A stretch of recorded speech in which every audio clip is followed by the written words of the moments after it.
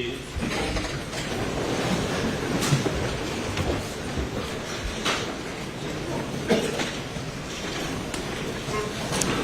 All right.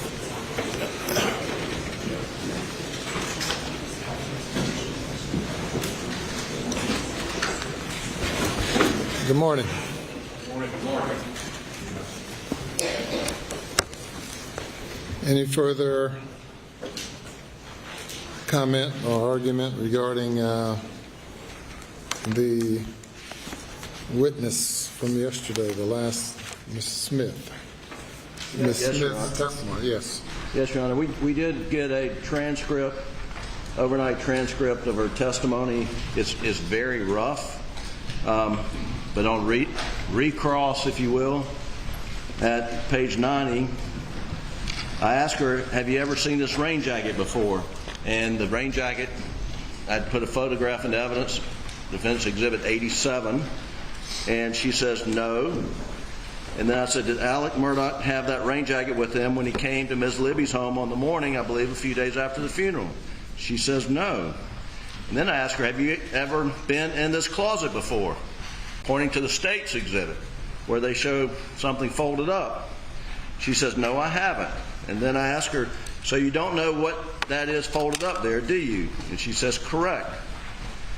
And then I asked her, if what's in that closet is this rain jacket, you've never seen Alex Murdaugh with this garment before, have you? And she says, no, I haven't. And that's the testimony and that's on page 90 of the rough transcript that we got last night. Well, this morning we got it, Your Honor. All right. From the State. Your Honor, again, it is fairly rough to try to read some of this, but as I would go back and point to page 65, where the witness was asked to describe it. Again, she talked about observing Alec coming to the house at an unusual time, a few days after the murders, carrying a bundled up blue vinyl item, and then she was shown a picture with it in that closet where it was recovered, and she said, did you see a blue object in the center? Yes. Does it appear to look like the object you've described? Yes. You're saying yes. Is it the blue vinyl? This appears to be the same thing you saw the defendant holding. It looks so, yes. And of course, then you had subsequent testimony from the crime scene investigator about recovering that very item that proved to be the raincoat, which of course, if you hold it out, is very, very large and very much like a tarp. So I think many of these issues that the defense is raising are issues for jury argument and go to weight, not admissibility.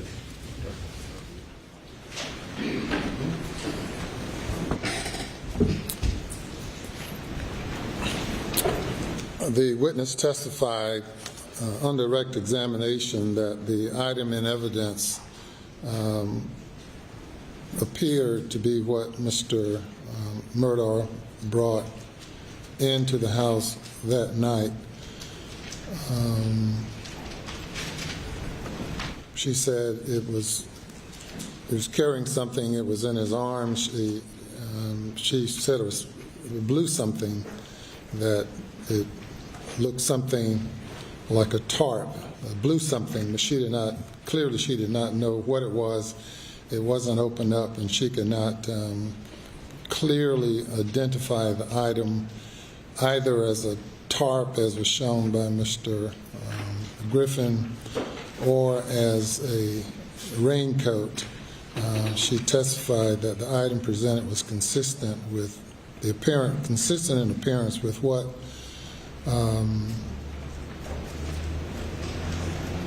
Mr. Murdaugh brought into the home that night and what was shown in the photograph that was taken. Certainly Mr. Griffin did I would say an effective job in cross-examination in raising questions as to the credibility of the witness. That is the exact job that a jury has to do, that is weigh the credibility of the witness to determine whether the testimony was consistent on the one hand or inconsistent on the other hand. And this witness's testimony was consistent on the one hand and inconsistent on the other hand, but that does not make the testimony inadmissible. It doesn't render the evidence inadmissible.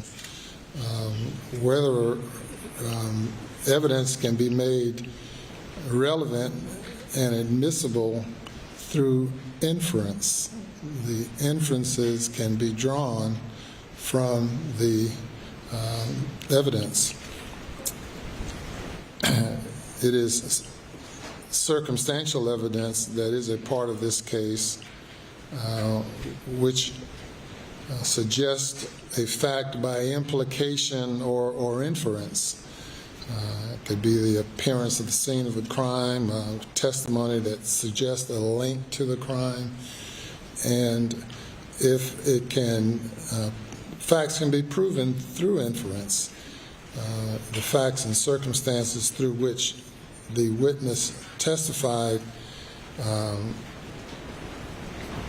on direct and cross-examination and taking the testimony as a whole.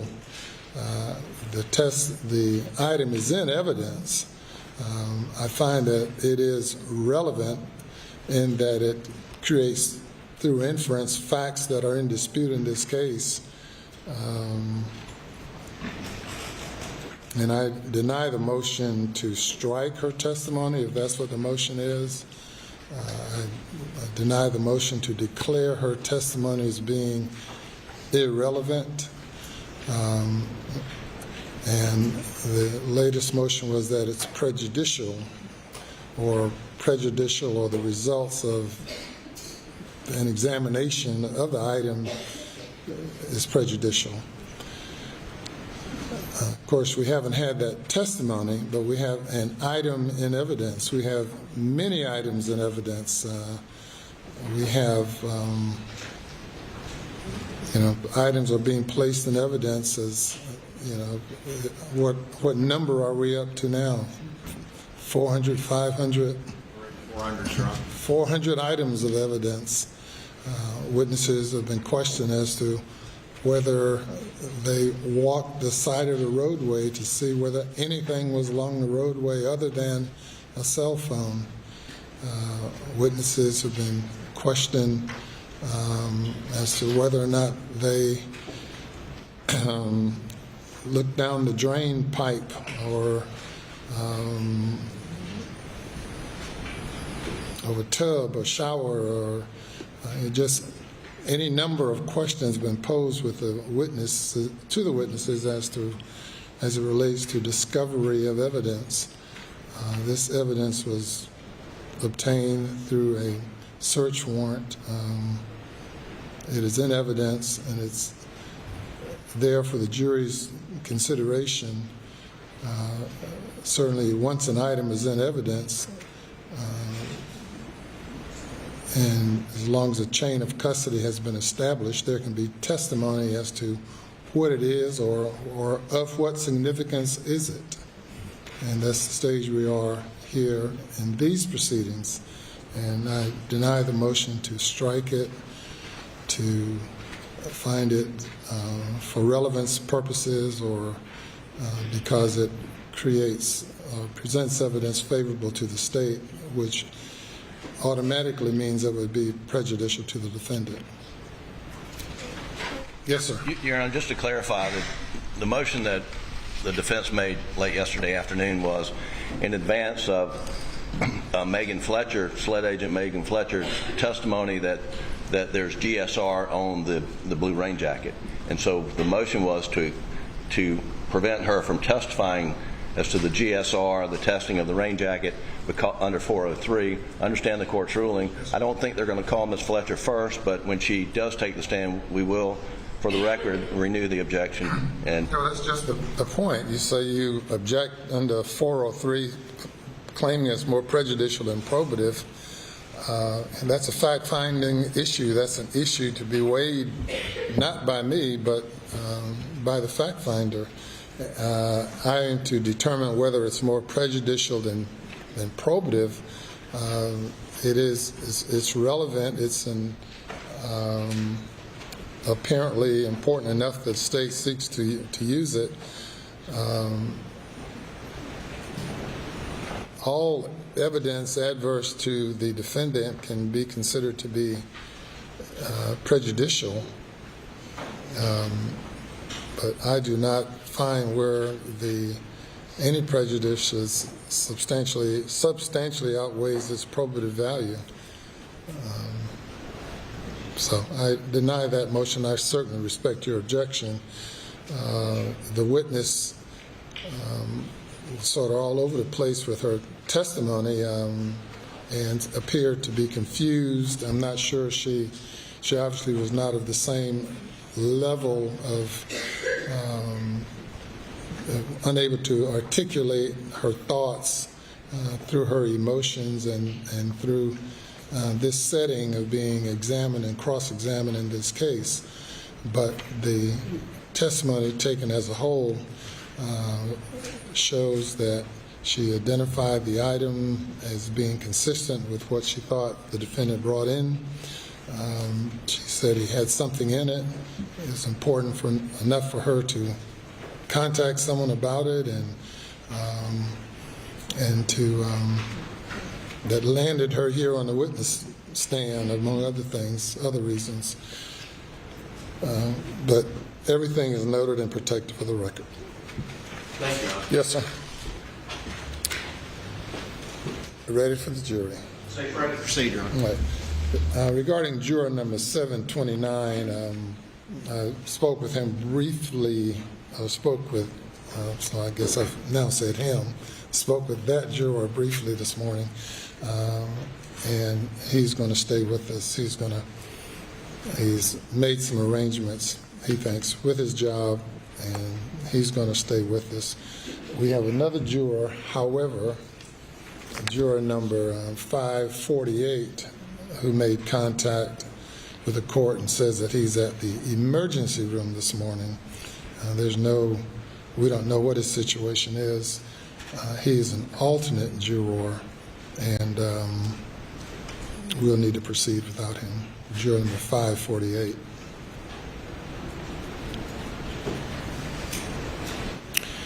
As time passes, attrition kicks in. And we've done well thus far. This will be the first juror who will be excused. He's at the emergency room. We don't know how long he'll be there. We're not going to delay the trial until we find out. So we'll proceed without that juror. Yes, sir. Stay, Your Honor. All right. You bring the jury.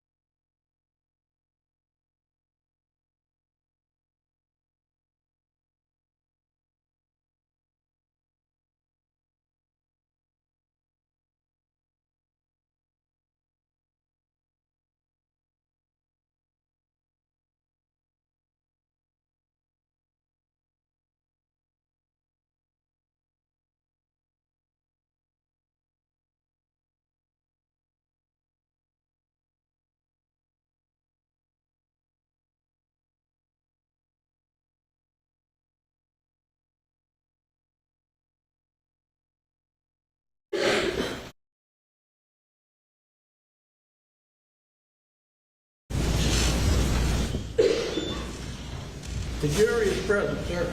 All right, very good. Thank you. Good morning. Good morning. Day number 12? Day number 12. 11. Day number 11. You sure? 12. I said 12, yeah. Day number 12, state's case. No, 5 days in a week. 5. You may proceed, state's case. Thank you, Your Honor. May it please the court. The state would call Jeannie Seckinger.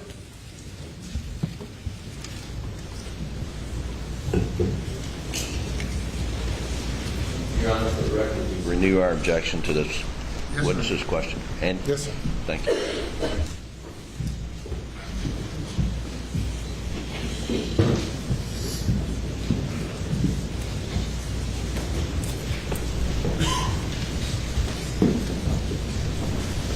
Good morning.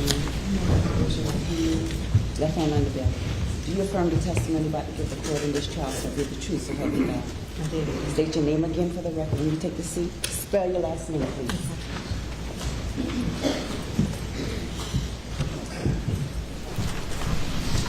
My name is Jeannie Seckinger, Seckinger. Ms. Seckinger, how you doing today? I'm good. Awesome. Tell the jury a little bit about yourself. If you could, just kind of introduce yourself. Where'd you grow up? Where'd you go to school? I grew up in Hampton, South Carolina, graduated from Wade Hampton, went to the University of South Carolina where I got my BS in accounting.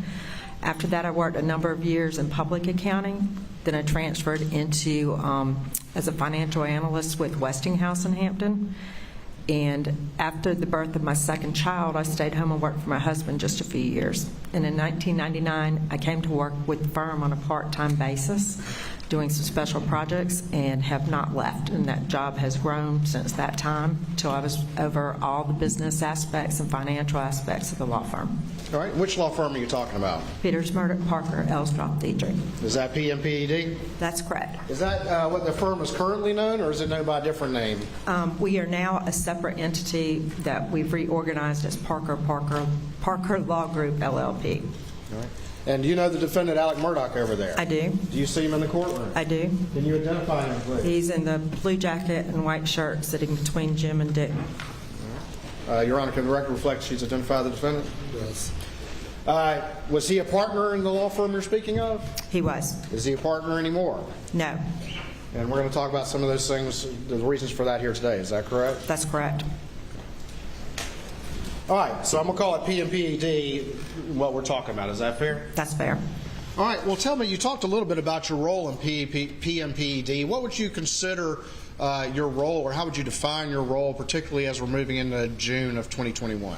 At that point, I would be CFO/COO, basically overall office management and all financial affairs of the office, over hiring and firing, HR, just any, like I said, any business aspect of the firm.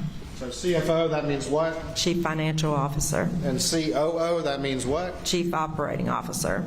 And so I kind of combine those jobs. Are you a lawyer? I'm not. Or are you an accountant? I am. Do you have a CPA? I do. You said you started working for the firm when? August of '99.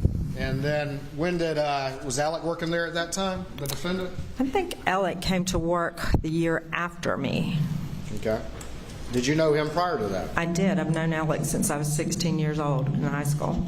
Y'all went to high school together? We did. He's a few years behind me, but we were in the same school. And you worked with Alec at the law firm up until September of 2021? I did. Let's talk a little bit, if we could, about the law firm itself. And tell me a little bit about the financial structure of the law firm. How does it work that fees come into the law firm, and how do they get dispersed at the end of the year? Can you explain that to the jury a little bit? Yes.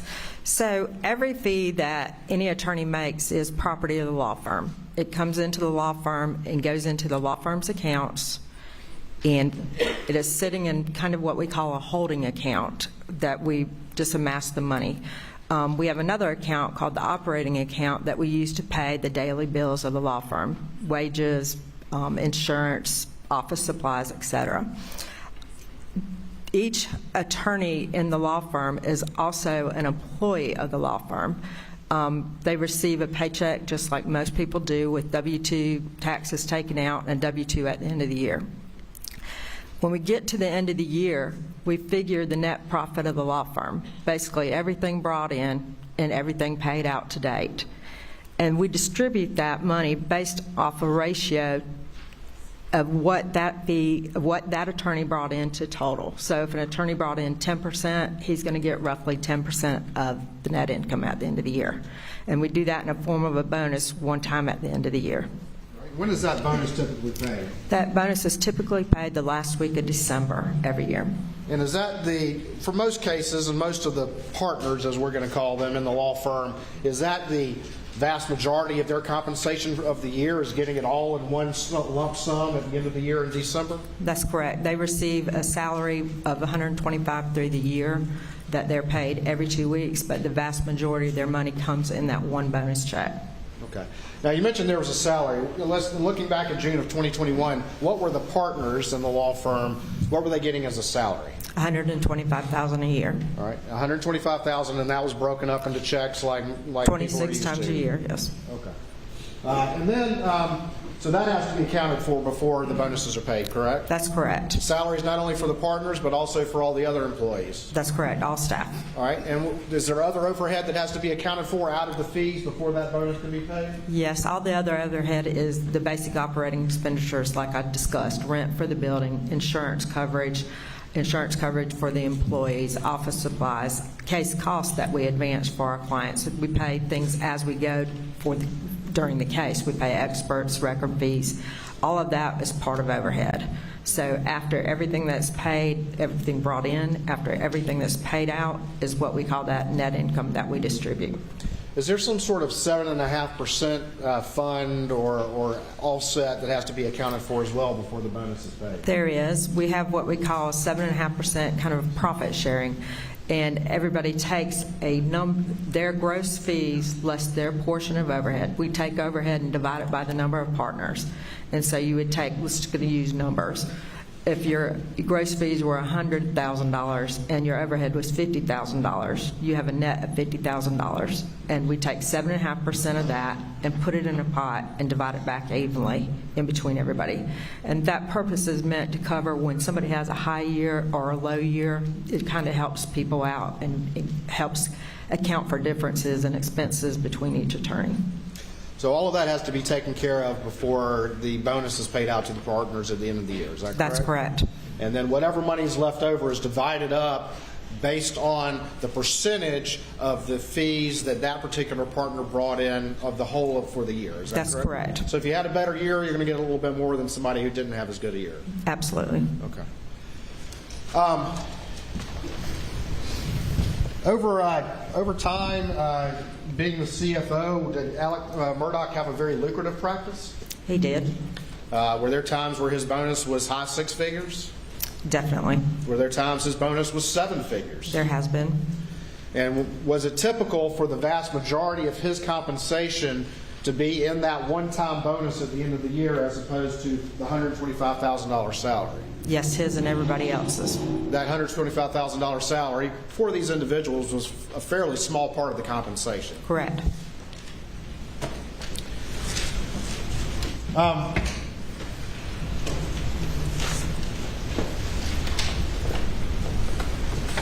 Now, one of the things that you mentioned is that at the very beginning, as you said, all fees belong to the firm. Is that right? That is right. And I'm going to show you what's been marked as Exhibit 310 to your testimony real quick and see if you can recognize this particular document. I do. This is the employment agreement that each of the attorneys in the firm sign. All right. Take that back real quick. Can I have the Elmo, please?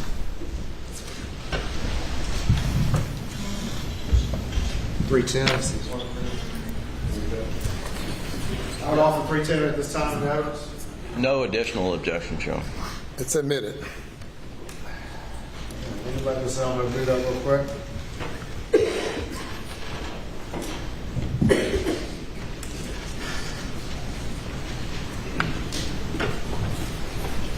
All right, let's try it again.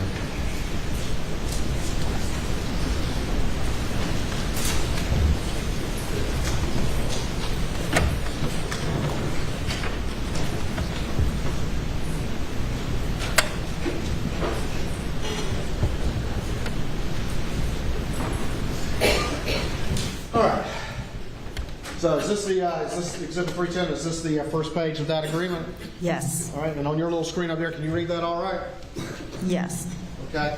if we look at talking about employer and employees, now we've been talking about the law firm partners, but in the agreement, what are they referred to as? They're actually shareholders, so we refer to them as partners in the fact that they all work together and support each other. But because of the type of tax entity we are, they're shareholders. It's just a legal and accounting determination. But in fact, you'll see them referred to as shareholders. All right, but in this agreement, they're called employees, correct? That's correct. Now, just real quick, you talked about paying out the bonus at the end of the year, and that's where the vast majority of compensation for the partners goes out. Is there a tax reason for that? Do y'all clear the books at the end of the year? We do clear the books at the end of the year. We function as a C corporation, which means any money that's left in that C corporation would pay a tax too. So to avoid double taxation, we pass that money down to the partners to the best of our ability. All right, and so do you try to zero out the books? We do. All right, and that's to avoid taxing on anything that remained in the firm accounts. Correct. So let me ask you this. If the firm essentially zeroes out the books by paying these bonuses to all the partners at the end of the year, how do you operate in the few, January and February where we're at now before fees start to come in? What money do you use to do that? So typically, a group of partners will go in and loan money back to the firm to cover our first couple months of operating expenses. And as we recover money through the year, we'll pay them back and pay them off. So we're basically starting at almost a negative by borrowing that money. All right, and so some of the partners will loan money to the firm to operate until there's enough fees that come in to generate enough money. Is that correct? That's correct.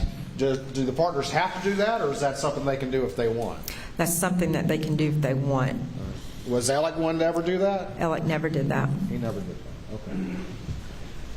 Before we go on back to this agreement, let me ask you a little bit. As far as the firm accounts, you mentioned there's an operating account, correct? That's correct. And then there's a client trust account, correct? That's correct. Trust account. Trust account. Tell me what the client trust account is, please. So the trust account is a fiduciary account, meaning that we have the responsibility to maintain and safeguard that money. It's where the account, whenever a case settles, that the money that is paid from the insurance company or individual from the defendant is put into that client trust account. And that is also where the money is dispersed out to any clients or any lien holders or anything to do with that disbursement. And it's also where we collect our fees and expenses from. And are there legal obligations and money in the client trust account to ensure that that money only goes to the legitimate places it's supposed to go? That's correct. And if the law firm wins a case, whether by settlement or by trial, any recovery they get, does it go in that trust account first before the law firm gets paid? Everything does, yes. Now, I'm going to go back to exhibits, the employment agreement, I believe is exhibit 310. And right here in line 3 right there, can you read that to the jury, please? Services for the benefit of employer. All professional services rendered by the employee shall be rendered as an employee of the employer, and all proceeds and remuneration received therefore shall inure to the employer's benefit. All right, and this is the agreement signed by all the partners, correct? Correct. And back in 2021, it was signed by Alex Murdaugh, correct? Correct. And all the years prior, correct? Correct. And what does that provision mean? Explain that again to the jury. That means that any work they do providing legal services and any money earned by them belongs to the law firm, not the partner to the law firm, and should run through the law firm's books It has and to go through accounts. the law firm's books before it can. Right. And then they have to wait till the end of the year for it to be accounted for after paying all the overhead and the salary and the 7.5 and all the rest of it. That's correct.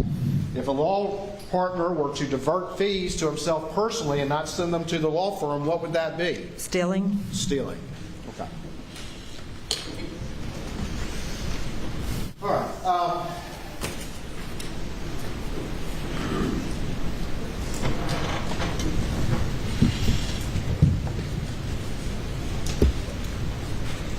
Tell me a little bit, if you would, about the management structure of the law firm. How does it work? Just very quickly. So each attorney, apparently, they all have equal authority and equal choice.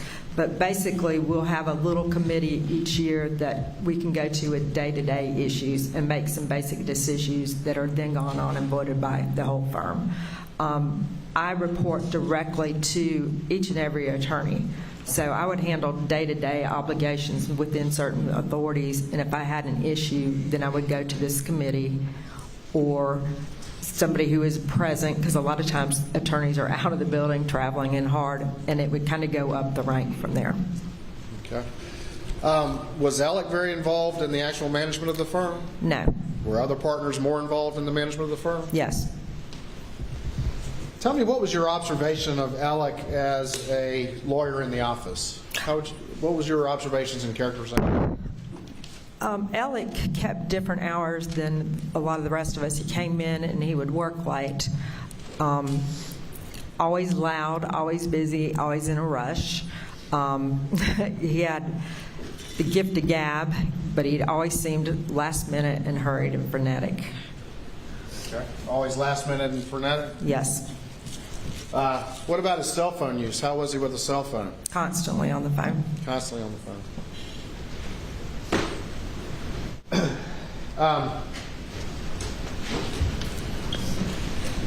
What were your observations of him as a lawyer?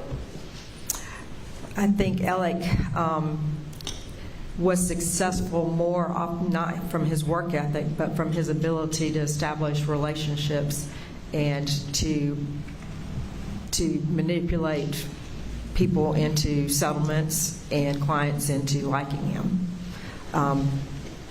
So he did it through the art of bullshit, basically. That can be an art.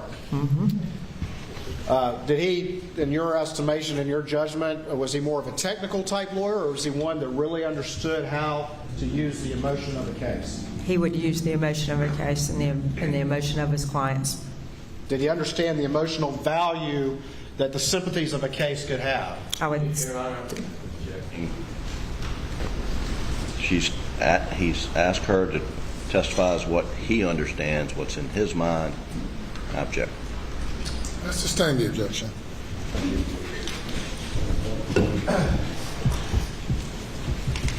With Alex, your observations of Alec as a lawyer,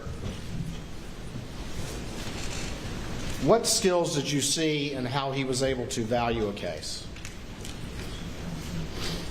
I would think that he was able to read the client, and it seemed to he always got higher settlements than it looks like they should appear going back when we've reviewed everything. So I think that he used his personality more than technical skill. I think that we look back and we see things that were manipulated and set up, and I believe he did that a lot with his clients as well.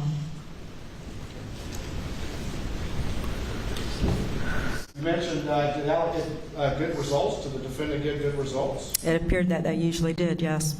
Were they very lucrative results? Yes.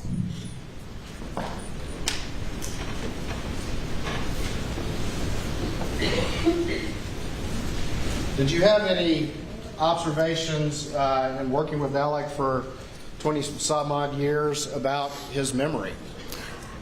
I think that looking back, where I thought he was chaotic and didn't remember things or kind of got bored with details sometimes and wouldn't finish things off, I really think looking back, as we've gone back and pieced together a lot of this, that we saw where he would tell people one thing and another person another. So in my opinion, looking back, I think he had almost a photographic memory, to keep all the balls in the air that we now saw were in the air. It appears that he would have to have a really strong memory.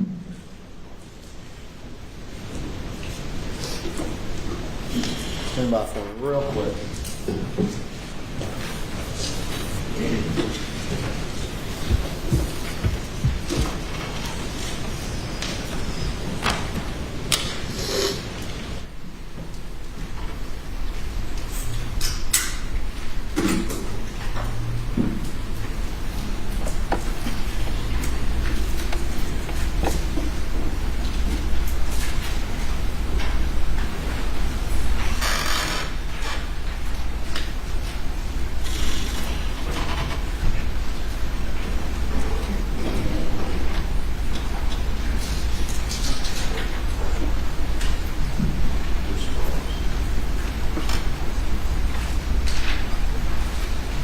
You had mentioned before that for the firm to operate at the beginning of the year after it cleared its books, that it would loan from or take loans from partners at their option in order to sort of give some seed money until fees started to roll in. Is that correct? That's correct. All right, I'm going to show you what's been marked as Exhibit 428 to your testimony and just have you take a look at that and ask if you recognize those documents as it relates to a particular instance involving the defendant. I do. All right, and tell me about this instance. What happened here, please? Okay, so this is in 2017. A check for the payment got mistakenly written to R. Alexander Murdaugh instead of his brother Randolph Murdaugh. So the loan payoff was written to Alec. All right, let me slow you down. So does his brother work for the law firm? His brother does work for the law firm. And what name does he go by?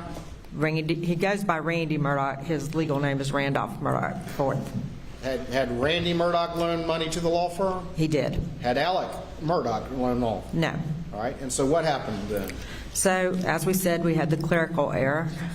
And a few days later, Alec came to our staff, and it's not quite clear which staff because our records don't show that, but a voided check, he acted as if he'd lost this original check and had another check written.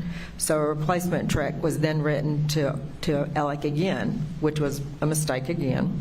Did that second check get cashed? The second check got cashed pretty much immediately within a week or two. And then about a year later, the first check got cashed as well. And that's when I caught in the system that he had cashed both checks. And looking back, I realized that the mistake had been made, that somebody had hit. Their names are right beside each other in the vendor list, and that they had made a clerical mistake, and that he was paid money that he was not owed. All right. Ultimately, did he get that money twice that he was not supposed to have received? He did. And ultimately, was it because he claimed that he had lost the first check? Correct. Ultimately, did he cash both checks? He did. And cash the original one a year later, is that correct? Correct. All right. Was he confronted about this back at that time when it was detected, I guess, in 2017? Is that right? He was. And he was confronted at that time? He was. Not. I don't remember that he was confronted by me. I know that Danny Henderson spoke with him about it, and Alec just claimed that he made a mistake and thought that he had paid the money, that he had loaned the money that year, and Danny chose to kind of let it go and sweep it under the rug. Did he pay it back at that point? He did pay it back. All right, so that happened, and the explanation was given, and then he was allowed to pay it back. Is that correct? That's correct. And everybody moved on, right? That's correct. I have to point out that it was, these attorneys worked as a brotherhood and were very family, and they trusted him and accepted the explanation.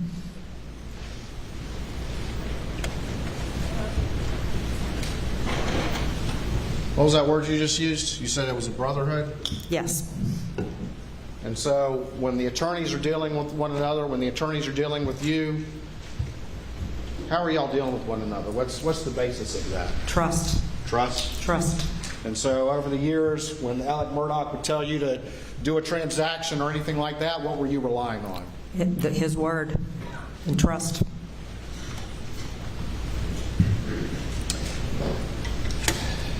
Are you generally familiar with what's been known as the boat case? Yes. All right. And do you remember that occurring around in February 2019? I do. All right. And again, without going into the specifics of the boat case, what was your general understanding of the boat case? Well, let me ask you this. Was his son Paul charged with driving the boat in the boat case, to your knowledge? Yes. And was Alex Murdaugh sued civilly in the boat case because of the death of Mallory Beach? Yes. After the boat case, did you notice any changes in Alex's behavior or his demeanor around the office? I can't say that I really did up until November, December of late 20. Okay, and what did you notice then? Didn't really notice it then, and we can go back and notice it now. That's when he started making some disbursements that he was stealing from that started getting sloppy.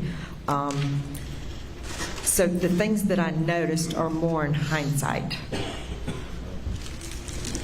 And I'll put this exhibit up on the screen. Let me get ahead of myself. This is exhibit 428, which I'd offer in evidence.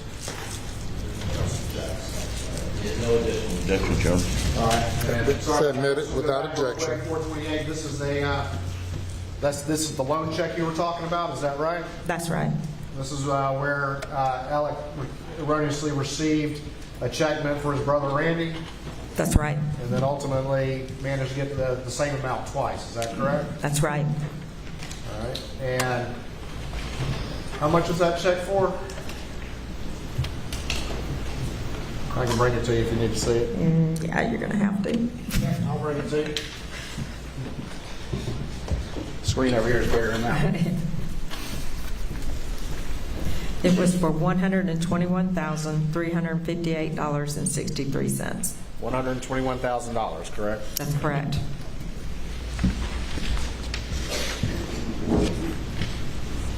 When you received the check, did Alex say, "No, this isn't mine. This isn't my $121,000 check"? No, he didn't.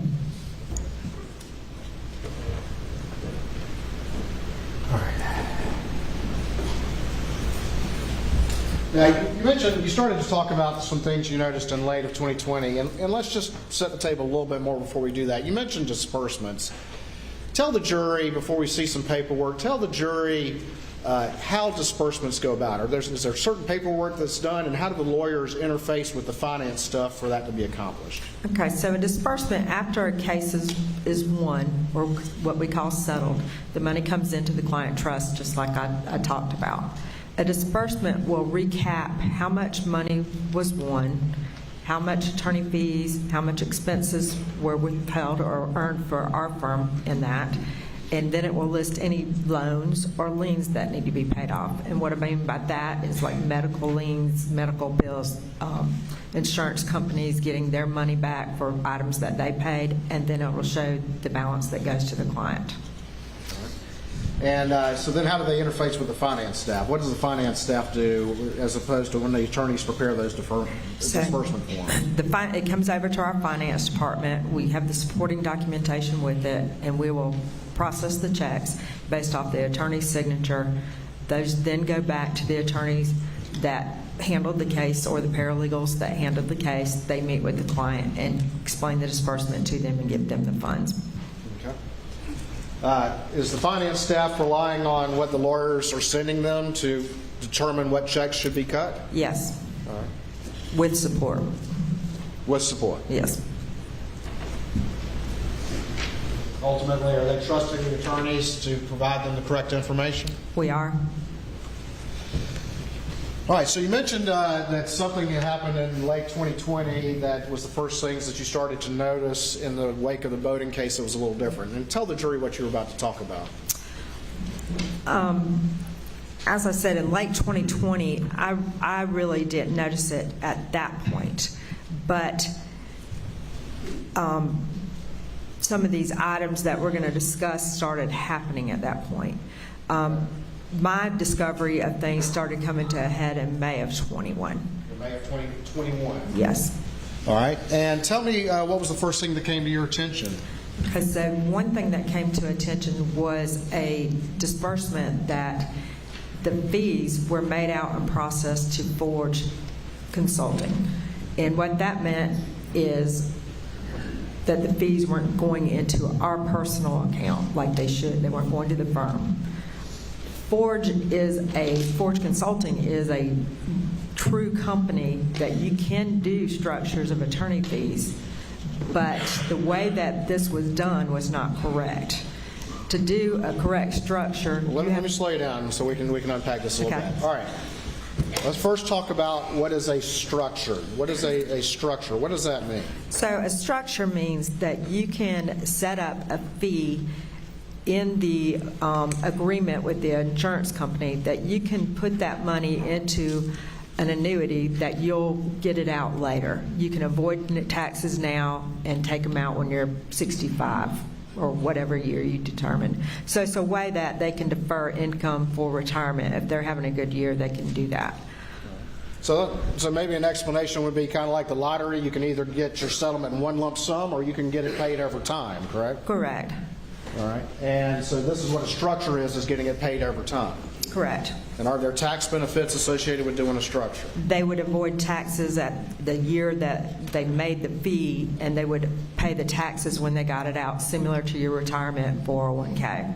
And is it sometimes common for plaintiffs' lawyers who get recoveries for clients, to have their clients get the settlement in a structure as opposed to getting it in all one lump sum so that there's some security over time with that money? It is definitely a vehicle that can be used by plaintiffs' lawyers. We don't do it very often in our firm, and when it is done, it has to be, every partner needs to know about it and needs to be agreed upon, because obviously that money's not coming into the firm to help with overhead and expenses. So we have to agree on it, and we have to account for it in our allocations at the end of the year to determine bonuses that we're going to pay out.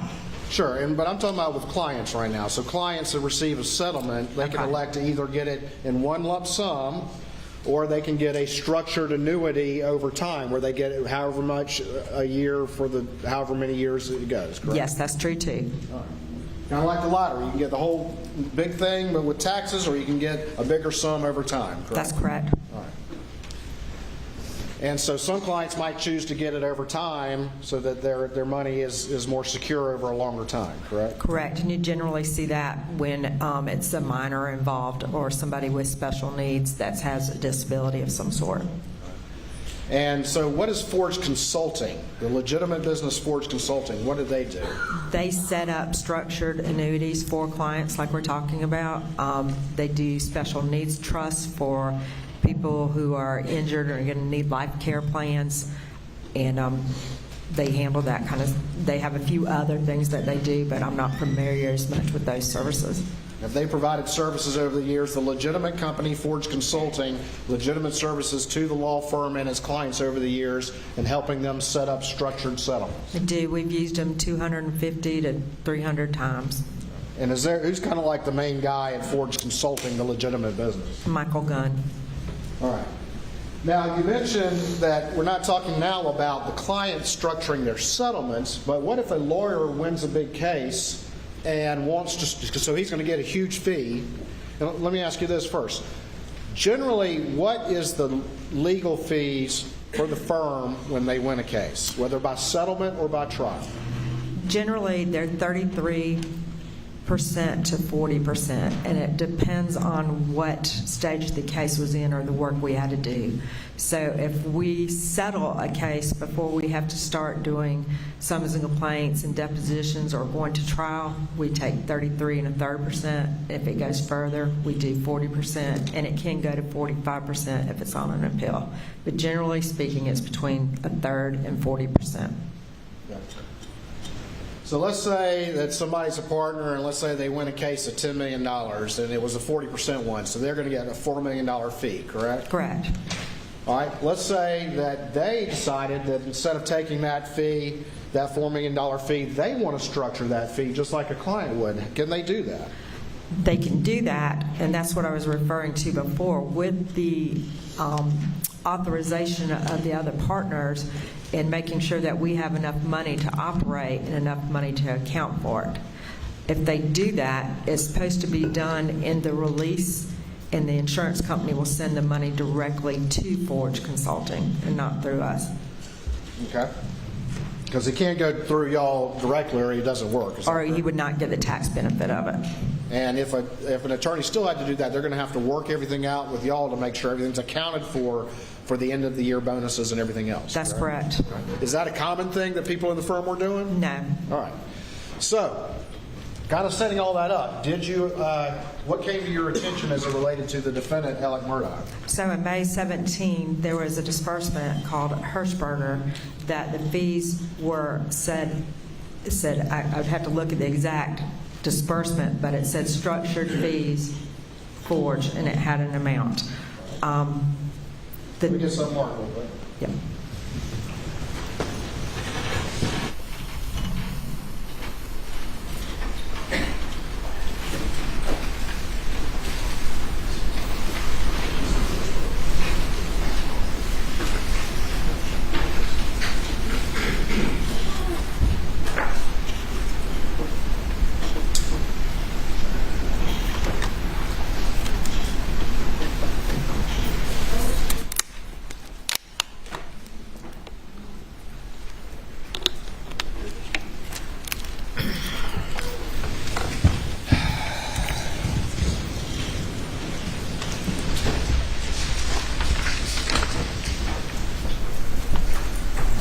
All right, I'm going to show you what's been marked as Exhibit 429 to your testimony, and have you just flip through that real quick and tell me generally what that is. Okay, this is the disbursements to do with the money recovered in the Hirschberger case. And this one had multiple disbursements. All right, but let's just talk about the one you were just referring to. Okay. I'll show it to you. This page. On the third page of this exhibit, is that right? That's right. All right, pick up your story. What did you notice that came to your attention? So it says PMPED attorney fee, and in parentheses it had Forge. The check had been made out payable to Forge, and I knew this was incorrect, so I went and had a discussion with Alec about this. And the basics of the discussion was we needed to know about if they were going to do a structured annuity, we needed to do it. Also told him that the way he had done it was incorrect, that he would not be saving any tax consequences, that he needed to properly set it up with the insurance company on the front side. All right, and why wasn't it done right? Why were you telling, at least from what you knew at the time, why did you think it was not being done right? Basically because it should have gone from the insurance company directly to Forge. We would not write a check and send it to Forge for a structured fee. Let me put this up on the screen just real quick. No other objection to 429. All right, and this time I move states 429 into evidence, I believe, without additional objection. Second. All right. So is this the disbursement sheet you were talking about? Yes, sir. And this is generally the first one the jury's seen, but is this generally how disbursement sheets look that are prepared by the law firm? Yes, you generally see the caption and then our inside number, which is the matter ID. You'll see the recovery and who's paid out. Then the next section should be your fee and expenses. All right, so you've got the fee right there, correct? That's correct. And then you have expenses, and what are expenses? So the expenses are the case costs that we paid going along, costs to get depositions and pay transcribers, medical records, expert opinions. Sometimes vehicles are involved that we store. So it's anything that we pay on behalf of that case. All right, and so they'll have to come out of the recovery too, correct? That's correct. And that's separate from the attorney's fees, right? Correct. All right, so when y'all settle a case, you're going to get your attorney's fees, but you're also going to get paid back any costs and expenses you had to litigate the case. That's correct. Two separate amounts. Correct. All right, and then we've got a lien. Explain to me what a lien is and how those affect disbursements if you go through. So a lien is, it could be as simple as paying a doctor's bill that was guaranteed, or it can be paying back subrogation, which means subrogation just means if you had insurance that covered it personally, your Blue Cross Blue Shield, and we recovered money, Blue Cross Blue Shield or Medicare and Medicaid, if you had that, would then be seeking their money back. So that would be a lien. Sometimes somebody who got injured, like in a car wreck or something, might have medical bills, and there's a lien for that. Yes, And sometimes funds might be withheld to satisfy those medical bills. that's correct too. Is it common for the law firm to then negotiate with the medical provider, like a hospital or whatever, and see if you can get that medical bill down to a number they'll settle for? That is correct.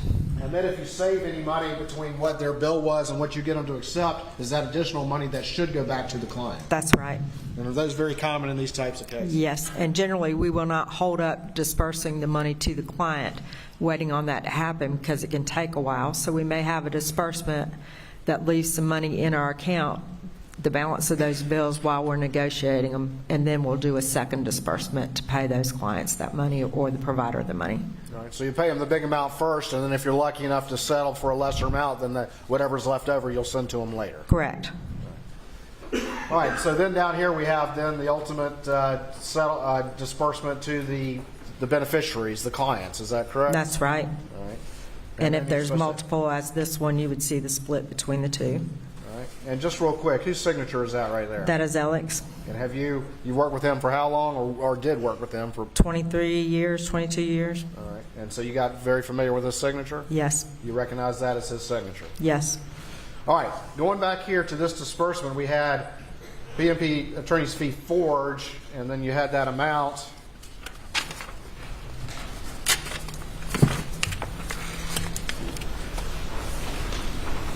And then what is this next page of this exhibit? That's the canceled check payable to Forge for $83,333.33. All right, and you recognize that signature on there? That's Alex. Okay. And so when we last left off, you were telling Alec that it had been done wrong because it had gone straight from the trust account direct to what you believe to be Forge at the time, correct? Correct. And it can't go to the law firm or the tax benefits go away. That's right. All right. So you raised those issues with Alec. What was his response when you first talked to him about this? His response was that he was not worried so much about the tax ramifications and saving the taxes, but that he was trying to get money in Maggie's name due to the boat accident that had happened in February of 2019. All right. Go ahead. He also brought up the fact that he was friends with Michael Gunn and that was going to try to work with Michael Gunn, putting up some fees during the year as a favor to Michael Gunn and to help him accomplish putting money in Maggie's name. Did he say anything, and I apologize if you already said this, did he say anything in response to your pointing out that this isn't going to work for the tax benefit? He said that's fine. He was not worried about the tax benefit so much as getting the money in Maggie's name. Because of what? The boat wreck. Because of the boat wreck. All right. Did that concern you at all? Yes, it did. And why did it concern you? Because that is hiding assets, and we're not going to be part of any hiding assets or any wrongdoing. So we were very concerned that he was trying to do that, and we didn't want to be a part of it. At that point in time, did you do anything about it, or did you kind of table the matter for the time being? We kind of tabled the matter for the time being. I had it kind of set aside trying to figure out how am I going to account for this in my books, and we were going to go back and talk to partners and kind of figure out what we were going to do. Ultimately, when is the sort of the drop-dead deadline that you have to account for everything in the books? Usually I will do our final closing. I balance all the time, but usually we'll do that final accounting in December. So I really start drilling down and looking at everything and balancing out in December. But I knew I had till December to figure this out. And at that point, I was more concerned about how we were going to put it on our books and also letting the partners know what was going on so we could make sure that it was disclosed to his attorneys with the boat wreck stuff. Just kind of just put that aside, but keep it in the back of your mind? Right. This is in May of what year did this happen? 21. All right. Later on that month, did you receive a communication of any sort from Alex Paralegal? I did on Monday. Who was that real quick? That is Annette Griswold. All right. And she's one of his paralegals. And what communication did she have with you? So I received an email. I was working in our Waldoboro office that day, and I received an email from Annette that said she needed to talk to me in private, and could I please meet with her when I got back in the office. So when I did get back in the office, we met, and she came to me with another concern in another file that we had. All right. And tell me what file was that? So this file we referred to it as the Ferris file. And it was a case with Ferris versus Mack Truck that had a fairly significant settlement. And the concern was that we had only received the expenses. On this, let me first say, this case was handled by Chris Wilson's firm, and they were handling the disbursement. All the money went through their account, and they drafted the disbursement and met with the client. So if that happens, typically the associate attorney will mail us our fee check and our expense check at the same time. Let me slow you down. So this particular case, the Ferris case, was Alex Murdaugh the only attorney on that case?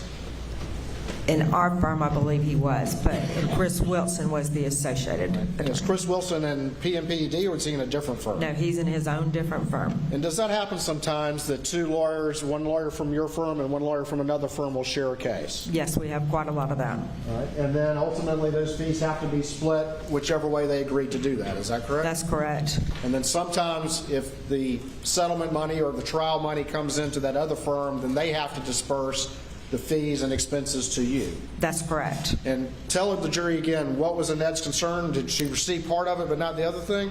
Annette received only a check for the expenses, But not the fees? not the fee, which is unusual. So she had already, unbeknownst to me, contacted my staff to make sure that we had not received that fee prior. And indeed, we checked and it had not been. So the conversation Annette had with me that day was her concern that we were missing the fee check. And she'd had some conversations with Vicki Lyman, who is Chris Wilson's paralegal. And that led Annette to believe that Alec had already had the money paid to him. And that's the concern that she reported to you? Yes. All right. Hold on for me, and I'm going to show you what's been marked as States 312. Give me 1 second.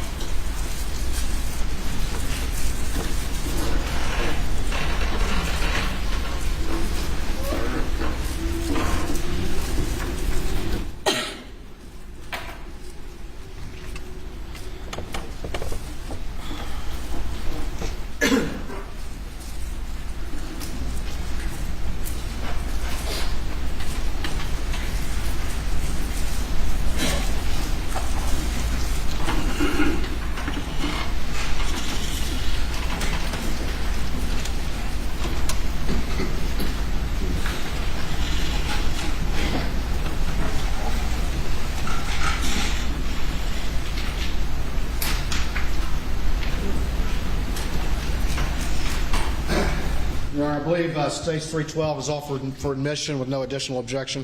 That's correct, Your Honor. Submit it. All right, I'm going to show you this packet of documents. I'm going to go to some emails that are within it. And first of all, I'm going to show you this one right here and just see if you recognize that, please. I do. All right, tell me what that is. This is an email from Vicki Lyman, who's the paralegal for Chris Wilson, to Annette Griswold, who's the paralegal for Alex Murdaugh. And in it, Annette's questioning, why did we get the expenses and no fee? Vicki replied back, dear friend, it's only cost because your boss and mine got their fees once they were signed. All right, so that's why Annette brought that concern to you. Yes. All right. Did you have any conversation with Annette about what to do?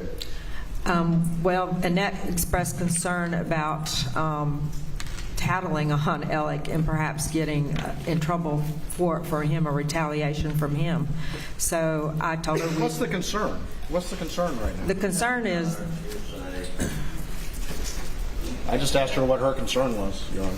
The concern was that that money had been stolen. If there's an objection, wait. Yes, sir. He's asking her what Annette's concern was, and Annette needs to testify about her own concern. All right, sir. You state the question, please. I'll restate the question. What was your concern? My concern was that he had stolen the fees and they were paid to him personally. All right. Did you, in this conversation with Annette, did you instruct her to do anything? Did you send any email? I sent an email to Annette asking for Annette to get copies of the complete disbursement from Chris Wilson's office, along with a copy of what we call the general ledger printout, which would show the deposit and the checks, and the supporting document to the disbursement. Oftentimes, we'll just get a copy of the disbursement. So I asked for the full records like we would have in our office. And what did you tell Annette to do once you sent that email to her? Annette forwarded that email to Vicki Lyman at Chris Wilson's office. All right. And I'm going to show you what's been was part of Exhibit 312, and it's marked as 2374 at the bottom. And just kind of read that email going up. Is that the email that you sent to Annette? Yes. And is that the one that you were asking her to forward on? Yes. To request additional information from Chris Wilson's office to try to get to the bottom of it? Yes. All right. And if we go to the prior page, Is that where Annette forwarded that document on to Vicki Lyman at Chris Wilson's office? This is. All right.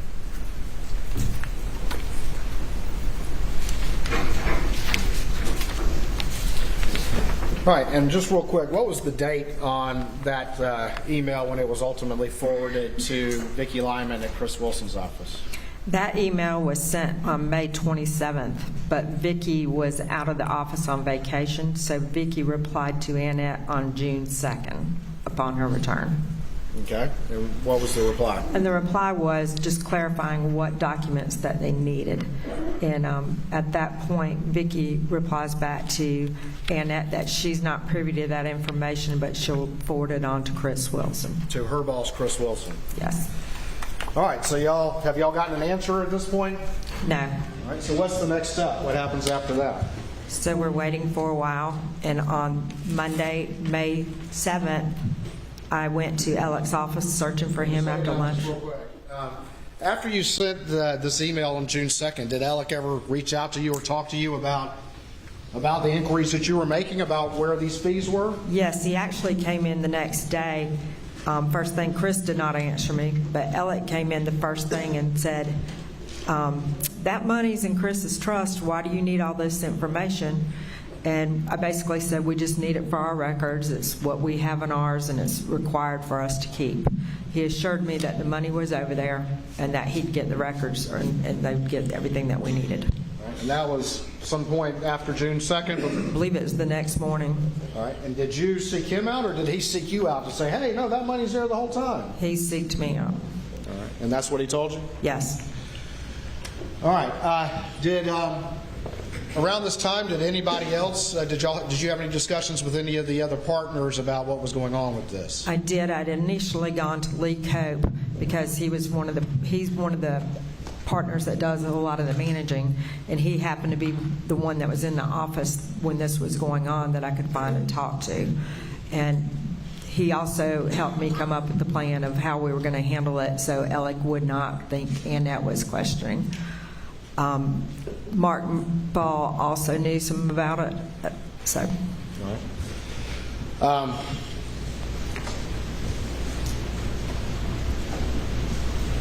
right. Was there any discussion about anyone contacting Chris Wilson? After we didn't get it, that came later. That came later? That came later. Okay. All right. So Alec comes to you and says, all that money's there. What's the next thing that happened that you did? So the next thing that happened was on Monday, on June 7th, I went looking for Alec. Let me slow you down. On Monday, June 7th? Yes. What year? 21. June 7th, 2021. What happened? Went to look for Alec, and when I got upstairs, he was standing outside of his office leaning on a file cabinet, and he looked at me with a pretty dirty look, one I'd not seen before, and said, "What do you need now?" Clearly disgusted with me, which kind of raised my hackles. So I said, well, let's go in your office and talk about it. When we went in his office, I told him, I have reason to believe that you received the Ferris money directly to you, and you need to prove to me that you did not. And he assured me again that the money was in there. I told him I still needed to see the ledgers or proof that it was. Again, he told me the money was in there, that we could get it any time. Said he was trying to leave it in there to decide what to do as far as structuring some more money or putting more money in Maggie's name. You asked him for proof, is that correct? Yes. Proof that he didn't have that money? Yes. Were you able to complete that conversation on the morning of June 7th, 2021? It was actually the afternoon of June 7th. Afternoon. But no, we were not able to complete it. During the middle of our conversation, he took a phone call, and the call was saying that his father was in the hospital and that there was nothing more that could be done, and he was terminal. So at that point, I've known Alec since I was 16 years old, known the family forever. It turned into a personal conversation about how's your dad doing, how's everything doing, what's going on. And I basically thought he was leaving to go to the hospital to attend to his father, so I left the office at that time, and we did not discuss the money anymore. You thought he was leaving to go? I thought he was going to go to see about his father. He had gotten a phone call about his father June 7th, 2021, correct? That's right. Did you have a conversation with Alec later on that day? We did. Around 4 o'clock, my phone rang, and I remember because I was surprised that he was still there. And Alec was asking me some information about his 401k balance. And why was he doing that? He was doing that because he stated he had to get some documents and financials together for a hearing regarding the boat wreck later that week. He needed his own financial information for a hearing for the boat case that week, correct? That's correct.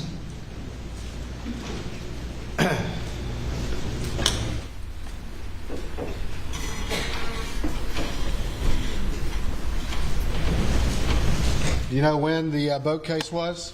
The boat case hearing I was? believe it was June 10th, June 10th? 21, within a few days. Within a few days.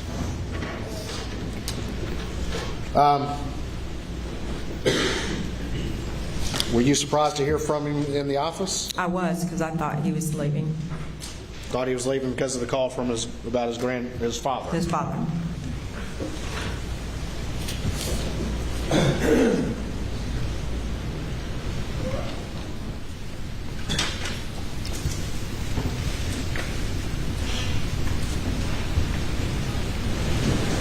Did you go home at the end of work that day?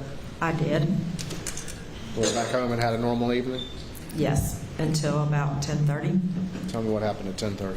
I got a call or started getting texts from friends asking if I'd heard if Maggie and Paul had been shot. I didn't know anything about it. They were hearing things on scanners. So I've sent texts to a couple of the attorneys and did not hear back until probably 2 o'clock in the night. Mark emailed me back or texted me back that they in fact had been shot and killed.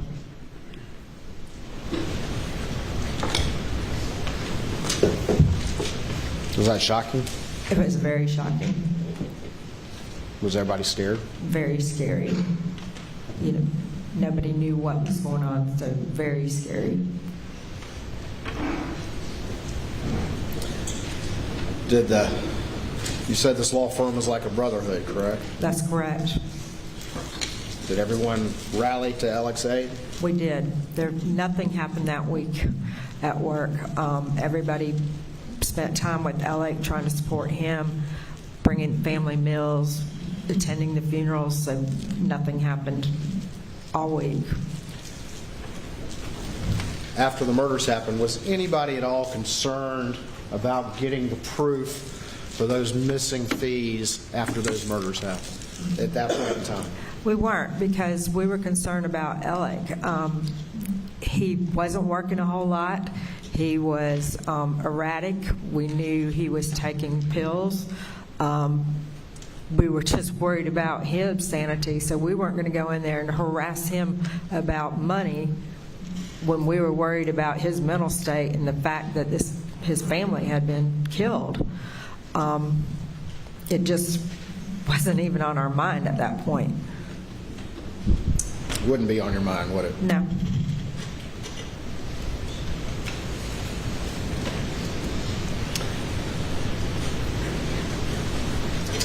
As a few weeks went on,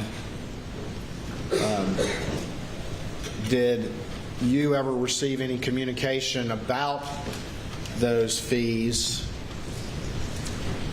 that kind of put the matter to bed at least a little bit? We did. Lee Cope, who is one of the partners, took over. We decided we were not going to press Alec, but Lee made some contact with Chris Wilson during that time, asking Chris for information. And I believe after that, Alec searched me out again and said, "Hey, I've got that money." But it wasn't until, I believe it was July 19th, I received an email that Chris had forwarded to Alec. Alec then forwarded the email to myself and Lee Cope. And in that email, it said, "I am holding the fees for the Ferris case," and he named the amounts and said they are available anytime that you should need them. So we're being told by outside counsel that the money is there. Did you trust what you were being told? Yes. When you got that email, did at least for the time being, that looked like the matter was put to bed? Yes, I mean, these are members of the bar who've taken a sworn oath that we're supposed to trust, and they're telling us the money's there. I'm still in Exhibit 312. I'm going to put this up on the screen. Do you recognize that? That is the email that I'm referring to. And this email comes from who to who? Comes from Chris Wilson to Alex Murdaugh, And then it gets sent to who? myself and Lee Cope, From who? from Alex Murdaugh. All right. And can you read to the jury that paragraph right there? What was forwarded to you to sort of put this matter to bed? Alex, as discussed, I am confirming that I am holding in trust $600,000 in the Andrell Ferris case and $192,000 in the Denise Ferris case, which represent attorney fees. I will continue to hold these monies in trust until I'm instructed by you and your firm regarding payment.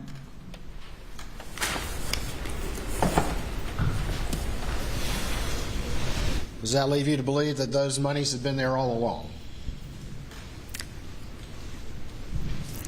Yes, with some hesitation on my part, because it still seemed a little shaky to me. But I've decided that I would have to believe what was presented to me. And this, what's the date on this particular email? July 19th So we're just of over 2021. a month after murders. Is that correct? Yes, a little over.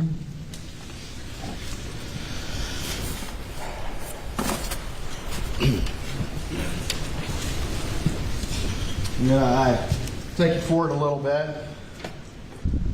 Well, let me ask you this. In that time period in July and August, going into early September, is Alec in the office much? He's not in the office very much, no. You had mentioned before the first thing that kind of came to your attention, and what case was that? Hirschberger and Ferris. All right. At some point in time, does that Hirschberger matter kind of come back to your attention to take a look at that? Yes, like I said, I had it sitting there on my desktop right in front of me, but due to work and personal obligations and things that were happening that summer, I didn't start looking again until September.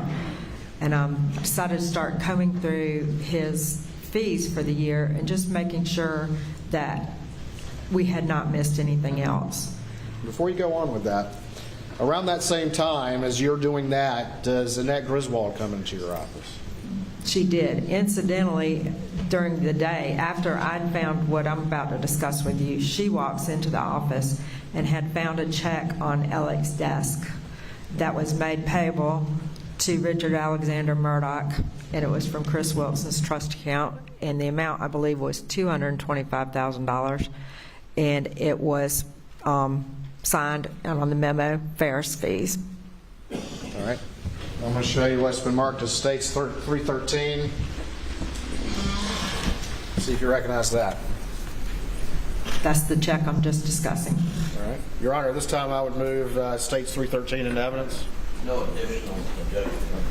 Admit it. And what is States 313? That is a check from Chris Wilson's client trust account payable to Richard Alexander Murdaugh, Esquire, in the amount of $225,000 referencing Ferris fees. Is it made out to the law firm? No. Who's it made out to? It's made out to him personally, Richard Alexander Murdaugh. When you see this check, what, if anything, is your realization? That he stole the money, that he'd been lying.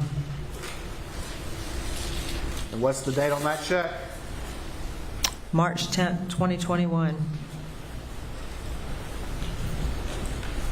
All right.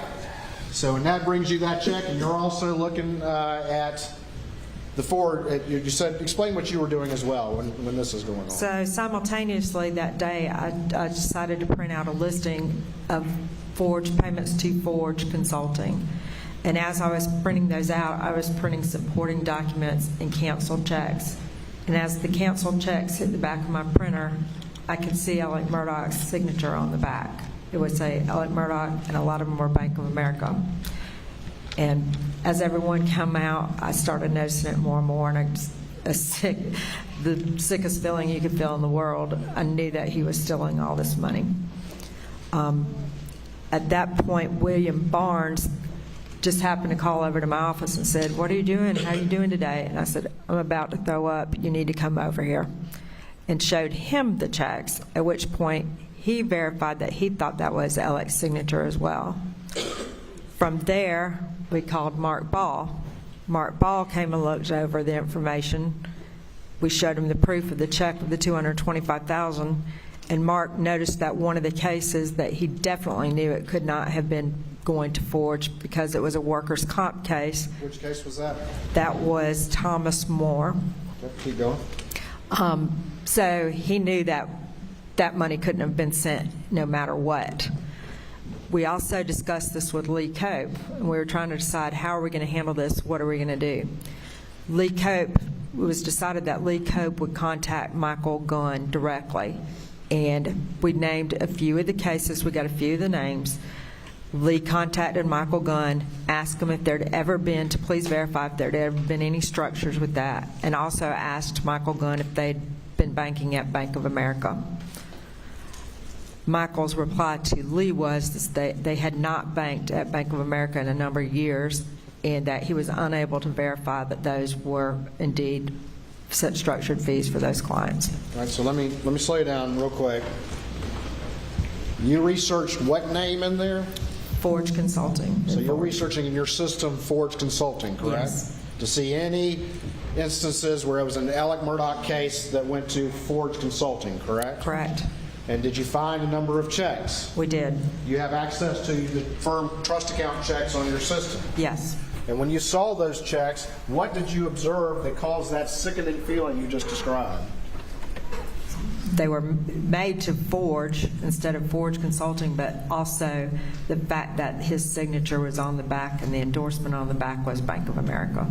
And what did that indicate to you about all those checks when you saw his signature on them? That they were stolen fees, stolen money.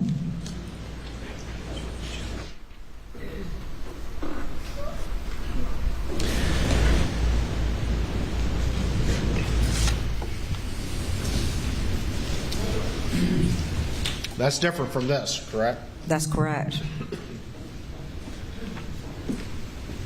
What's being stolen? What, if anything, is being stolen with Exhibit 313? The check is being written directly to Richard Alexander Murdaugh, and in the other scheme, it was written to a Forge account, which we realized was a Forge bank account. We found in the office a few days later bank statements that said Richard Alexander Murdaugh doing business as Forge.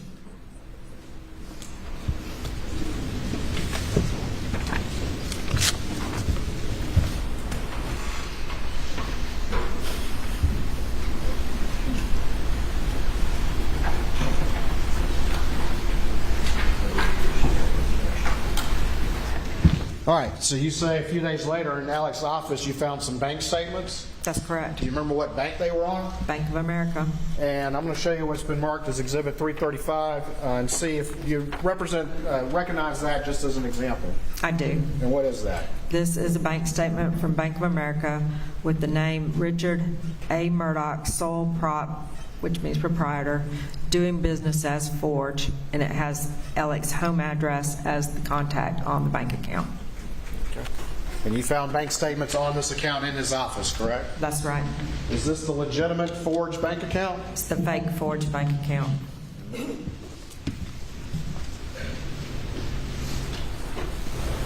Your Honor, we don't have any additional objections. I would offer a 335, Your Honor, at this time.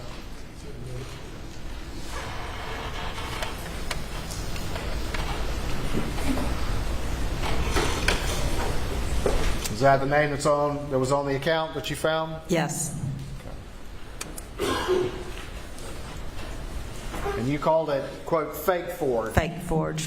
And why do you call it fake forge? Because there is a real Forge Consulting, but this was a fake company that he set up to mimic and look like, and designed to look like Forge. The real forge, who's the main guy at the real forge? Michael Gunn. And does this account right here in Alex Murdaugh's name have anything to do with the real forge? Absolutely none.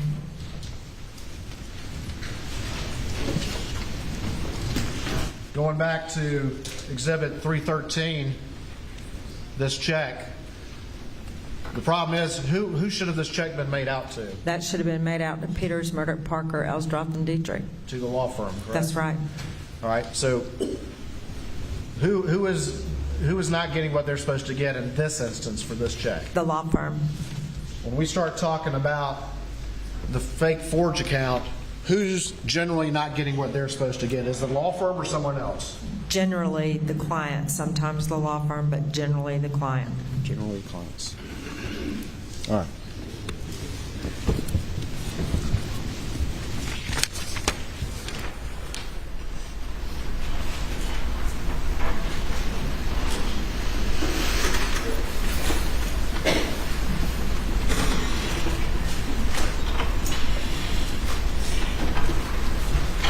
Show you what's been marked as States 314. See if you recognize this.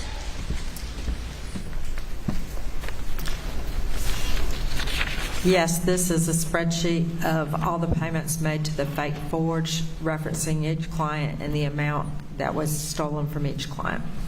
And did you prepare that? I did. All right. And is this based on an investigation that you had to do in the wake of all of this? Yes, we did. We also had forensic auditors come in and look at this. We hired former FBI to come in and look at this, and we've also self-reported to the Office of Disciplinary Counsel, which maintains licenses, and we've turned over 10 years of information to them at least and provided them with all this. Let me see it real quick. Your Honor, this time we would move into evidence States 314.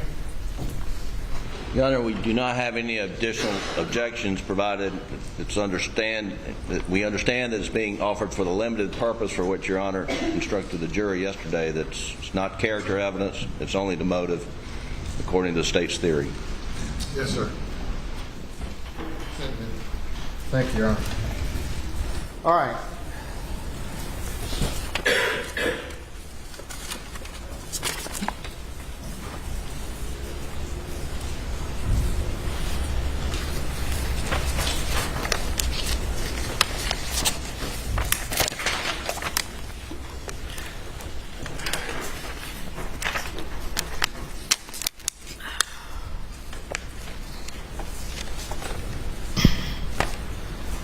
We're going to pick up on your story in a little bit, but you were saying that when Annette Griswold, around the time she brought you that Chris Wilson check that had Alex's name on it, you also were bringing up and searching forge in your system, and that's when you saw all these, quote, fake forge checks, correct? That's correct. And you mentioned that you went and talked to some partners about it and that sort of thing, correct? That's correct. All right, and we're going to talk about that in a minute, but just real quick, as we go to Exhibit 314, this is that spreadsheet that you prepared, is that correct? That's correct. And we have what's this right here? That is the date of the check where the funds were stolen from. All right, and then right here? That's the client name. All right, and then right here? That's what we call the civil action number if it's been filed within the court. All right, and then the category? Is what type that he did. And most of them are forged payments, or you see a couple other took insurance. So he had a few methods. All right, and then over here, is that when y'all had to pay the money back? Yes. So for each one of these, the money that was stolen, all the partners got together and had to put the money back into client trust, and we went through and corrected and met with every client and distributed money back to them. That's an ongoing basis still going on. So for all these clients, you had to pay, the law firm had to pay money back. The partners came up with money and paid all the clients back And why did y'all have to pay all that money back? because Alec had stolen it.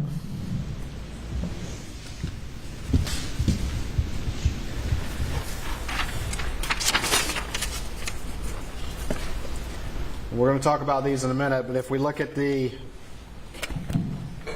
bottom, at least for this category, what was the total that you have, at least for this category? $2,841,512.55. And at least in this category, the earliest date we have is roughly what year? 2015.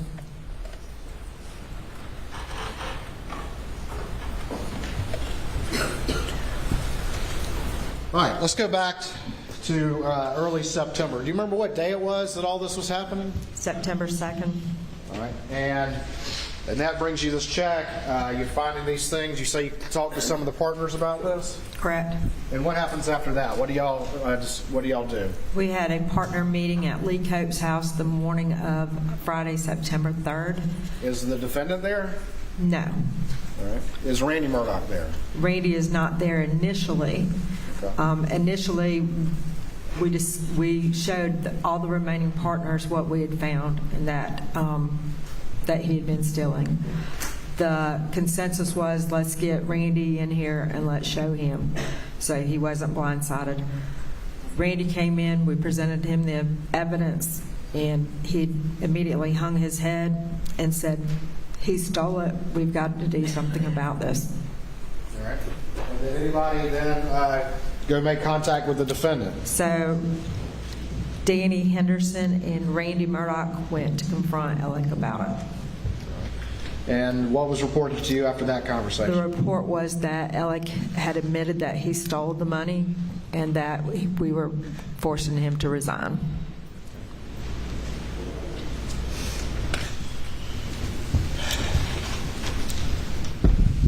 In the wake of all of that, you ultimately had to start doing this review. Is that correct? Yes. And this spreadsheet that we're about to go through reflects those various transactions. Is that correct? That's right.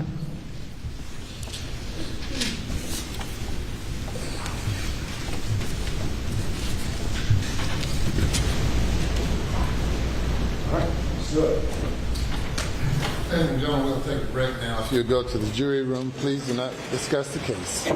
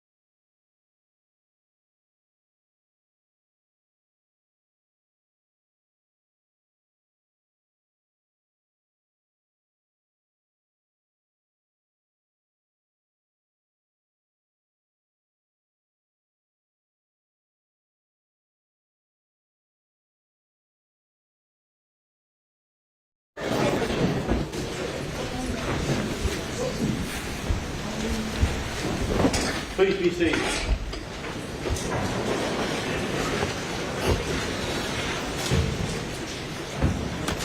If you bring the jury.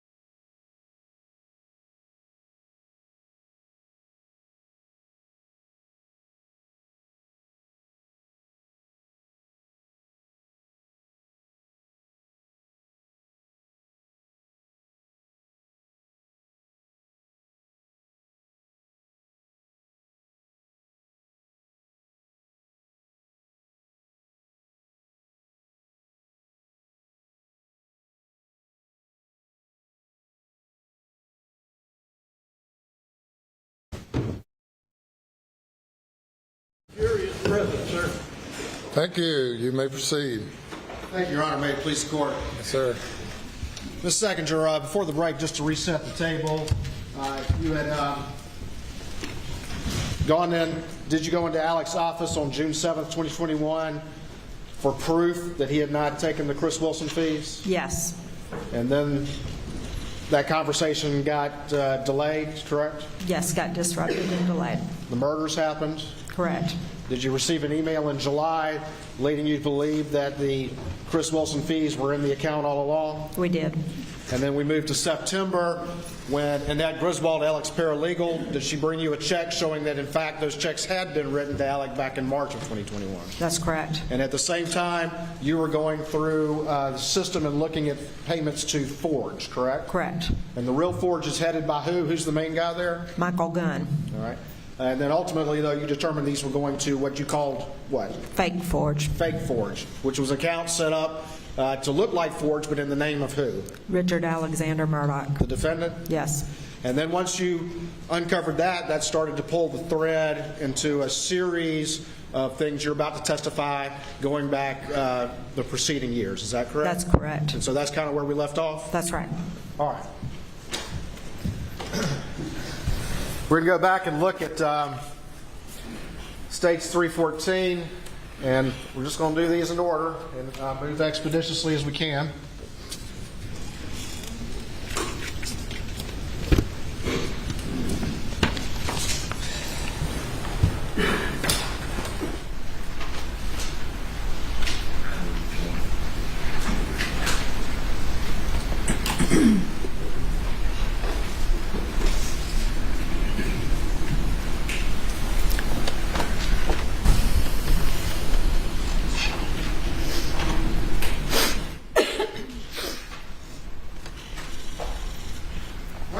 What's been marked as States 317.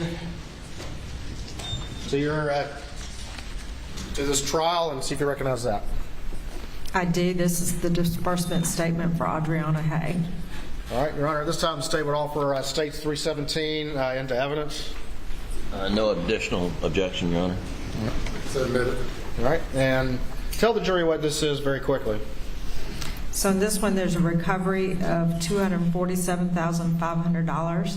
There's attorney fees of $22,000, expenses of $426.54, and then the settlement proceeds to Forge Consulting for the client's amount of $225,073.46. Right, and that's the disbursement sheet that was signed by who? Do you recognize the signature on there? Alex.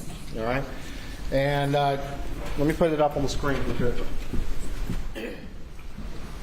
Was this record, was this found in the files of the law firm? Yes.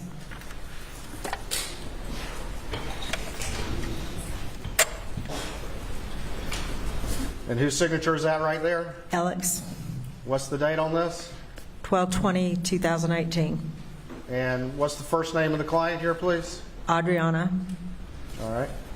And we look at this this particular disbursement. It's got the recovery amount. That's how much money came in. Is that correct? That's correct. And then we have an attorney's fee. Yes, and that looks like that's a reduced fee. All right. It's a reduced fee in as much as not. Why did you say it's a reduced fee? It's not a third or either 40% of the $247,500. All right. And then we've got expenses, is that correct? Yes. And then finally, we have this line right here. What does that say again? Settlement proceeds to Forge Consulting, $225,000, $73.46. Did that go to the real Forge Consultant? That went to the fake Forge Consulting. And who controls the fake Forge account? Alex Murdaugh. An object in writing on the exhibits after they're in evidence.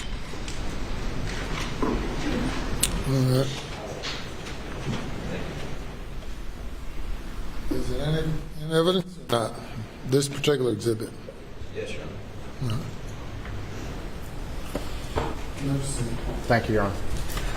All right, and looking at the second page of this exhibit, what is this? This is the check made payable to Forge for the $225,073.46. And that went to the fake Forge? Yes, All right. Did the law firm ultimately have to pay that money back? we did, And why did you have to pay it back? because Alex stole it.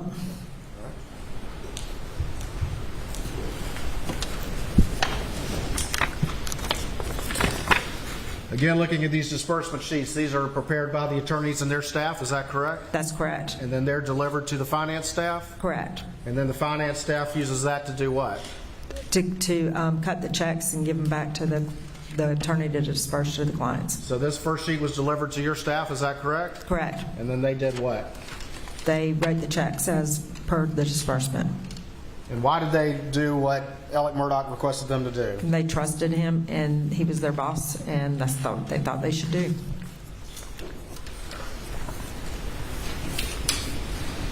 All right, going to the next one.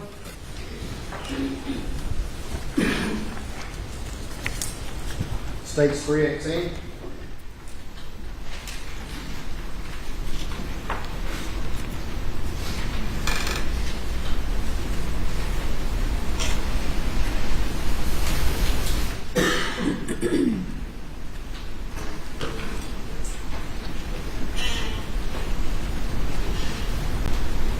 I'll show you what's been marked as States 318.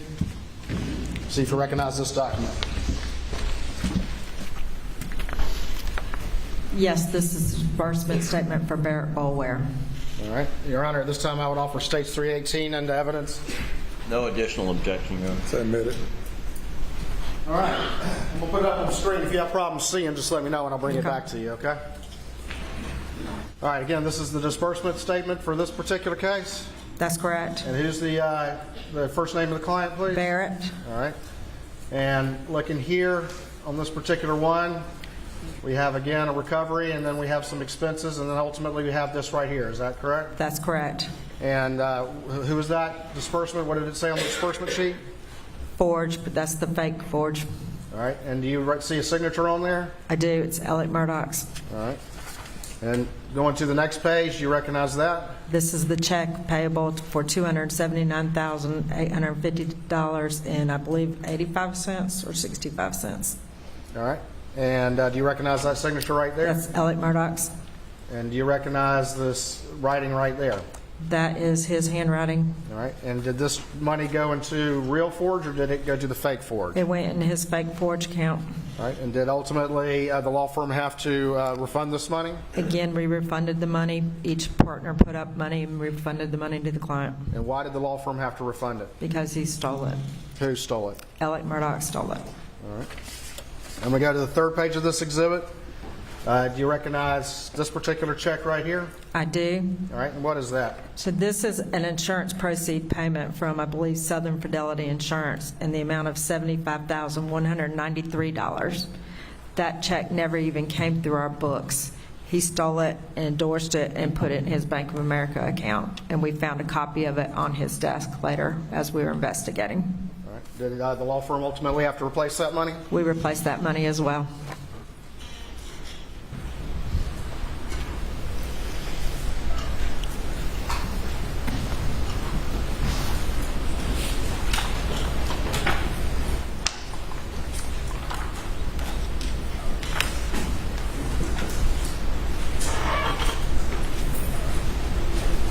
Stand by for me real quick.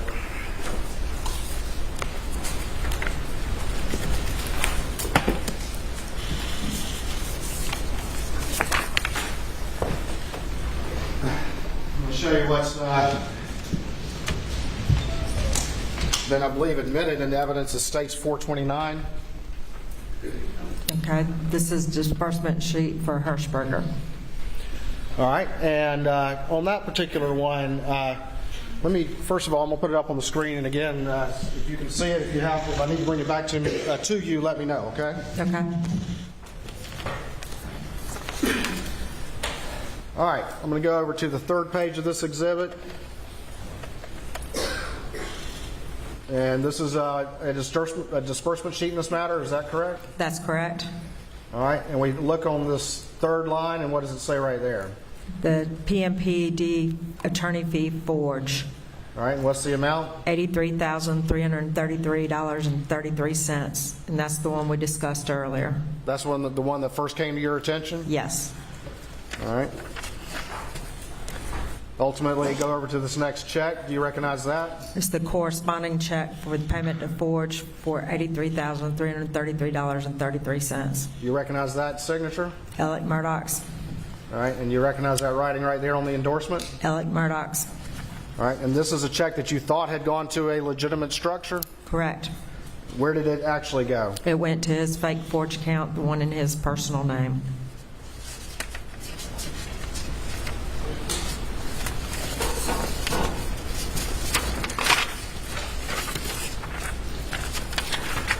I'm going to show you the second page of this exhibit. Do you recognize this check? I do. All right, and tell me what this check is. This is another check payable to Forge for $91,867.50 for the settlement proceeds due to the estate of Jacob Hirschberger. All right, and just going back real quick, the first amount of $83,000 and change, those were actually represented what? Those were our fees that would be payable to the law firm. Okay, and then this money right here, though, that represented what? Client money, All right, client settlement money. And did it go? Where did it go? It went to the fake Forge account in Alex's name. All right, and did the law firm ultimately have to repay that money? We repaid that as well. So we got two transactions in this particular one. We got the 83.3, and then we have the 91,000. Is that Yes, correct? and I had to correct myself on that one. We're still in the process of paying that one. All right. And what's the date on that particular one? December 15th, 2020. And then the date on. May 12th, 2021. All right. And that's roughly around the time that came to your attention as you previously testified? Yes.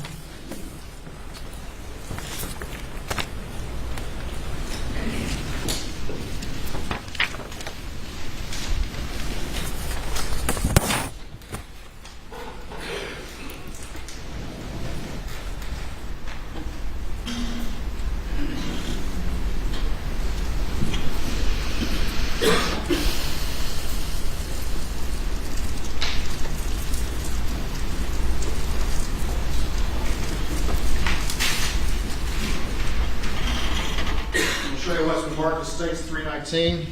Have you take a look at it?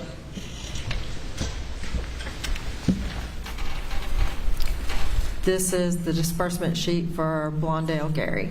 All right. I'm going to go put it on the screen again. If you need me to bring it to you, let me know. And at this time, Your Honor, I'd offer 319 in evidence. No additional objection. Submit it. All right, looking at this, we have, what's the first name of the client here? Angel, All right. And looking down, we have a recovery amount, and then what's this third line right there? Forge structure in the amount of $112,500. All right. And going to the next page, what do we see? This is the check payable to Forge in the amount of $112,500. All right. And did that go to the real Forge or the fake Forge? It went to the fake Forge in Alex Murdaugh's name. All right. And whose signature is that? Alex Murdaugh's. Going back to the original page, whose signature is that? Again, Alex Murdaugh's. What's the date on that? I don't know if you can see it or not. It looks like 4/9/19. Okay. Did y'all have to repay that money? We also repaid that money All right. Why did you have to repay that money? because it was due to the client and Alex Murdaugh stole it.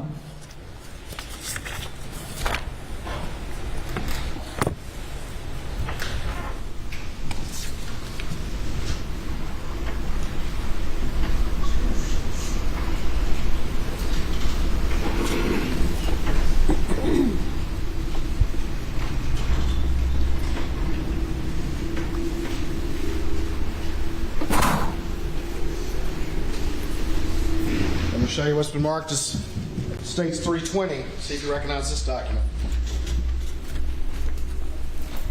This is the disbursement sheet on Christopher Anderson. All right. Your Honor, this time I'd offer States 320 into evidence. No additional objection, Your Honor. Submit it. All right. Again, we have the disbursement sheet. Is that correct? We do.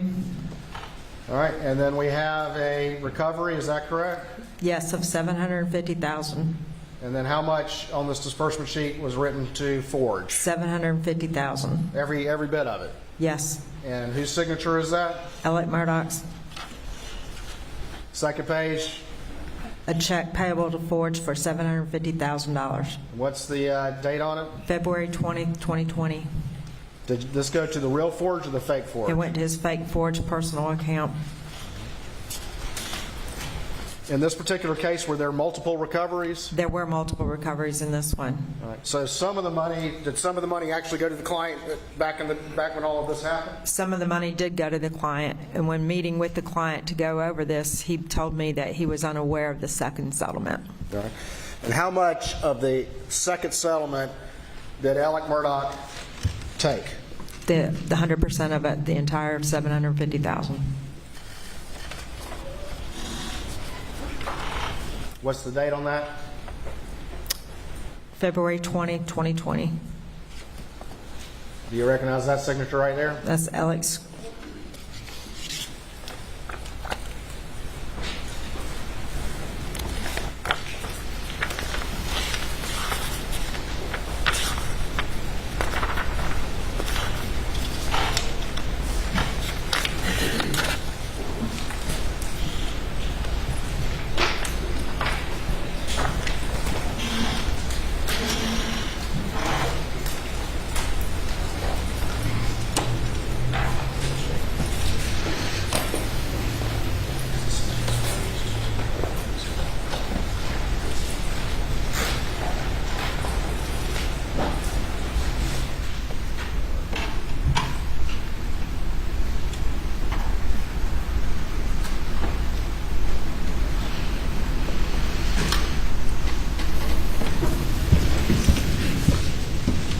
I'm going to show you what's been marked as States 321. See if you recognize this document. This is a disbursement statement, to Dion Martin. All right. Your Honor, this time the state would offer States 321 into evidence. No additional objection, Your Honor. Submit it. All right. Looking at this particular one, what's the first name of the client here? Dion. All right. And a couple things. First thing I want to ask about is we have right here, what's that third line right there? What does that say? It says structured for annuity directly to Michael Gunn in the Remind amount the of, jury who Michael Gunn is. he is the owner of the Real Forge Consulting that would do structured annuities. Was there any actual structured annuity directly to Michael Gunn? We were able to verify later that there was no structured annuity to Michael Gunn. All right. And what was the effect of having that line in this disbursement sheet when it was prepared by the defendant and his staff? You can see a line where the payment says settlement proceeds structured annuity 500 out. So basically what he did here was create a fake fee or a fake recovery that he took a 40% fee on, $200,000. That $200,000 should have been the client's money, but he faked a fee. It's Right. just phantom money. So by putting this line in here right here with that fake annuity, then 40% of that would be, It was counted in as fees under his column in our system. all right. And so just by that paperwork, poof, you have Phantom money. phantom money. Did y'all ultimately have to account for that We did. with the client? We did. All right, down here at the bottom, you recognize that signature? Alex Murdaugh's, You see the date? 8/20/2015. All right, and then moving on to the next page. And you previously testified that there could be multiple disbursements in a case. Is that correct? That's correct. And is this one such case? Yes. All right. Right here, I'm looking at the second disbursement, and down at the bottom, can you tell me the date on this? October 6, 2015. All right, and down at the bottom, right here, what does that say? Disbursement to Forge, And what's- $338,056.14. Did that go to the real Forge or the fake Forge? Went to the fake Forge.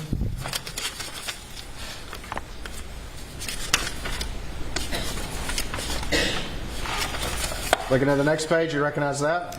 That's the check payable to the fake Forge in the amount of $338,056.14, signed by Alex Murdaugh.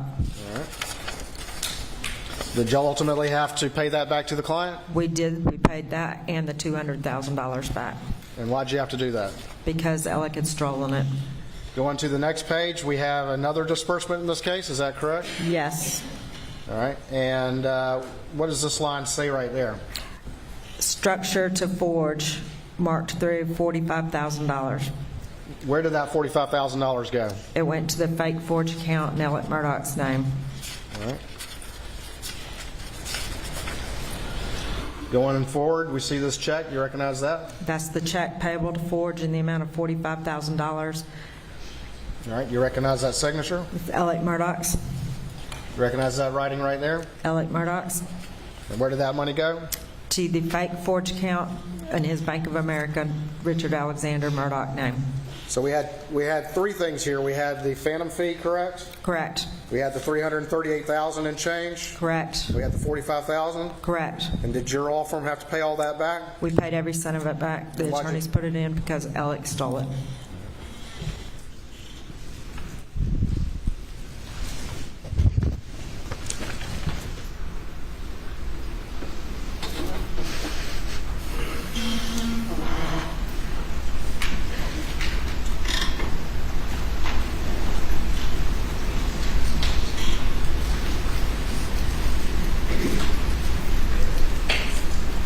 Show you States 315. See if you recognize this. This is another disbursement for Elise Mallory. Your Honor, at this time I'd offer States 315 in evidence. No additional objection, no. Submitted.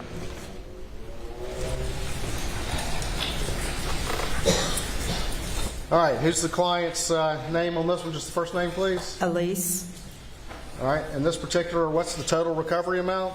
$183,528. And is there an attorney fee? There is an attorney fee of $30,000, but again, that's reduced, and I'm able to tell that because it's not a third or either 40%. But that $30,000 ultimately was cut to the firm. That ultimately was cut to the PMPD. And who was it credited to, on whose books? Alex Murdaugh's. All right, and then what's there's some fees for about 600 and change, correct? Yes, expenses. Expenses. And so what's the remainder? The remainder is $152,866 that was payable to the Forge, and that's the fake Forge account. All right, and his signature is that right there? Alex Murdaugh's.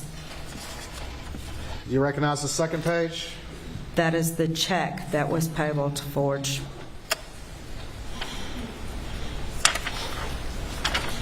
You see the date on that? I can't really see that. I'm going to hand you back States 314, which is the spreadsheet you prepared. Is that correct? Yes. Look down at the bottom. Can you remind the jury what the date is of that particular check? It was November 30th, 2020. November 30th, 2020. Okay.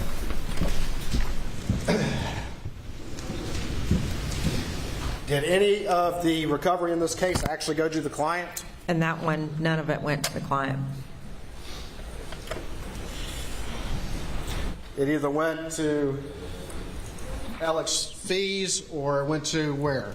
To his fake Forge account that was doing business as Forge, the fake account with Bank of America.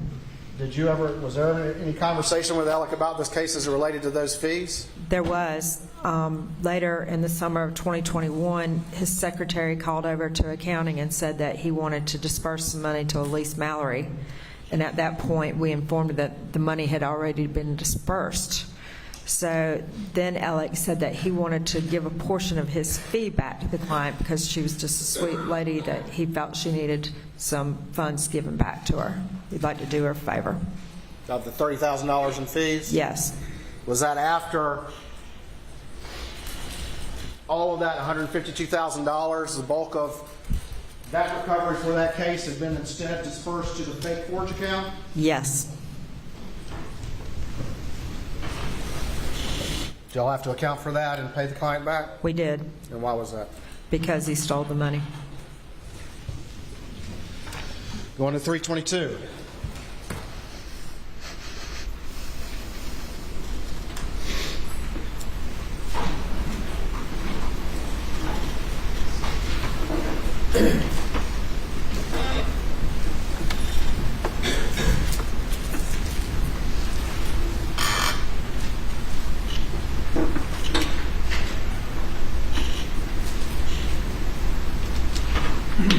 Show you what's been marked as States 322.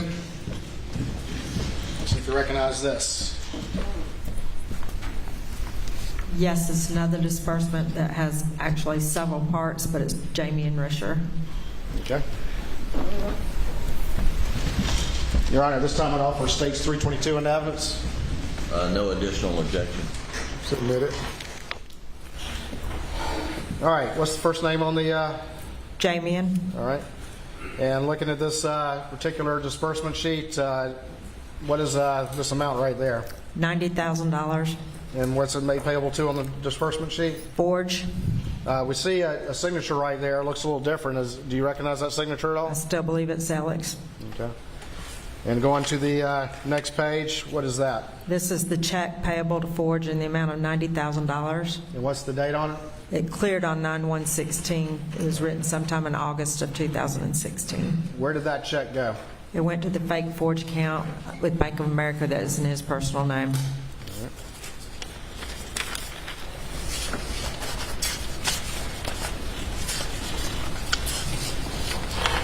Going to this page of the exhibit, do you recognize that? Yes, I do. And tell me what this is very quickly. These were some of those client case expenses that we would collect normally, and what you're seeing here is some costs for employee travel on the first line, but then costs paid to Austin Aviation for some airline services, and then some meals and travel within New York. We have Austin Aviation. Is that like a private plane? That is a private plane. And limousine service? That's a private limousine. Yeah. All right. Did y'all ultimately refund this money to the client? We did. Why was that? We discovered that those were after the close of the case, and there was no way that they could have been done. They had been billed to the client? They had been billed to the client, deducted from the client's disbursement, so we reimbursed those as well when we were giving our clients the money back.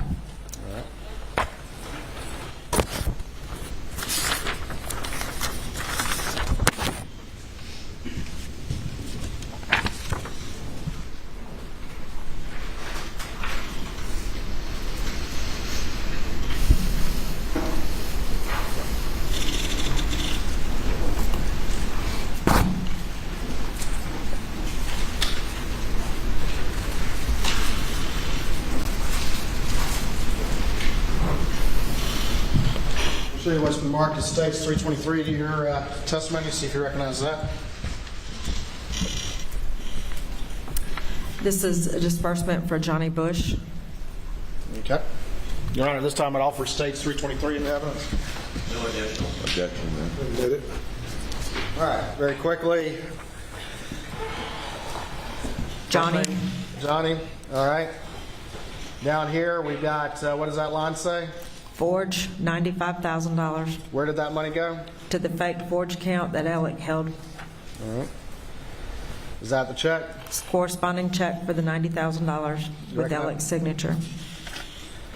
All right.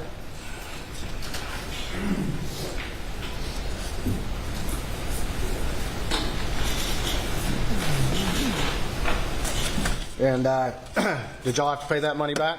We did, And why did you have to pay that money back? because Alec stole it as well.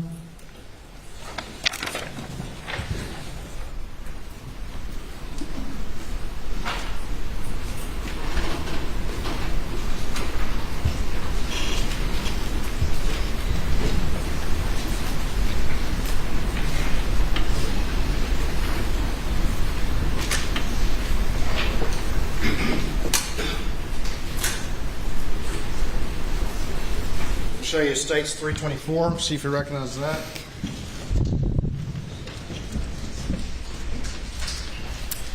Yes, this is a disbursement to Jordan Jenks.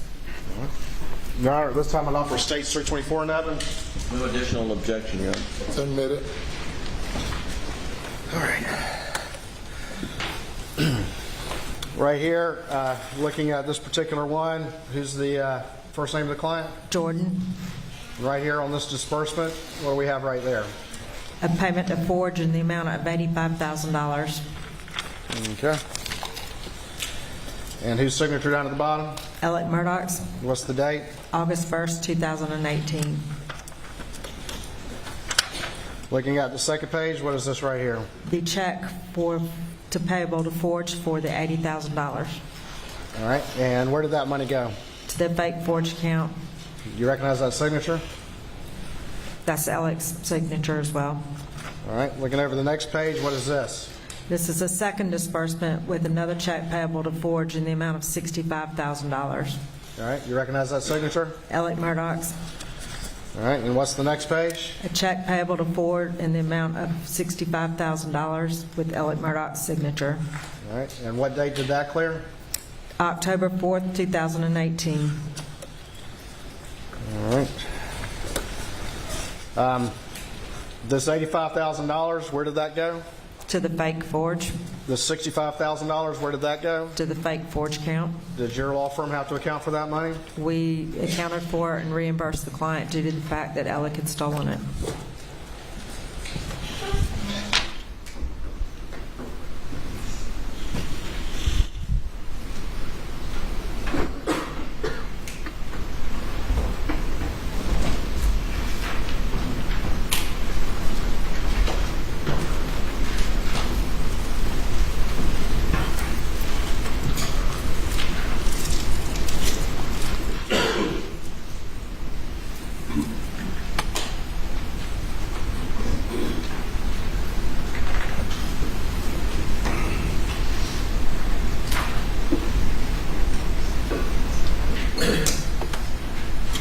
I'll show you what's been marked as States 325, your testimony, and see if you recognize this. This is another disbursement for Manuel Cristiani. All right. Your Honor, this time I'd offer States 325. No additional objection, Your Honor. Submit it. All right, first name. Manuel, What does this say right here? Forge, $70,000. Going over to the next page, you recognize that? That's the check payable to Forge for $70,000 signed by Alex Murdaugh. What's the date that it clear your trust August account? 16th, 2016. Where did this money go? Went to his fake Forge account. Did you have to account for this money? We did. All right, and why'd you have to account for it? This money was stolen. This money still has not been paid back. It's under a court order to be paid into the court because there's some dispute about who it belongs to. But ultimately, But ultimately, we funded it and it's paid into the court, so it came out of our pockets again.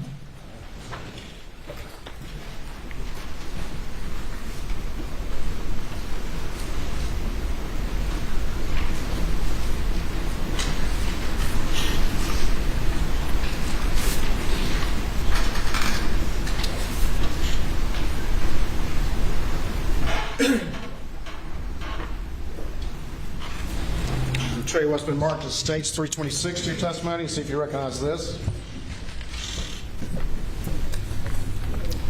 This is another disbursement for Mary Duncan. Your Honor, at this time I'd offer States 326.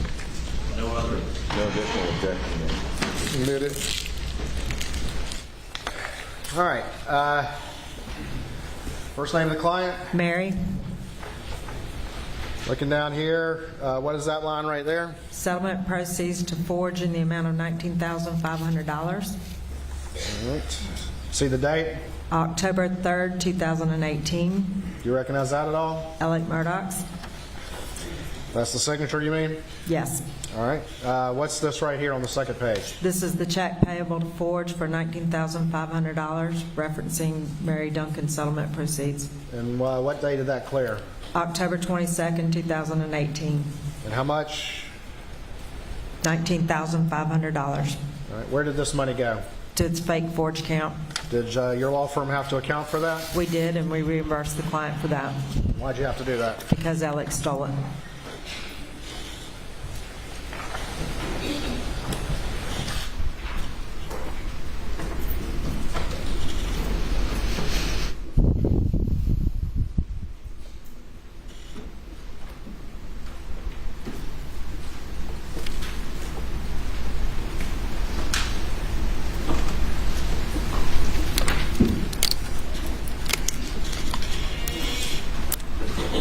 Show you what's been marked as States 327.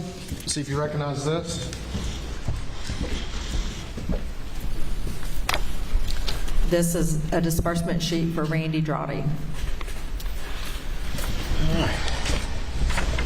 Your Honor, this time I offer States 327 in evidence. No additional objection. Let's admit it.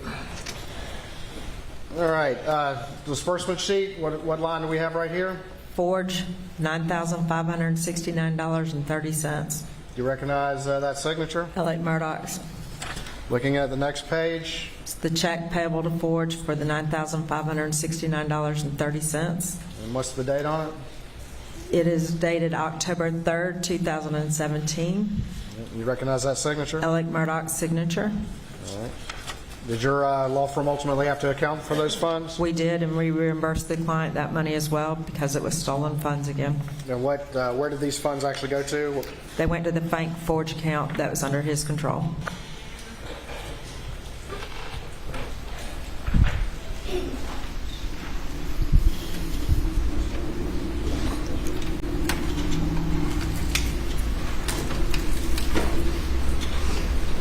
All right, I'm going to show you what's been marked as States 328 and see if you recognize this.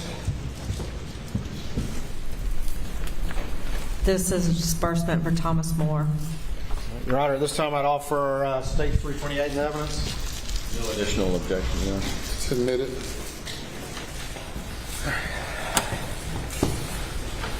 All right, right here on the disbursement, what's the name? First name? Thomas, All right. And what does the disbursement say? Forge, $125,000. All right. Down here, do you recognize that signature? It's Alex Murdaugh's on the left. Whose handwriting does that look like to you? It looks like Alex Murdaugh's as well. Tommy Moore confirmed with us that he did not sign that disbursement. Going to the second page, what is this? This is the check payable to Forge in the amount of $125,000. Did that go to the real Forge or the fake Forge? Fake Forge. All right. And whose writing is that right there on the endorsement? That's Alex Murdaugh's. Whose signature on the check? Alex Murdaugh's. Did y'all have to account for that money with the client? We did. We reimbursed him as well And why'd you have to account for that? because it had been stolen by Alex. The ones that you've been describing, this was after you started to pull the thread and all of that started to unravel. Is that correct? That's right. Was the, quote, fake forge, as you call it, was that the only thing that you detected as you started to review the activities of Alex Murdaugh while he was a partner in the law firm? No. I'm going to show you what's been marked as Exhibit 329 to your testimony, and just quickly tell me if you recognize that and what it is. I do recognize this. This is a list of payments that were stolen by being paid to Palmetto State Bank. All right. Hold on for me real quick.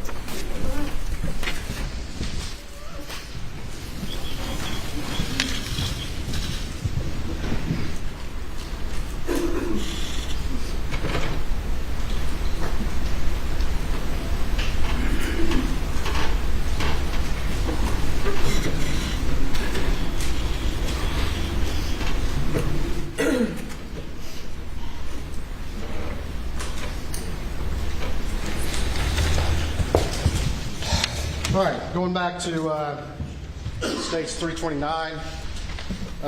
Again, did you prepare this spreadsheet? I did. And is this based on your role as the CFO and going back and reviewing various records and trying to figure all of this out? Yes, sir. Your Honor, this time the state would offer States 329 into evidence. No additional objections, Your Honor, and subject to the court's prior limitations on its use. Let's admit it. All right, putting this up on the screen.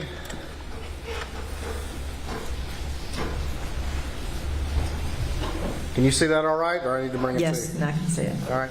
I see up at the top there's some writing on it. Can you tell the jury what that is real quick?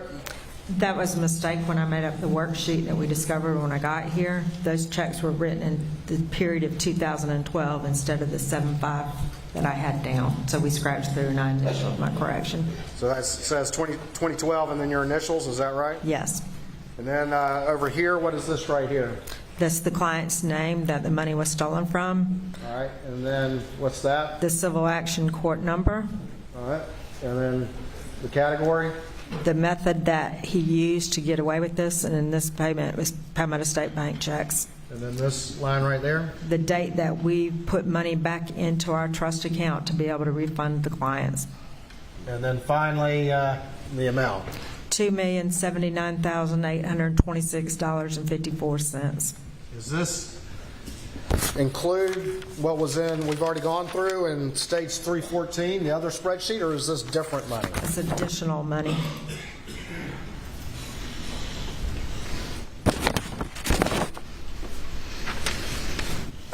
Stage 314,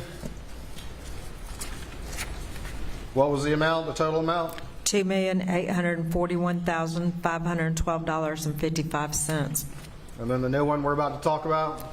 $2,079,826.54. Now, you mentioned Palmetto State Bank. This is not the fake forge, is that correct? That's correct. All right. Tell me just generally what you uncovered and how funds were allegedly misappropriated through this method by the defendant. Palmetto State Bank was the PR on some of these funds, and there was lines on these disbursements to be paid to Palmetto State Bank. On the surface, they looked okay. When I called and asked the bank to give me information backing up the checks, what had happened to them once they were written to the bank, we discovered that the money had been used for paying things on Alex's behalf, like loan payments, equipment purchases, paying back loans to people he had borrowed money from, and everything was for his use. And then looking at that, was there an official at the bank who was assisting Alex Murdaugh with these transactions? Russell Lafitte was the one helping me convert those funds. And is Russell Lafitte any relation to you? Russell Lafitte is my brother-in-law. He's married to my sister's husband.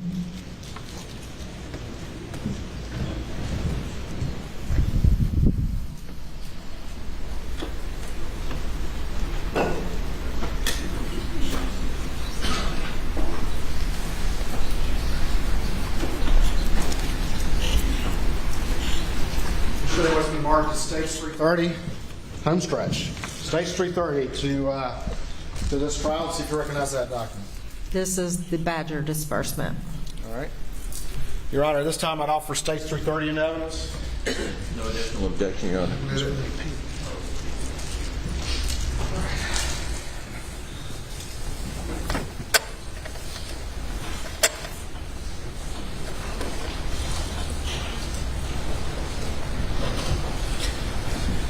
All right. How much were the attorney's fees on this particular case? $1,240,000. That's how much the attorney's fees were. That's the attorney fees. All right. And then if we scroll down this disbursement, we have, what's this number right here? $1,325,000. And that pursuant to this disbursement was supposed to be made out to who? Palmetto State Bank. All right. And that's completely separate from these attorney's fees in this case. Is that correct? That's correct. It's addition. Did those attorney's fees actually get paid into the firm account? Those did, yes. And those were legitimate, correct? Those were legitimate. And they were credited to who? Alex Murdaugh. And that's completely separate from this additional $1,325,000 below that. Is that correct? That's correct. All right. And what happened to that $1,325,000? That $1,325,000 ended up being converted into payments on his behalf through the bank.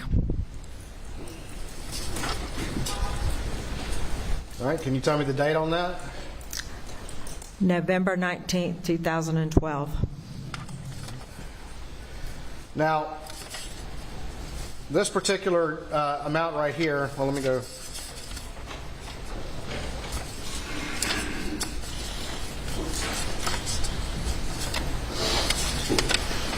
I'm going to show you the page 3 of this exhibit.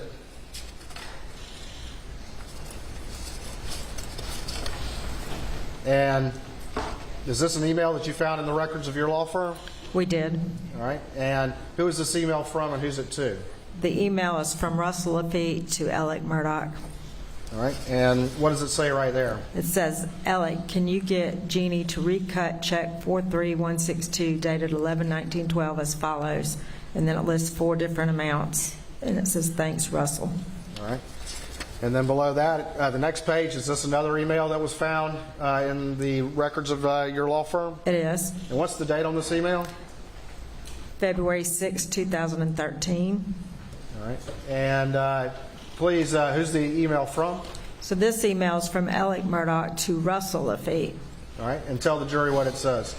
It gives an amount of $388,687.50. Whatever the amount I owe on the Hannah loan, $75K, and whatever the balance would be on the $1,325,000 after these deductions. And again, remind the jury what the amount that was written to PSB. $1,325,000. Is that in that email, the last line, Alec asked Russell to email me and request that. All right. Did that actually happen? Yes. And so had your staff already cut this check based on the disbursement for $1,325,000? Yes. And based on this email chain, did you ultimately recut checks made out to Palmetto State Bank? Yes, sir. And the amounts requested? In the amounts requested. And those funds, what happened to them? They were used to pay personal loan payments on Alex's behalf. So again, the funds that he stole and paid obligations that he owed. Did you have to account to the client for this amount right here? We did. And you had to do that because they were misappropriated by the defendant? That's right. All right, looking through these checks, are these the checks that were recut by your staff after the request by Alec Yes. to Russell and from Russell to you? Correct.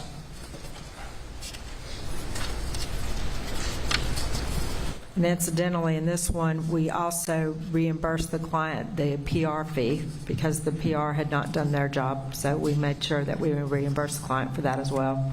Who was the PR? Russell Lafitte. And I'm just slowly moving through this exhibit. Are these the various checks and how they ultimately were converted? That's the information that I got back from Palmetto State Bank showing how they were converted.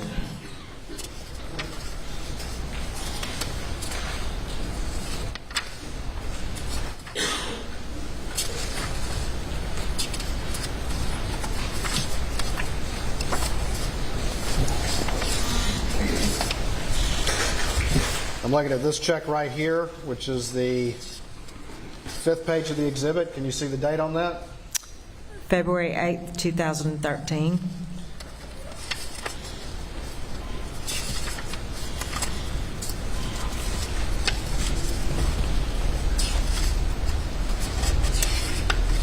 Going to this check right here. What's the date on that? September 13th, 2013.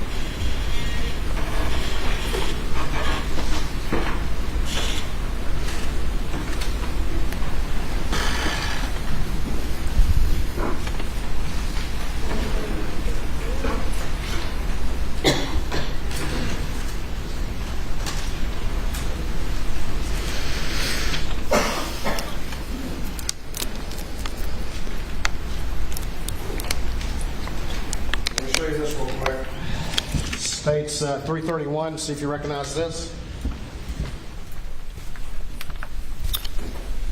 This is the correcting disbursement for Arthur Badger that we reconstructed. And that goes with the prior exhibit, is that correct? Yes. Your Honor, this time on offer States 331. No additional objection, Your Honor. It's submitted. And this just again reflects what you were just talking about and the repayments of those monies, is that correct? That's correct, where previously it had the $35,000.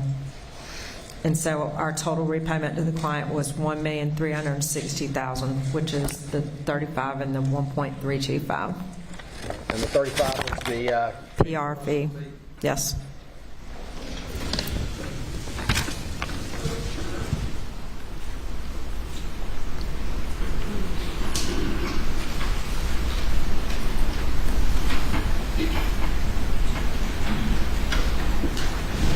I'll show you states 332.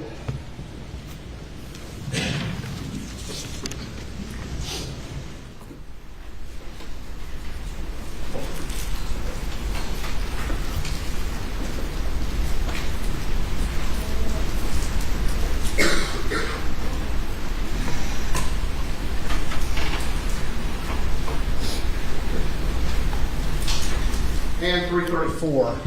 We'll show you 334 first and see if you recognize this document. This is a disbursement to Natasha Thomas. All right, Your Honor, this time I'd offer states 334 in evidence. No additional objection. Thank you, Your Honor. And while I'm here, states 332.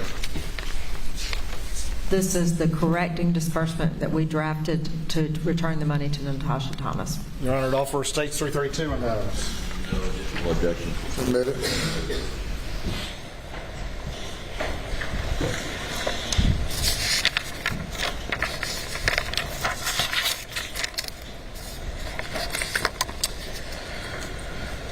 All right.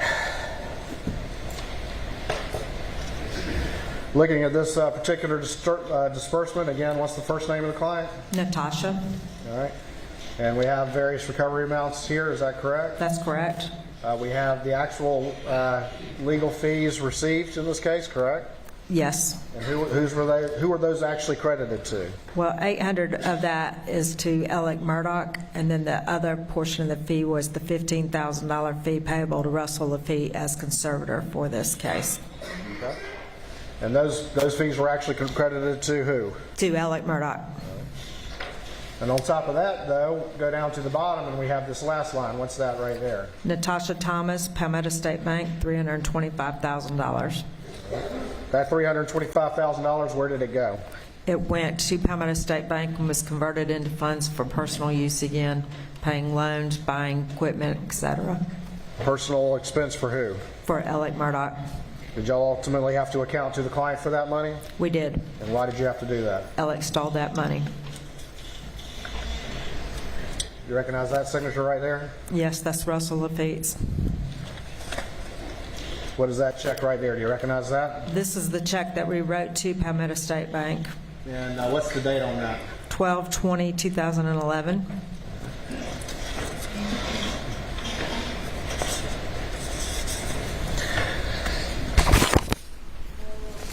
And hold on real quick, I'm going to go back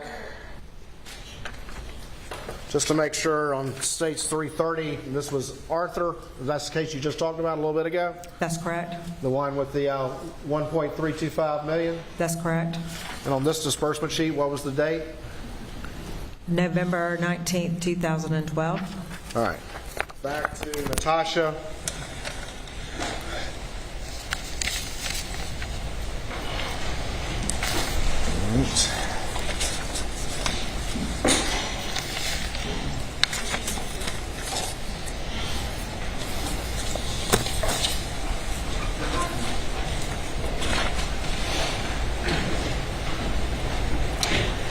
Now, you mentioned it was often common for monies to be held back for liens. Is that right? That's right. And ultimately, the idea is to settle those liens, like with a hospital or something like that, or Medicaid, and then ultimately pay the client any excess that you were able to settle underneath. Is that correct? That's right. All right. In this case, were certain monies held back for liens? There was money held back, yes. Okay. And ultimately, was there an amount that was paid on those liens? And in particular, I'm showing you this line right here that says ACA recoveries. Yes, there was. All right. Stand by for me real quick.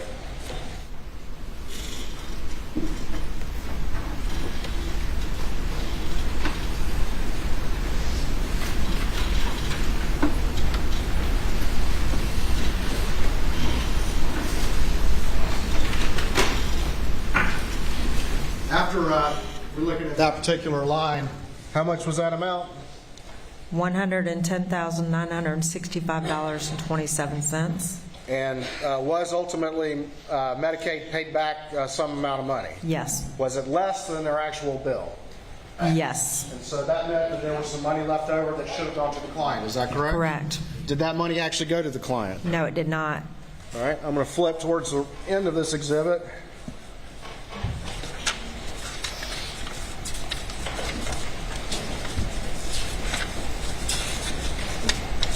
And show you this check. It's actually the last page of the exhibit. Do you recognize that? Yes, that's the remaining funds that should have been paid to Natasha after settling that lien, and it was in the amount of $25,245.08. And can you see the date on that, or see when it cleared? Looks like it was dated maybe 6/13/2012 or either 8. Pardon my eyes. And it cleared the bank on 8/29/2012. All right, you recognize the signature on that check? Alex Murdaugh's. All right, and where did those funds go? Those went, again, were converted at Palmetto State Bank into things that benefited him personally, such as loan payoffs, money to them. Okay. Did you ultimately have to account to the client for that money? We did, And why'd you have to do that? because Alex Murdaugh stole it. And looking through these documents that are attached here, what are these documents as I slowly flip through them? That's where the money went. So there was payments made to Mr. Charlie Lafitte. There were boat payments paid. There was payments back to a loan from a conservatorship. Is that a different case that the firm had? That is And who was a conservator on that case? Russell Lafitte, And what's the name of that particular client? Plyler. And there were loans made from that? Yes. Loans to who? There were loans made from that to Russell Lafitte and Alex Murdaugh. So money from this was used to pay back some of that money? Yes, sir.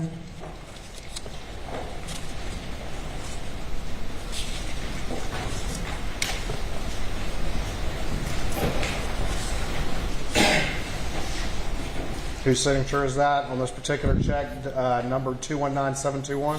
That's Russell Lafitte's. And who is that cashier's check made out to? Randolph Murdaugh III.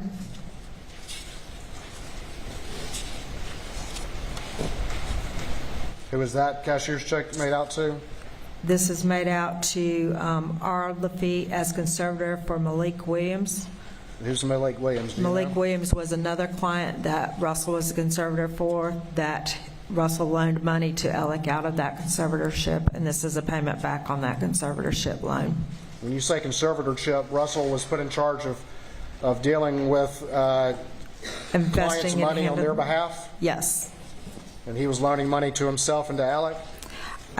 He did out of Plyler. I'm not sure about Malik Williams, but he loaned Alec money out of Malik Williams.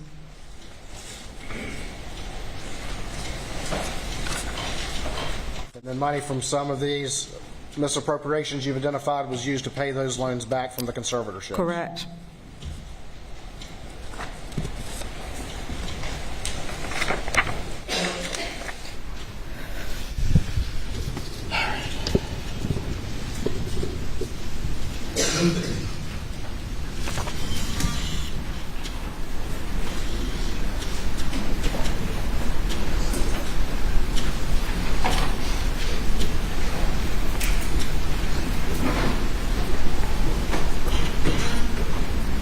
Show you states 333.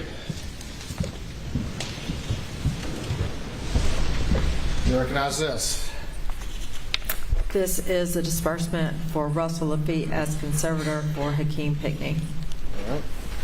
Your Honor, this time I'd offer states 333 into evidence. No additional objection, Your Honor. It's admitted. All right, a little bit ago we were looking at a case of Natasha Thomas. Is this case related to that one? Yes. Are they- They're both in the same accident. All right. And I'm going to show you the disbursement sheet on this particular one. And again, we have a recovery here. Is that correct? Yes. And right here we have legal fees. Is that correct? Correct. And how much were the legal fees for this particular one? For this one, there was $4,098,000 that would have been credited to Alec that were payable to PMPD, and we also paid Russell a fee, a $60,000 conservator fee. So out of this particular one, there were legit fees earned by, of how much again? Almost $4.1 million, $4,098,000. And credited to who? Alex Murdaugh. On top of that, though, we scroll down, and we have this entry right here. What does that say? Palmetto State Bank, $309,581.46. All right. Where did that money go? Again, that went payable to Palmetto State Bank, and it was used with the other money from Natasha Thomas to pay off loans and for conservatorships and loans that he had made personally, so for Alex's personal benefit. All right. And right there, do you recognize those signatures? Yes, I do. Whose signature is that? Russell Lafitte, Whose signature is that? Alex Murdaugh. Right here, what is this, the third page of the exhibit? This is the check payable to Palmetto State Bank for $309,581.46 on the behalf of Akeem Pickney's settlement. And did you have to account for that with the client? We did, And why did you have to do that? because Alex stole that money as well. As we go through this exhibit, are these some of the various documents? Yes. Tell the court and the jury what these are, please. That would be a loan payment on a boat loan that Alec held personally with the bank. Again, another loan payment for that same Murdaugh Charter Bank loan. Check payable back to Mr. Charles Lafitte for a personal loan. And we don't have to go through every one, but that's generally, these are the expenditures you've identified as personal for Alec. Yes.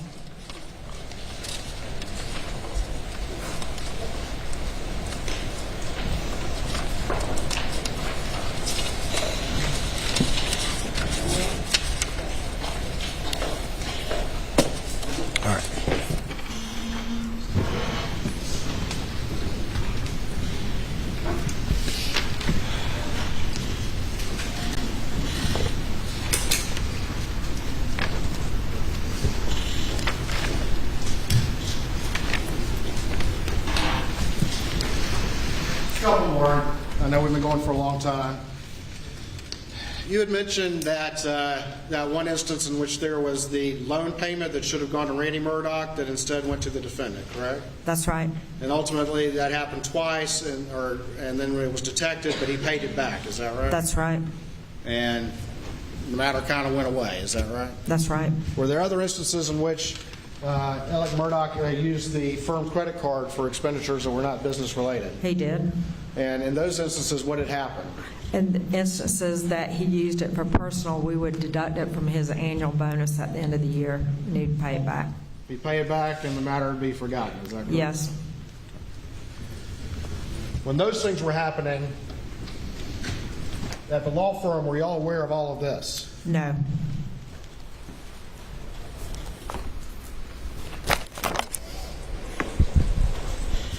And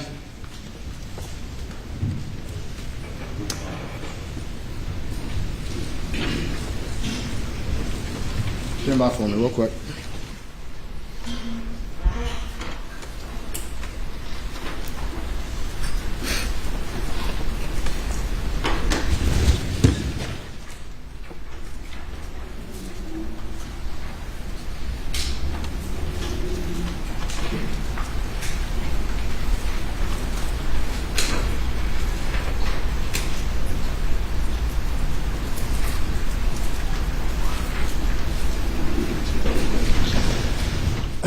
All right, sorry about that.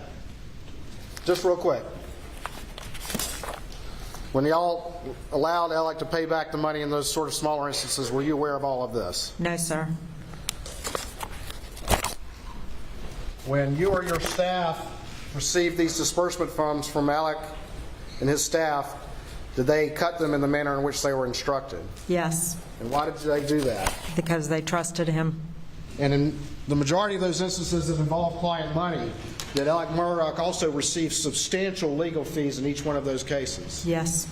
And in each one of those cases in which that happened, at least on the ones we've gone through, according to your review, did he also misappropriate substantial money on top of that? Yes. How long have you known Alex Murdaugh? since I was 16, so about 40 years, Worked with him closely for how long? 22, 23 years. Did you really know Alex Murdaugh? I don't think I ever really knew him. I don't think anybody knows him. Thank you. Nothing further.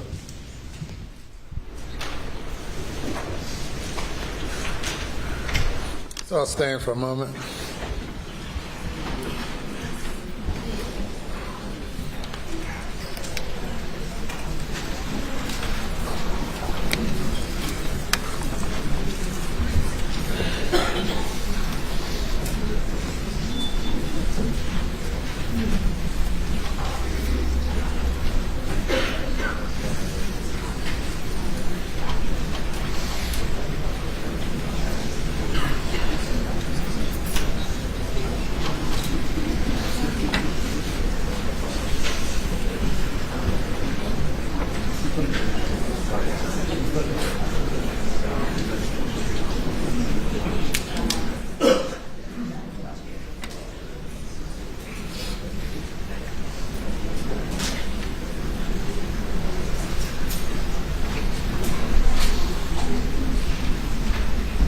Okay.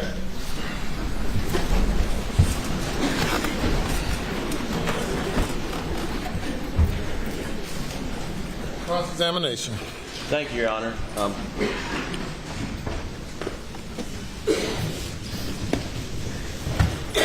Your Honor, could we renew our request for limiting instruction? We went a half a day hearing all these financial misdeeds, and I don't want the jury to be lost on what the purpose is. Any comment, Mr. Waters? Okay. Thank you. Ladies and gentlemen, I gave this limiting instruction yesterday, and I'll repeat it, that this evidence of these financial crimes and other crimes that you're now receiving testimony on, it's regarding the contention that the defendant was involved in other criminal activity. That is not evidence or proof of the offenses charged in the indictment, those charges being for murder, 2 counts, and possession of a weapon during the commission of a crime, 2 counts. This testimony is being allowed for the limited purpose in assisting the state in proving motive. You may not consider it for purposes of character of Mr. Murdaugh, nor may you consider it as evidence that he has the propensity to commit other crimes, or that it is more likely that he committed the crimes with which he is currently charged. It's being allowed based on the state's representation that it helps explain the defendant's motives for which he is accused. And you may proceed. Thank you, Your Honor. Good afternoon. Hi. You have, show you Exhibit 314. You just put that up. You can do it for me, Doug. This is a summary of, was a listing of clients of the firm who the law firm had to reimburse because of Alex misconduct. Is that correct? That's correct. Okay. Now you have been, the law firm has been working with various law enforcement agencies since September of 2021, I suspect, sharing all of this information. Yes. And with regard to Exhibit 314, it would appear that the law firm, just for all of these clients, have paid out over $2.8 million. Is that right? That's right. And in a real way, the law firm is a victim of this conduct. Correct. And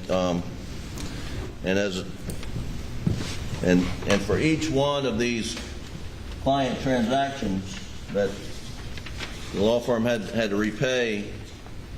I mean, you're aware that Alec has pending criminal charges for every single one of them. No. I'm aware of that. Okay. And the same with the Palmetto State Bank matters that you talked about. Correct. He has pending criminal charges for every single one of them. Yes. And we're not here today to try those charges on the financial crimes. We're here, you understand, you're testifying because he's been charged with the murder of his wife, Maggie, and his son, Paul. I do. Okay. And they were murdered on June 7th, 2021, correct? Yes, sir. Now, some of these, it looks like, according to your testimony, that this misconduct has been going on since as early as 2011? Unfortunately, when we found that out. Right.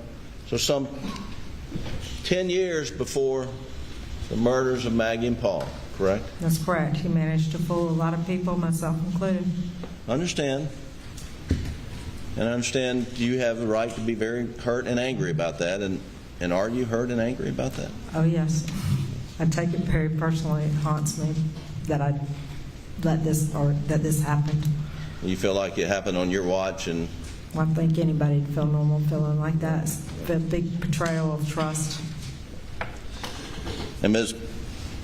Seconder, when I'm asking you these questions, I'm not in any way diminishing your feelings and your anger. I'm just trying to flush out how these relate to the murder of Maggie and Paul. I understand that. Okay, thank you. But it would appear that this has been going on for years and years and years. Unfortunately, yes, Right. it appears. And it has cost the law firm in 2021 and still, over $5 million you've paid out. That's correct. And when we're talking about the law firm, I mean, we're really talking about lawyers in the firm. His brother Randy, correct? That's right. Johnny Parker, who's now the firm's named after. Right. Ronnie Crosby. Right. Lee Cope. Correct. Mark Ball. Correct. And others that have come out of their pocket to reimburse clients. Yes, they did.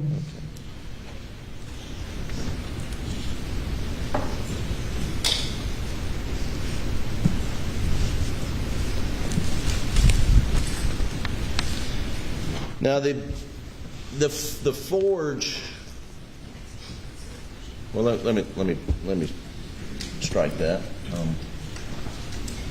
On June 7th, 2021, the day Maggie and Paul were murdered, you went to Alex's office sometime in the early afternoon or mid-afternoon and to try to get to the bottom of where's the fee that Chris Wilson's office says they wrote to you for the Ferris case. Correct. Right. And he looked at you and he said, "What do you want now?" Right? Yes, he did when I was coming up the steps. And you said, "I wouldn't be doing my job if I wasn't up here asking you about this." That's correct. And I think you said he kind of had a angry look initially. When I walked up the steps, he gave me a very disgusted look and said, "What do you need now?" But then once you got in his office, his demeanor changed, He did. and he assured you that the check was, the funds were still in Chris Wilson's trust account. Right? He did. And as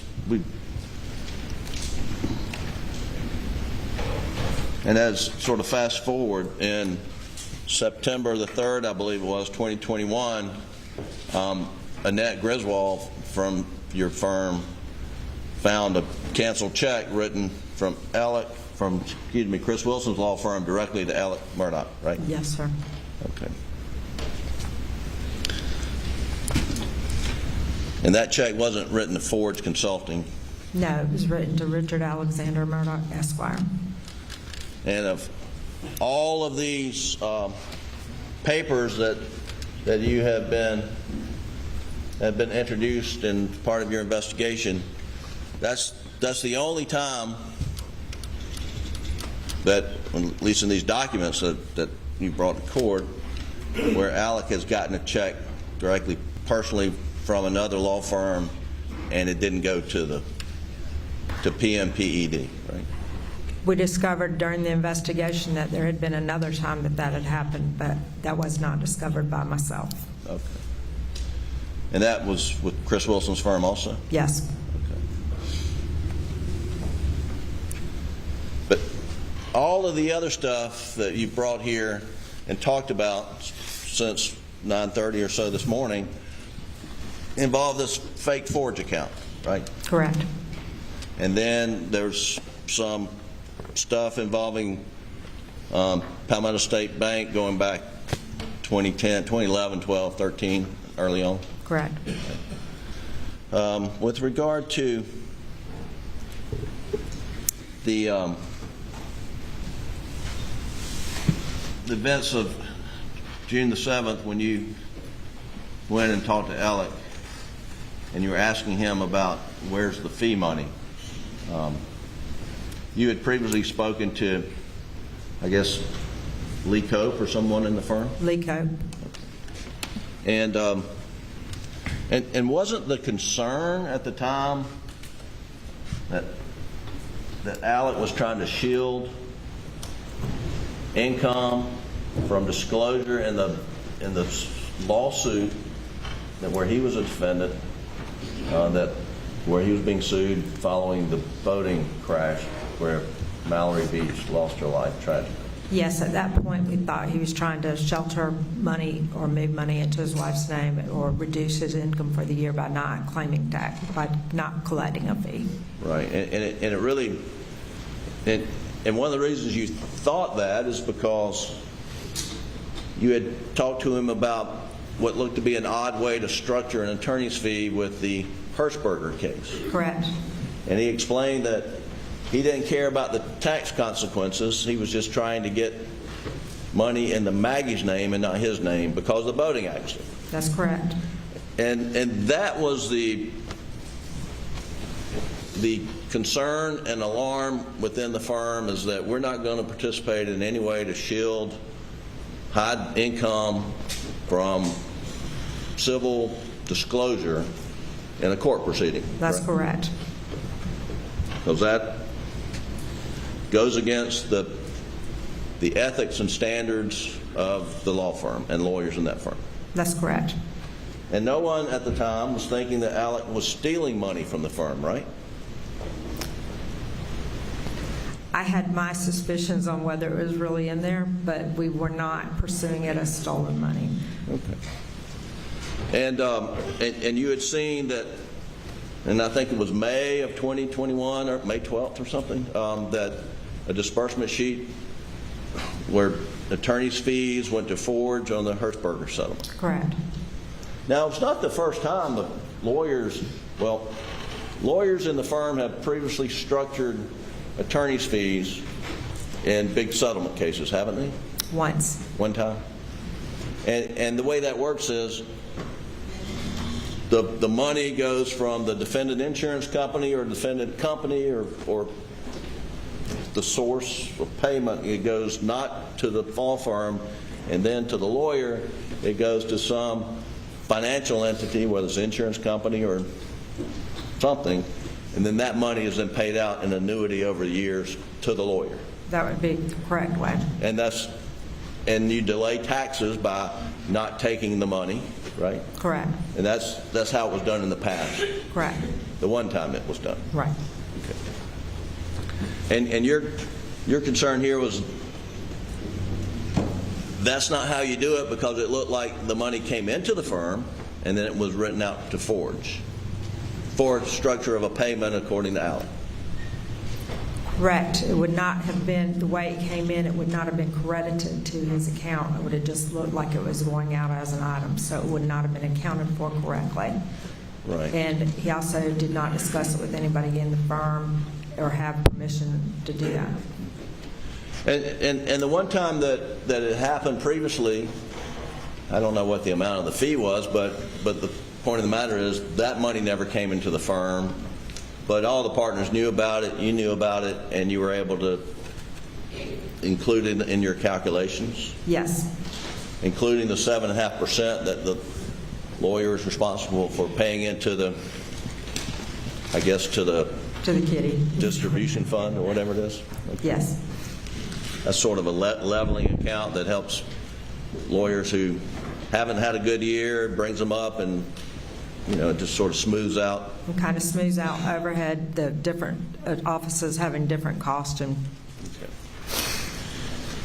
But when Alec had given you that explanation and you said, that's not proper, you're going to get taxed, and he said that, I don't care, I'm trying to get money in Maggie's name, help Michael Gunn out. I mean, you never talked to Alec about the Hershberger fee again, did you?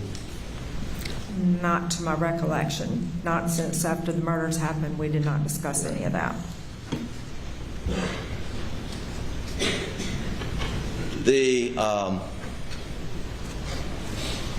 And the Chris Wilson issue was, there was a settlement in the Ferris v. Mack truck case. The law firm receives an expense check to reimburse the firm for the expenses, but where's the fee? Where's the fee? And that's what started the questions being asked. That's right. Okay. And you went in on June 7th to ask Alec about that. You got to show me proof it's in his trust account. Is that right? Right. I told him we had reason to believe that he had received the money, and I needed proof that he had not.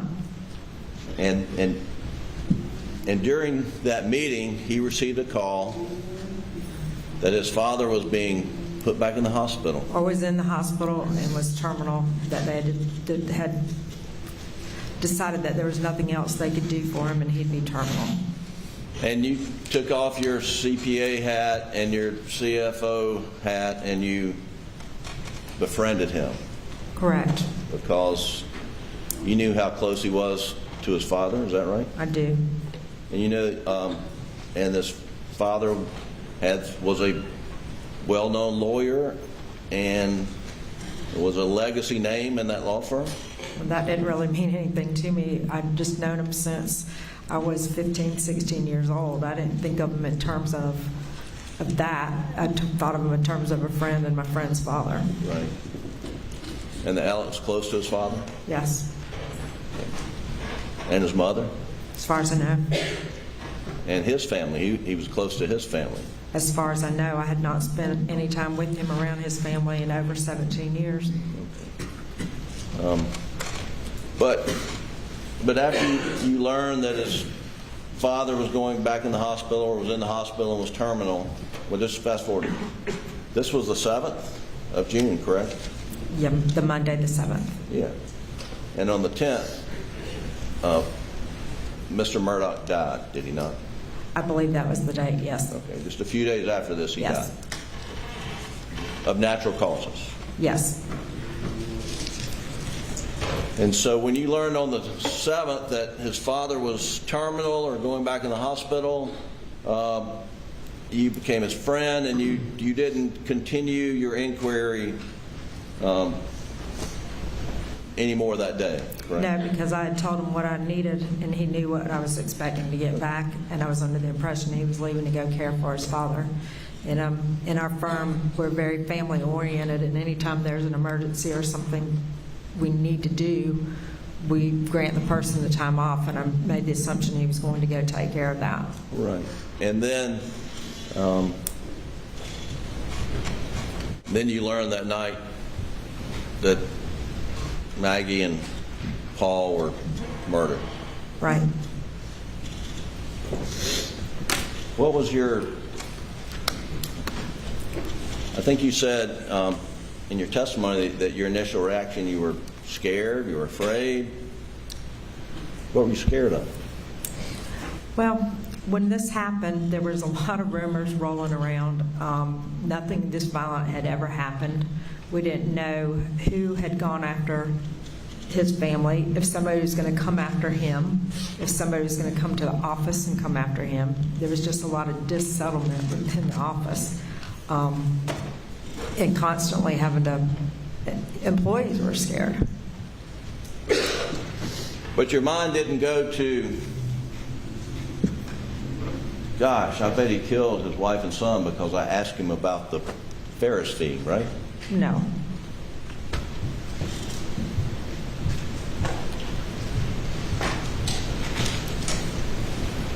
Then after that, you didn't continue investigating the Ferris fee.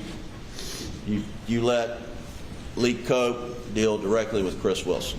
Lee Cope advised me that he would take over. Okay. But the inquiry and the Ferris fee didn't stop because Maggie and Paul were murdered, did it? It did, as far as talking to Alec. Well, I mean, Alec told you what he told you, and then the inquiry was, is he telling the truth? And let's deal directly with Chris Wilson, right? Correct. So the inquiry didn't stop with Maggie and Paul's murder, did it? It stopped for a period of time, How long? a couple of weeks. A couple of weeks. Maybe a month. Maybe a month. The death of his wife and son got him 30 days reprieve on your investigation into the Ferris matter. Is that what happened? Well, it did, and then we received word from Chris. At that point, we still did not receive the documentation, so it did delay receiving the documentation. Now let's be clear. When you're looking into the Ferris matter and you go in on June 7th, it wasn't reported to you by Maggie Murdaugh that, hey, I think Alec's stealing money. You didn't have any conversation with Maggie about that, did you? I never have conversations with Maggie.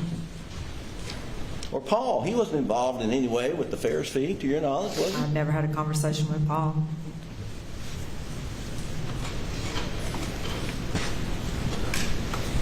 And then you go, and Lee Cope's dealing with Chris Wilson's office, and then turns out that Chris Wilson sends an email to Alec saying the money's in my trust account, and Alec forwards it on to you and Lee Cope. Is that right? Correct. And once that happened, there was no rush to grab the money out of Chris Wilson's trust account, was there? In July of 2021. We did not make the rush at that point because we had enough operating money and we were going to come back to it. Typically, the attorney dealing with that case would handle it, and Alec was not in the office very much. Okay. So the firm had plenty of money to operate, and you just needed to get the money into the firm by the end of the year when you did the bonuses. Is that pretty much how things were being looked at in July of 2021? I don't know that we would have waited until December, but we just were not doing it at that point in that summer. It was actually just an irregular summer, both personally and professionally, keeping up with other obligations and the time frame to get it. And so in September of 2021, you're doing your CFO job. You decide that you had this Hershberger thing, on your desk, or you said it was on your desk. Was it on desktop, or you just had a sheet of paper? Well, it's kind of where my important stuff is that I need to get back to, so it's sitting right under a monitor right in front of my face. And you talked about you had a number of commitments and it's personal issues. I think you said, I don't want to know about your personal issues, but what I do want to establish is Maggie and Paul's murder did not cause you to delay in following up on the Hershberger matter, did it? In some ways, yes, because the shock of it and the delay and the things going around the office did, but the true delay came in me finding the time to do it. Yeah, you had a lot of other things going on. Yes. And what you decided to do is to see if there were some other kind of structured fees that Alec had done in 2021 to sort of like you did the Hershberger case, because you needed to know what his gross collections were and how much he owed to the firm, and that's why you looked in September 2021, right? Correct, and I'm also still suspicious, in my own mind. I wanted to make sure that he had accounted for everything and that we had indeed collected everything. Right. And so you ran a report at the law firm of clients with settlements. Tell us what you did. Well, I started running a report of all the fees that he had collected and started looking through those disbursements. And then it came to me that I could probably shortcut this a little just by printing off payments to Forge. And then I started focusing on those first. And that's when I found the checks and the information that I found. And that, well, let's start. Do you remember about what his fee collections were about September of 2021? I've got so many numbers in my head, but they were over $1 million, probably between $1 million and $2 million. 2 to 3 million? $1 million to $2 million. Oh, $1 million to $2 million of fee income that he had collected. Correct. When you run this report. And Correct. Did that include or not include the 792 on the Ferris case? It did not. So if you had the Ferris case, it could have been over $2 million? I guess I can't swear to what his number was. I look at numbers all day long, but that's the recollection and range he would have been in. And after this,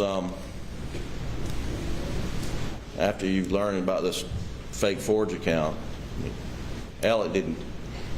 I mean, and he was forced to resign from the firm. That's correct. The day or the next day, right? The next day. And so that money that came into the firm was used by the firm to pay off some of these victims, right? We have done some of that, yes.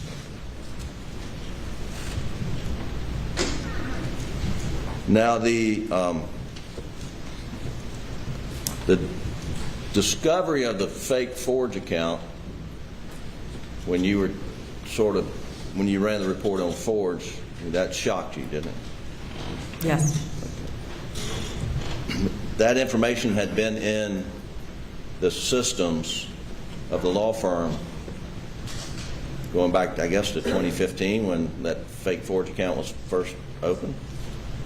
I don't know when, I don't think it was open that far back, but I had no reason to suspect anything was going on. We had no clients complaining about money missing. Trusted him. We had no reason to look. Right. He fooled a lot of people, like I said, myself and us included. And that's a good point. Their clients weren't calling up complaining around June 7th that, hey, y'all need to be looking at Alec because something's amiss here. That wasn't happening around June 7th, was it? No, and shamefully, when we did talk to the clients, they talked about how much they trusted Alec and how much he thought of them and how that they were shocked and confused by the fact that he had manipulated them and confused them all these years. And so it sounds to me like on June 7th, you didn't observe some pressure cooker going off within the firm as to how Alec was handling his business. I don't know about anybody else's pressure cooker. I knew I was putting pressure on them to get the answers for the Ferris fees. And it was a brotherhood of lawyers that in the past, if they've caught with getting more than what they were entitled to, they pay it back and you let bygones be bygones. That's how it's operated in the past, right? On trust, yes. Right.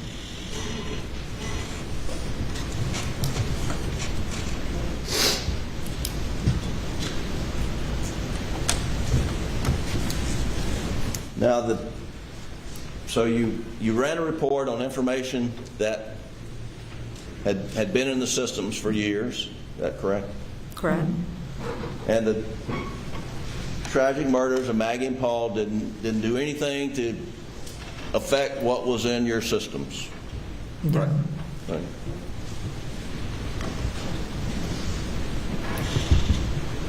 And you just started looking because you had had a conversation with Alex back in May about the Hirschberger fee going to Forge, not in an appropriate structured manner, and that was in early May, and you never had another conversation with him about that, right? Well, May and June, in between, it was late May and June, the conversations about both were kind of in tandem, because every time we would talk about Ferris, he would bring up, I'm going to structure fees. But it never specifically readdressed the fact that Hirschberger, it did address the fact that he should not be doing this again, and that if he should, he needed to let somebody know. I believe Alex, meanwhile, was going around complaining to my partners about why I was on his case. To his partners. Yes. And the now, just to be clear, the Ferris fee money was, I mean, it didn't show up on any of these reports, and it was all paid into the law firm, was it not? It was sometime after September.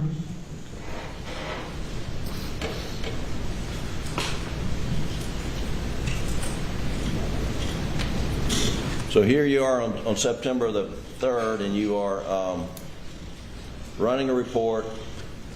You see a lot of forged checks on Alex's client files, and you start printing off the checks. That's correct. And that's how you discovered it. I mean, it was that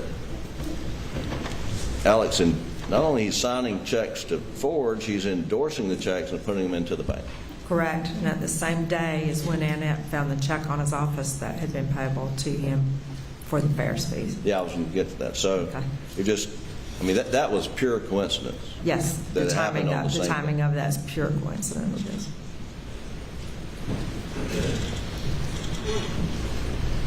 And Alec, as you understood, was confronted that perhaps the next day or that On day. Friday morning. I believe that was Friday the 3rd. So it was the same day that you, I did mine on Thursday the 2nd. so the 2nd you did Yes. yours. Okay.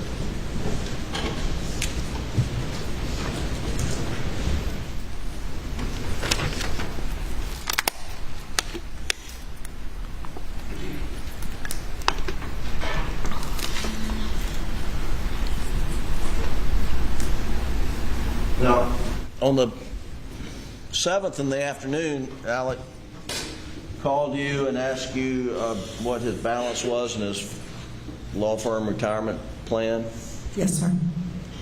and he told you he was working on the financial disclosure for the boating accident case, Yes. and he had called you on other occasions to get that balance because he was filling out financial statements for one thing or another, right? He had before, yes. Okay. And let me, do you know, well, you know that he didn't have any life insurance on Maggie or Paul. Do you know that? I have no awareness of that.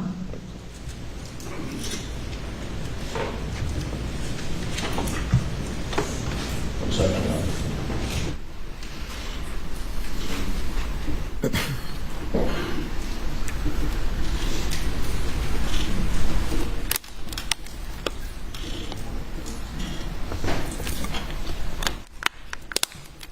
No, that's all the questions I have. Be direct. Very briefly, Your Honor.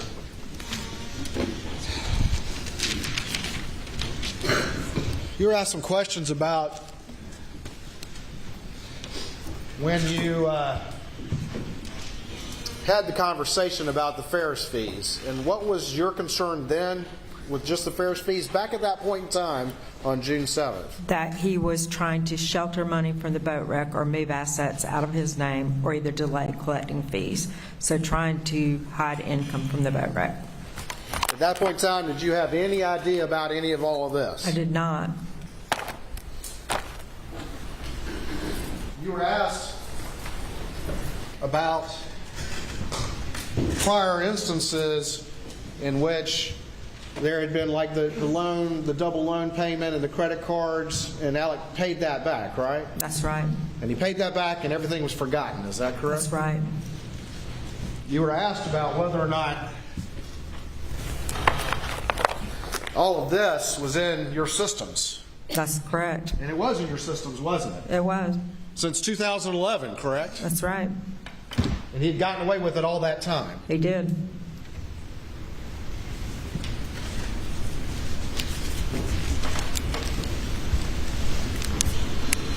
I believe you testified that on June the 7th, 2021, when you went in to talk to Alex Murdaugh, that you had your suspicions, correct? I did.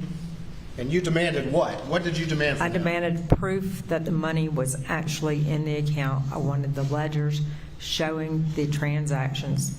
And did you tell him what you believed? Did you tell him why you wanted that proof? I told him I had reason to believe that he had received the fee payable to him.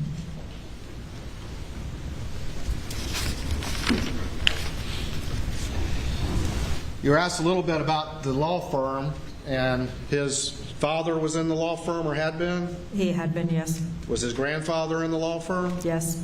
Was there a long history of that family name in this law firm? Yes. Is it the most prominent law firm in the area? I believe so, yes. A very prominent family name? Yes.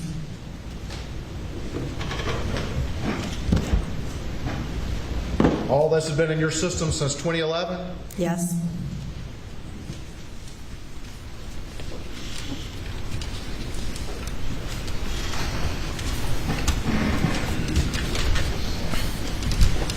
Once the murders happened, it didn't seem right to be raising those issues with the defendant then, did it? No, it didn't. Don't lead the witness. After the murders happened, did it seem right to you to raise those issues to the defendant? No, as I stated earlier, we were concerned about the welfare of Alec and the feelings of himself. He was not at work, and we were trying to make sure that he was emotionally okay and able to deal with things before we pressured him about anything. And then just a few weeks later, it's still just in July, are you still in shock from all of these murders? Yes, And did ultimately you get an email from Chris Wilson? I did on July 19th. And what did that email say? Chris said that he had the money in the trust available to us. He's got the money, so no big deal, correct? Correct?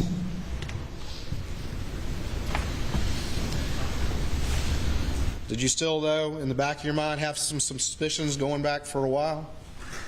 I had suspicions that I didn't really believe that because I'd yet to see the ledger or the proof, and it seemed like there was no reason not to send that to me if something wasn't going on.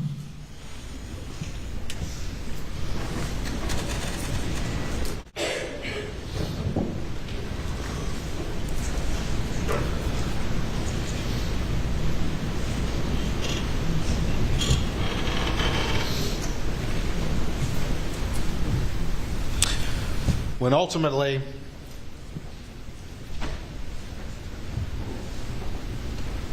you turned back to these issues and that Chris Wilson check was found,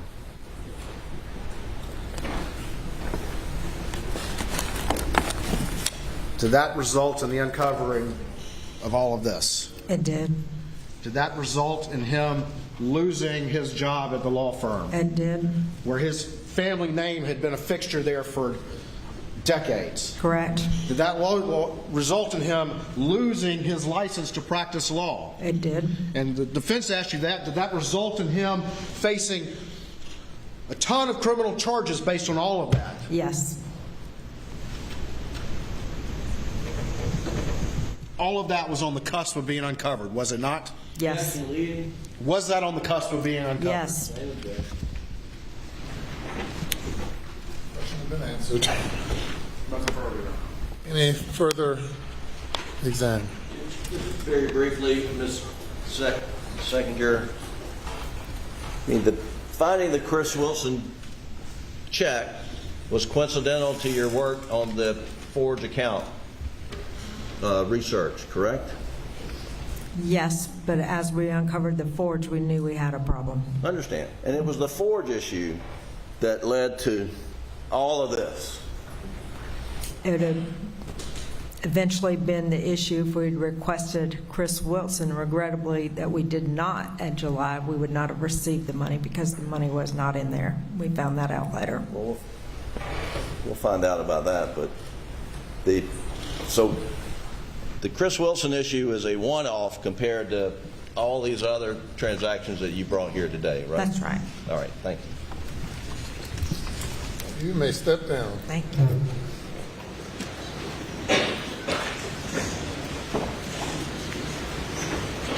And we will break for lunch and resume at 2:40.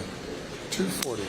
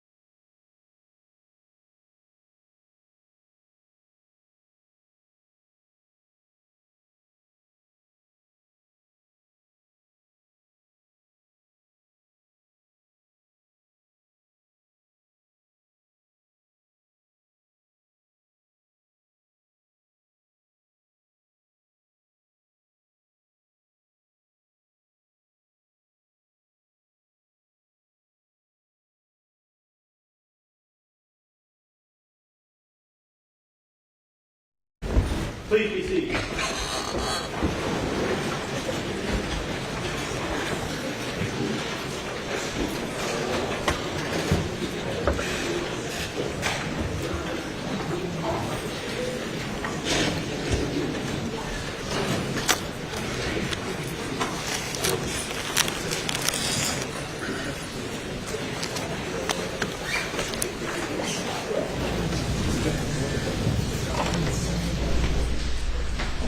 You mentioned this morning how bad the rough draft was.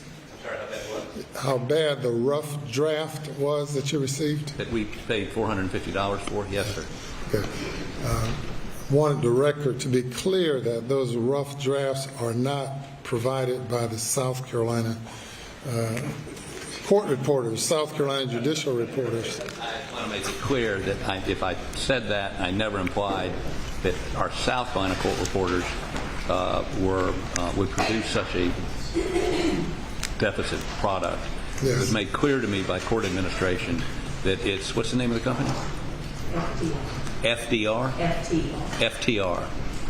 Well, FTR, a private company. I don't know the company name either. So. apparently has not perfected its software, because we paid $450 for something that was, as you saw, not of much use. Yeah. So I want to make the record clear. Yes. Not our South Carolina reporters, some northern company.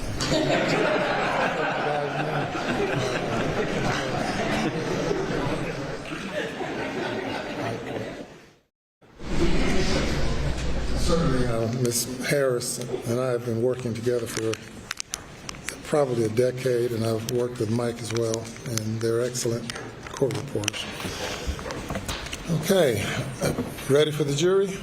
Say this, Your Honor. Okay, you bring them in. Your Honor, I'm sorry, just real quick. One of the things that I discussed with the defense, and we had mentioned to Your Honor before, is, there's some issues that surround the side of the road, and we're not, plowing that ground currently, with the understanding with the defense that if that becomes an issue as the trial goes forward, that there won't be any objection to recalling a witness for that limited purpose. And I just wanted to put that on the record before we go forward. 100% in agreement, Your Honor. Very good. Thank you. You bring the jury.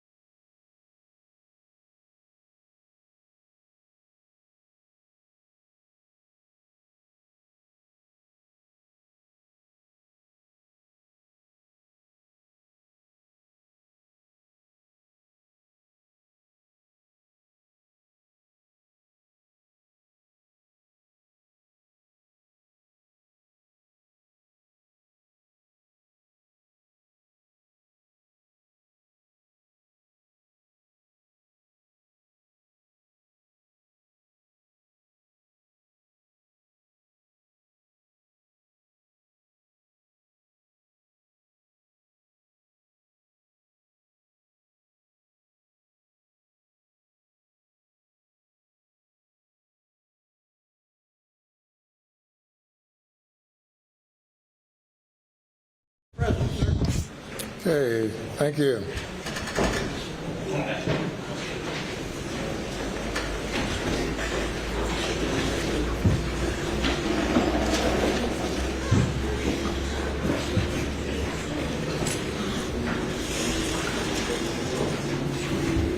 You may call your next witness.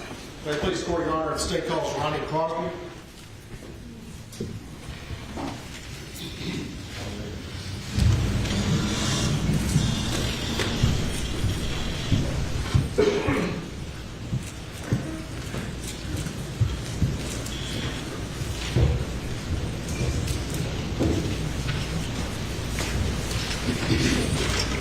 Raise your right hand, left hand on the Bible. Do you affirm the testimony about to give the court in this trial shall be the truth, so help you God? I do. State your name again for the record as you take the witness stand. Spell your last name, please.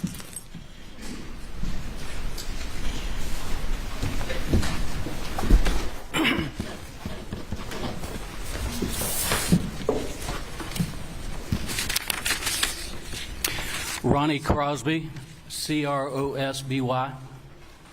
Mr. Crosby, how you doing today? I'm doing okay. Fair enough. Tell the jury what your profession is, please. I'm an attorney. All right. And where do you what do you work for a particular firm? I do. I work for currently for Parker Law Group. All right. And before it was Parker Law Group, did that firm have a different name? It did. It was Peters, Murdaugh, Parker, Ellsroth, and Dietrich. I've heard it referred to as PMPED in here earlier today. So, You know the defendant, Alex Murdaugh? I do. You see him here in the courtroom? I do. Can you point him out to the jury? He is seated at defense table between Mr. Harpootly and Mr. Griffin. I believe he has a blue blazer on. Your Honor, can the record reflect he's identified the defendant? It does. When it was still PMPED, did Alex Murdaugh, was he a partner in the law firm that you were part of? He was. And as a result of Mr. Murdaugh's actions, is that law firm kind of changed its name now to Parker? Or is that one of the reasons? Or how would you explain that? Well, yes, as a result of the actions that you heard about earlier today, we did change not only the name of the law firm, but to a separate legal entity. How long have you been with, and let's just go back and call it PMPED before all of this happened. How long had you been with PMPED? I started in the summer of '94, so almost 30 years now. Okay. And when did you first get to know the defendant? Sometime in the late '90s. I probably met him before then when I was working as a clerk for a judge, Judge Smoke, whose picture's here in the courtroom. And probably met him in court, but met him, really think I started getting to know him at the time of his grandfather, his grandfather's death, Okay. which would have been in the late '90s. And what was his grandfather's name? Randolph Murdaugh Jr. or the second, and he went by the nickname of Buster. Was Buster in the law firm as well? He was there when I started. He would come into the office. Yeah, he was there. I don't think he was a principal or any kind of equity partner, but he was there. Yes. Over the years, did you become a partner in the firm? I did. And what year roughly do you recall becoming a partner in the firm? Roughly. I would say somewhere around '99 to 2000. And did the defendant become a partner in the firm as well? Yes, he came to work sometime in the late '90s, early 2000, and then would become a partner probably somewhere around 2004, 2005. He's been your law partner up until 2021 from that time? That's correct. Just real quick before we move on, under the agreement that the partners had, what is the rule as it relates to fees that a partner earns during the course of the year? All fees belong to the law firm. And just very quickly, explain to the jury very quickly just the compensation. Is most of the compensation for a partner received during the year or in one lump sum at the end of the year? Well, as Ms. Seckinger laid out earlier, we receive a salary, and then at the end of the year we divide net profits, which would generally be a larger portion of your income, although not always. Sometimes, depending on how someone's year went, you may not get much of anything as a bonus at the end of the year if your work did not generate sufficient fees to overcome the amount of overhead expenses that was assigned to the individual attorney. Generally, though, most of the compensation is in that end of the year bonus? That's fair to say. Was that the case to your understanding for Alec? Well, not just Alec, but it was for all of us. So your observation over the years, did Alec have a relatively lucrative practice? Yes, he did. He had up and down years like all people who do plaintiff's work, but yeah, he was had a lot of good clientele. Some years he would get bonuses of 6 and 7 figures? to your recollection? Yes, he could. If a lawyer were to do legal work while a partner in the firm and have those fees, if he was sharing a case with another lawyer and had the lawyer issue those fees directly to that lawyer instead of the firm, what would that be? Mr. Waters, I'm fooling with this microphone, and I may have missed a nuance in your question. Could you ask that again? I apologize. I'm trying to quit leaning, but apparently I can't stretch it out any further. Is it common in plaintiffs' cases for lawyers, let's say within the firm, or lawyers within the firm and lawyers outside of the firm to share cases? Yes, I do that probably 70% of my practices with other law firms. And in that instance, do you have to split the fee in the event there's a recovery by settlement or trial? Yes, if there's a recovery up front before when the case begins, the work begins, there's an agreement on how a fee is going to be split with the other law firm. Sometimes there may be multiple law firms in a given case. And are there instances then when the other law firm is responsible for dispersing the money, including dispersing the fees to PMPED? Yes, that happens quite often. And if a lawyer in PMPED were to have those fees made out to him or her instead of the firm, what would that be? Well, it would be against our policy, but it would be stealing the fees from the firm if they did not come to the firm because they belong to the law firm. Let me ask you a little bit about the defendant himself. What's your observation of the defendant's cell phone usage? Oh, he was somebody who used his cell phone a lot. I mean, much more than I do. He was always on his cell phone. And describe a little bit about your observations of him as a lawyer. What were his skills as a lawyer? What was he good at? Elliot was a very good lawyer.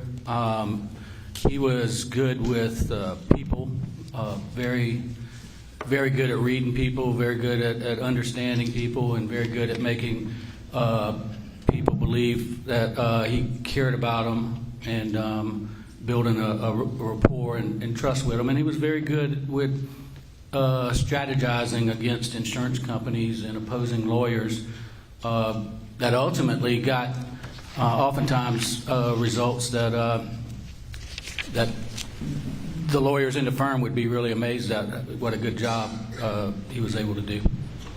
Was he good at understanding the emotional value of a case and being able to leverage that?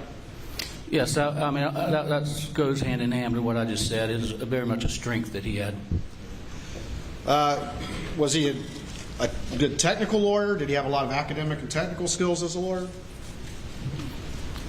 Well, I'm not going to judge his intelligence because I think he's very intelligent.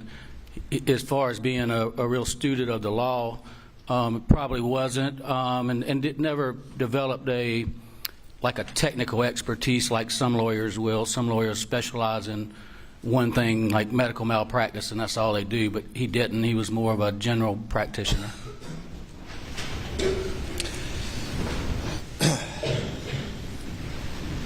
Around the time of the recession, back 2008, 2009, 2010, did you ever have any conversations with the defendant and gain a general understanding of his financial condition at that time? I did. And tell the jury what that was, please. Well, for a number of years, Barrett and one of his non-lawyer business Alec and one of his non-lawyer business partners, a guy named Barrett Boulware, they did a lot of real estate transactions, just buying land and speculating on it. And I think leading up to that, they had purchased some property that speculating that they could sell it, maybe some developmental property. And of course, we all know what happened in 2008, 2009. That market went bad, and I think both Barrett, as well as maybe some of the other partners, did not have the financial ability to deal with those loans. That they had financed it, and so I think Alec was having to carry a lot of that, and it put a strain on him financially. At some point after that, to your discussions with him and to your knowledge of the cases in the firm, did he have some big cases that you thought had rectified that strain, that financial strain? Yes, there was a string of rather large cases. Some of them I actually worked on with him that resulted in very large settlements. That would have been my understanding, would have certainly been sufficient to rectify that, as well as, I believe, ultimately some of that property that was causing a strain was they were able to sell it. So, long answer, yeah, yes. And what were some of those cases that you thought at least had rectified any financial issues that he had? A case referred to as Plyler, and these are internally the way we refer to them. Pinckney, which also had a companion case, Thomas. I think the Plyler case was actually 4 cases, but we referred to it as one. And then he had a case called Badger, and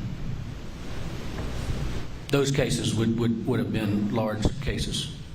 And that's from your understanding that the legitimate legal fees from those cases were very, very large. Yes, the law firm earned, and subsequently Mr. Murdaugh would have earned good income off those cases. Are you generally familiar with what's called the boat case? Yes. And is that the February 2019 boat wreck in which Miss Valerie Beach was killed? Yes, Ms. Beach actually worked for my wife. Somebody you knew? Yeah, I knew her as well as the other girls, and me and Paul. As a result of that boat case, was it your understanding that the defendant had been civilly sued as a result of that? Yes, there was a lawsuit brought against Alec and others.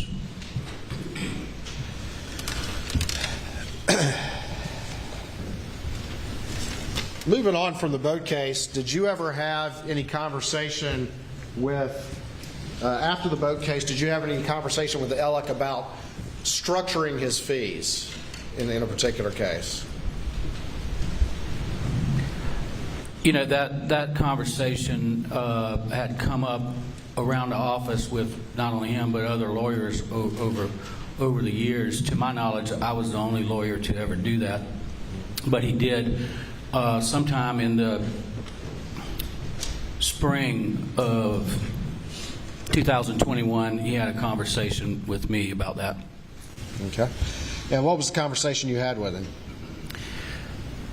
I think it was just generally asking me, how it was, done, whether I thought it was a good idea, what the process was, that type of thing. And I don't recall the very specifics, but I do recall telling him that given the low interest rates, that it wouldn't be very fruitful. If you had high interest rates and you can buy into a lot on an annuity, it would make sense. But there were pretty much zero interest rates during that time. When you made that point, did he have any response to that? Other than he was thinking about doing that. Now, you mentioned that you're actually the only one in the firm that you recall doing structuring some fees. Is that correct? Yes, and I think that's a fact, not just that I recall. And though you actually set up a real structure, correct? Well, yeah, I did. All right. You didn't just divert the fees into another account and spend them, correct? No, and to clarify, and I think Ms. Seckinger touched on it, was the traditional way of doing it to avoid taxes until you're older is you never take what's called constructive possession of the money. So whoever, if it's an insurance company or whoever's paying the money, would pay to the annuity company, and they would buy an annuity, and you would have a contract, and then whatever the terms is when you would start receiving that money, and then you start paying taxes on it.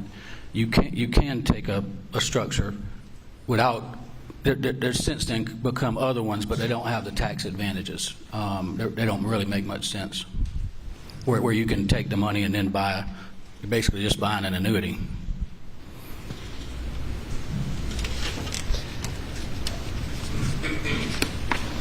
Before I move on, do you know a person by the name of Gloria Satterfield?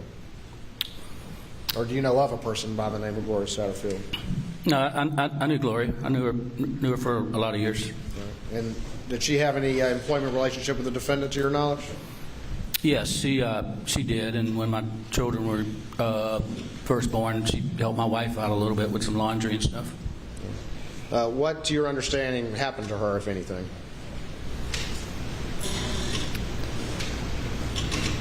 My understanding was that she was tripped by some of Alec and Maggie's dogs and hit her head, and approximately 3 weeks later, she died. I don't think she ever came out of the hospital. Did you ever talk to the defendant about that event? I recall having a brief conversation. It really wasn't a conversation. It was more him saying that the dogs knocked it down and that the kids were going to sue him for Gloria's death. All right. The kids, which kids are you talking about? Gloria's 2 boys, I believe she has. When you say the kids were going to sue him, did he say it in the fashion of that was going to be an aggressive suit, or did he say it in the way that he was going to help out? Oh, I understood exactly that it was going to be a friendly insurance claim, so to speak, so that, hey, this happened in hopes that the insurance company would probably pay them some amount of money. I took it to help them out. Did you ever have any other conversations with him about that case other than that one? Never had another conversation. No, I've never had another conversation with him about it. Are you familiar with the case known as the Ferris case or the Mack Trucks case? Yes, I'm very familiar with it. Did you have any involvement in that case? Yes, early on I had some involvement. I was asked to get involved because it dealt with a product failure, which is, going back to your reference, has sort of been my specialty over the years. It was where a drive shaft had fallen out of a Mack truck and caused a motorist to have an accident. And when we looked into it, and it turns out there was a recall on it, and so it pretty much made it where it wasn't going to be much of a fight about Mack's responsibility. And so I knew it then, and then when I didn't do anything else in it until it was coming up to trial, and I spent a lot of time talking with Alec about evidentiary issues, witnesses, how they were trying the case, and the posture of it, that type of thing. So, yeah, I was familiar with it. Okay. Did you ultimately get involved where you were one of the lawyers representing the Ferrises? No, I did not help him try it. Did he have an outside lawyer associated with that, or were there lawyers from other firms associated with that? Well, as I referenced earlier, sometimes there's more than just 2 law firms. There was a lawyer, a friend of ours in Columbia, that got named Mr. Ridgway, got Mr. Chris Wilson involved, and then in turn, Chris Wilson asked Alec to get involved, which Alec and Chris had worked together a good bit over the years. So there's 3 law firms. At some point in May of 2021, did you ever have a conversation with Jeannie Seckinger about the... Well, let me back up. So ultimately, did Alec and these other lawyers try the Ferris case? They did. And did they get a recovery in that case? They did. And do you know how much Alex Murdaugh's share of the recovery was supposed to be? I mean, the verdict was several $1 million. I believe that would have been in February of 2021. I believe the share that was supposed to go to PMPED was $792,000 as our portion of the fees. And you corrected me, and that was the amount that was supposed to go to the firm, correct? Well, that's correct. All right, $792,000. Did you ever, in May of 2021, did you ever have any conversation with Jeannie Seconder about those fees? I did. And tell me what that conversation was, please. It was sometime in close relation to Alec asking me about structuring attorney's fees. I walked in Lee Cope's office. Lee and Jeannie were having a conversation about that issue and her efforts to get all the paperwork on the Ferris matter, and she was frustrated. She thought she was getting the runaround both from Chris Wilson and Alec. And then she mentioned something to me about that he had suggested to her that he was trying to hide fees from the boating case. All right, and what was your reaction to that when you heard that? Do you want me to say what I said? You can say the sanitized version, or you can say the real version. Either way. I said, "Oh, fuck, no, we're not." All right, and why was that your reaction? Well, because to do that under any circumstance was illegal, unethical, and he would be putting us at risk, and we absolutely were not going to participate in anything that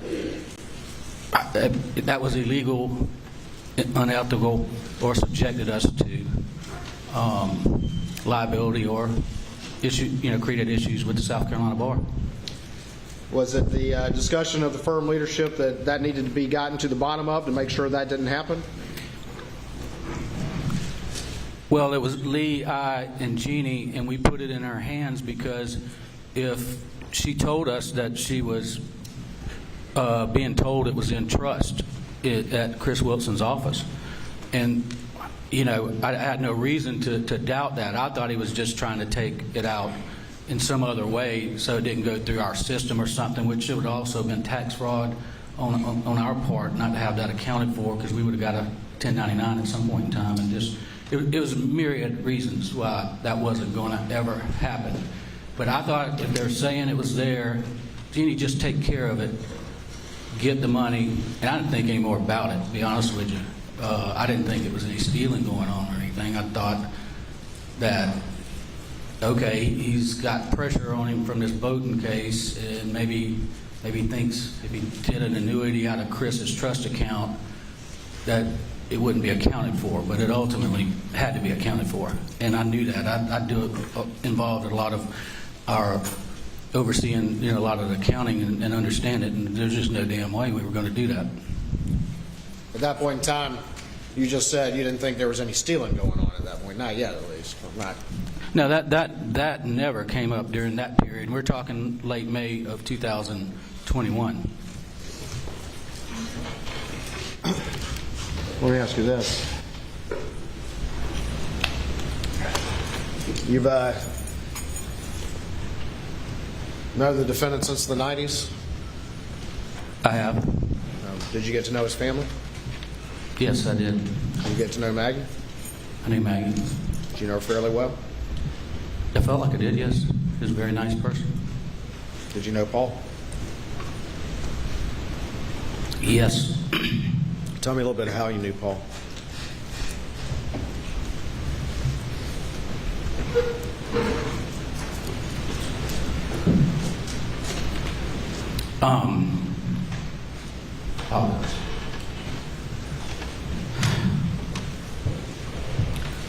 I knew Paul since he was born. Both he and Buster had always referred to me as Uncle Ronnie. We lived just across the way from each other, so I got to know him. I don't know if he used to, when he got into hunting, he hunted a lot on my property, he and Buster. I have a farm right here in Colvin County where I grew up. And so I got to know him, that way. And then Paul was,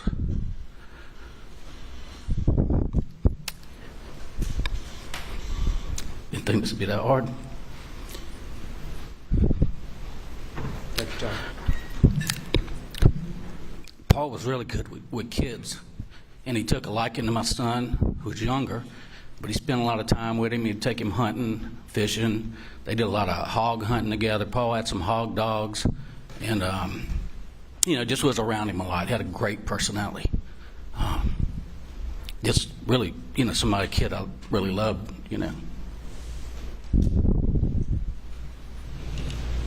Paul would come over to your property a good bit?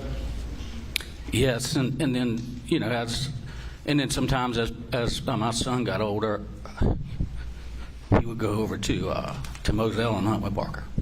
I hunt with Paul.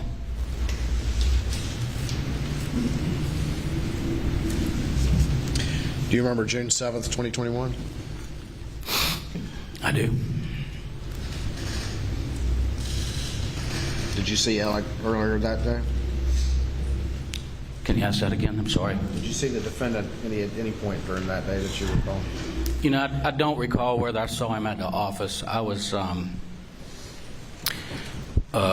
had been in a trial in Columbia that settled. It was a couple of week trial, and it settled on Friday afternoon. And I came to the office to dig out some stuff, but it's fishing season, and I promised my son as soon as I got out of trial we'd go offshore fishing. So I would have left work early that day to go get the boat prepared to go fishing. So I don't remember seeing Alec that morning or at the office. I could have, but it would have been, I saw him later that night, yes, sometime around 11 p.m. Before we get there, were you at home at that time? Yeah, I was at home. We just got finished getting the boat ready. As a matter of fact, and by way of example, we had invited Paul to go fishing with us the next day, and he had to work and couldn't go. My son had called him about it. It was, I think we had just eaten supper and, sitting there looking at weather and looking at all the things you do before you go offshore. What happened? Did you get a phone call? Did you get a text? My wife got a phone call, I believe, from Randy's wife wanting my partner, Mark Ball's wife, Lisa's phone number. She's a registered nurse. And it was sort of a quick phone call. She gave it to her. I don't know if Christy just couldn't get it at the time. And at some point after that, I called Randy and asked him, what was going on. And I don't remember his exact words, but it was something about Maggie and Paul being shot. When you heard that, what was your reaction?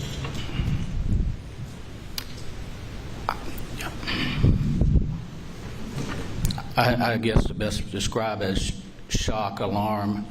I immediately told my wife I had to go, and I got in my vehicle and started headed to Moselle. Did you get there? About what time do you think you got there? I did get there and arrived at, I'm going to say somewhere on one side or the other of 11 o'clock. Did you go to the residence or did you go to the kennels? Well, when I got there, I could see the lights. I didn't know where to go, but when I got there, I could see the lights at the kennels, and I was familiar with Moselle, having been there many times. And so I went to the lights. You could see there was law enforcement lights, maybe it could have been a Colleton Fire and Rescue, but it was obvious that's where you needed to go. So I came in the main gate and turned right on what used to be a runway and went straight to the kennels. Did you get out of your car? I did. Did you talk to anyone at that point? I'm confident that my partner, Mark Ball, was already there. Alec was there. And I know I spoke with both of them. Were Maggie and Paul still there? Yeah, Maggie and Paul were there.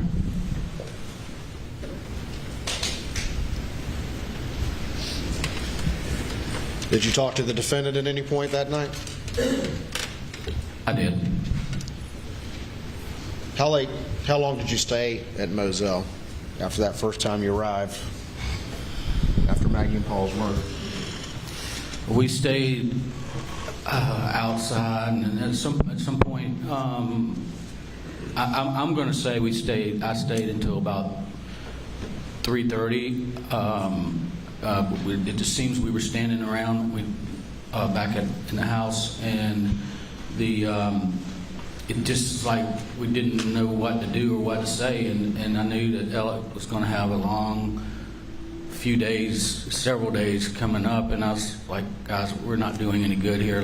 We need to all go get some sleep, and so we can deal with tomorrow. And I think I was the first one to leave, and I almost feel like everybody else pretty much left in the period of time after that. But I know I was the first to leave, and I think it was around 3:30. Did you return to Moselle the next day? I did. Did you have conversations with the defendant the next day? Yes. Over the course of the night of and the next day, you have conversations with the defendant. Did he either tell you, or were you present when he related to you his activities the night of June 7th, 2021?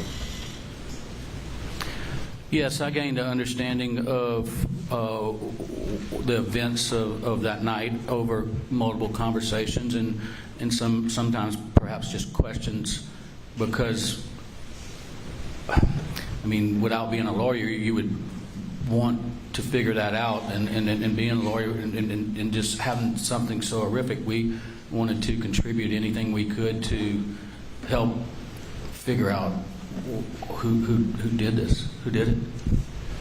And what did Alec tell you about his activities that night?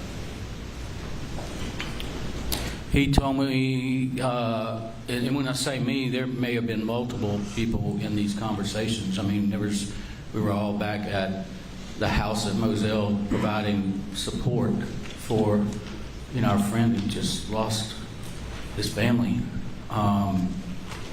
and that he'd worked, and I'm somewhere 5:30 to 6 had left work. That he went to Moselle, that Paul had come home from work, and that they rode around, and then at some point they went back to the house and had dinner, and Maggie was there, is my understanding. And then after dinner, that Maggie and Paul went outside and to the dog kennels, and that he sat on the couch and fell asleep. And that would have been around 8 o'clock that he sat on the couch and ultimately fell asleep. All right. He said between 8 and 9 o'clock he was asleep on the couch, or he was at the house? He said I took it that he laid down on the couch, maybe watching TV, and fell asleep, and then around 9 o'clock he woke up, and then somewhere around 9 o'clock he went to back to Varnville, to Alameda, to check on his mother. And what did he say after that? He did after that? Well, he said he laid on the bed with her. He didn't give a time, but that he laid there. I took it he was just sort of laying there to comfort her, because I understood her condition. And then he said that he came back to Moselle, and that he went to the house, and that when he got to the house, he discovered that Maggie and Paul were not there, and that he then got back in his car, or his Suburban, which was an office-issued vehicle, and he drove down to the kennels. And it's more than just kennels there. I think y'all have seen maybe the sheds there. And he discovered Maggie and Paul's bodies. Did he say whether or not he had gone down to the kennels with Maggie and Paul before he left to go to Alameda after 9 p.m. That came up in one of the conversations, and he specifically said that he did not. He did not. He did not. I'm going to play for you what's been admitted into evidence as States 297. I want you to listen to it and tell me if you recognize any voices on this video, please.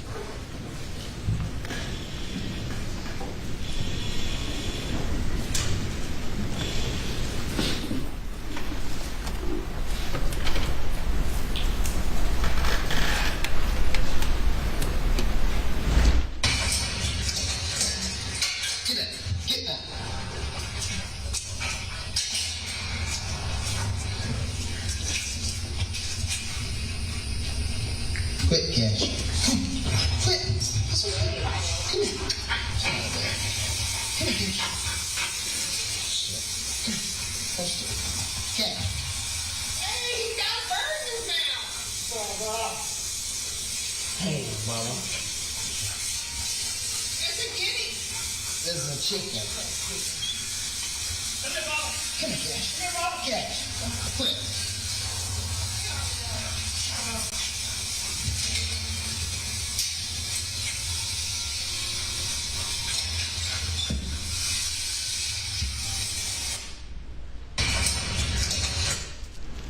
Did you recognize any voices on that video? The three voices on that video are the voices of Paul Murdaugh, Maggie Murdaugh, and Alex Murdaugh. And how sure are you? How sure are you? I'm 100% sure that's whose voices are on that, the audio there.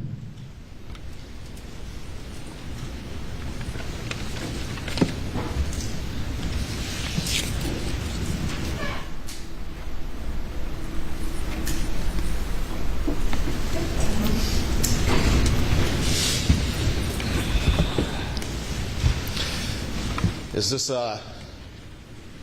law firm pretty close-knit?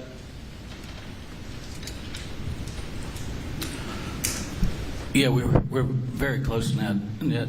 A group of lawyers. I think we have a very family-like environment with our staff, as well as the lawyers are all very close. A lot of us do and still do, a lot of activities together. Our families grew up together.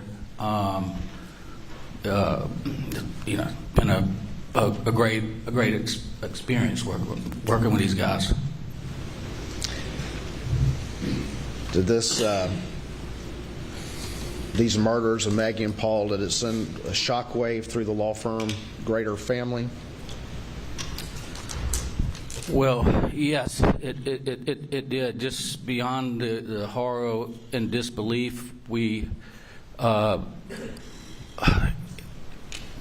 didn't have an understanding. I mean, the staff had a general sense of insecurity and fear. We had to take a lot of security measures because we did not have an understanding of what the possibilities out there could be. And then this horrific loss of, I think Paul had, kids. Maggie would come up to the law firm regularly, maybe need to use a computer or just to see Alec or whatever. So, and it was as much of a shock as you could imagine. In the wake of this tragedy, did the law firm family rally to the defendant's aid? We did. We were there every day for the rest of the week, and as you already know, Mr. Randolph passed away in the wake of this, so it was a really bad week where the Murdaugh family in particular, but all of us needed to be together to support each other. With all of this tragedy and the support and the outpouring and everything going on, Did you have any discussion about what to do about the ferris fees, or was there a discussion that this can't be the time to bring this up? The only discussion that I recall was Alec told you they were in trust. There's no way we're going to talk about money in this. And we had no reason to not believe that. I wasn't aware of some of Jeannie's conversations. I was aware that Alec told her they were in trust. I trusted him, and I said, let's just leave it be. I don't know. It's just not something that you would talk about as money in the wake of such tragedy that had gone on the week of June 7th, including the loss of Mr. Randolph. At some point in July of 2021, did it come to your understanding that at least the firm had heard from Chris Wilson's firm that supposedly those missing fees were in his trust account? That was reported to me. I did not look at the email, but it was reported, and that was even further confirmation that we didn't have an issue, because we had worked on many cases with Mr. Wilson's law firm, and if he's said it, another lawyer who's a friend and colleague said, I've got the money, then it wasn't something to be concerned about. Before I get to ask you this, you said that you had developed a relationship with Paul, is that right? Yes. Did you eulogize Paul at his funeral? I did. And you and your son like to hunt and fish and do outdoor things with Paul? We did. And that's how you got to know him well? Well, you got to understand that even like when we go to legal conventions, a lot of time we take our kids with us. And I was just around Paul a lot. It wasn't just hunting and fishing, but he pretty much had free reign of my property. But he would always tell me, Paul was a very polite young man, and he wouldn't just go even though he could. He would always let me know. And he killed a lot of his first deer on our property, and just got to see him grow up. Did Paul have a shotgun he favored, to your knowledge? I would see Paul with a like a 12-gauge Benelli Super Black Eagle. I've seen him with that a number of times. Did Paul occasionally like to hunt hogs? There was a period of time where he was obsessed with it. He had dogs and those 300 blackout with thermal scopes, and he would do it. And I'd love for him to come to my property to do it, because anybody has ever seen what hogs do to property, they're a nuisance. And so I was happy for him to come and shoot them. And he used what gun for that? Well, in the early years, he used a 300 a lot, and then they got where they were catching them and killing them with knives and stuff like that. So they the hog hunters do it in different ways. But the 300 blackout, I think, was usually accompanying them. In the aftermath of the murders, did you have any conversation, or were you privy to any conversation in which Alec talked about the family 300 blackouts? Well, the day after, I saw the casings that night and thought that they were 223s. And when I found out the next day from somebody with Carlton County, one of the guys I knew who was there, that there were actually 300 blackouts, we started inquiring of where Paul's and Buster's 300 blackouts were located. And I remember asking Alec about it, and he said that one of them was in the room, and that he didn't know where the other one was. Did he mention a third one at that time? At some point he did. That there was Go Go ahead. He said that one of them had gotten stolen or misplaced, which if it was misplaced, that would not seem odd to me because Paul was pretty good about, he would sometimes leave his guns at my place, and then he had bought a replacement at some point in time. I don't recall the dates on any of that. Did he tell you what happened to the replacement?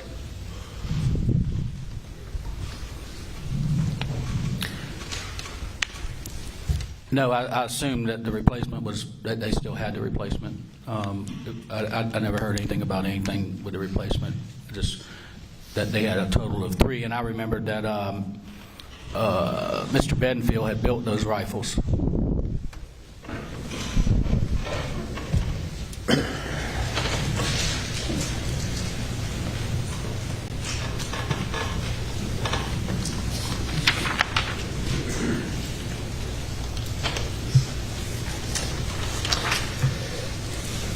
You've testified that after moving into July and August, you'd gotten an email, or at least been informed that there had been some representation that Chris Wilson had those fees, correct? That's correct. Moving into September of 2021, did you have any trial or anything going on that you were actively involved in at the time? At the end of August, early September, I was getting ready for a products liability trial over in Dorchester County that was going to last several weeks. Did you receive any communications from your firm about any issues regarding the defendant?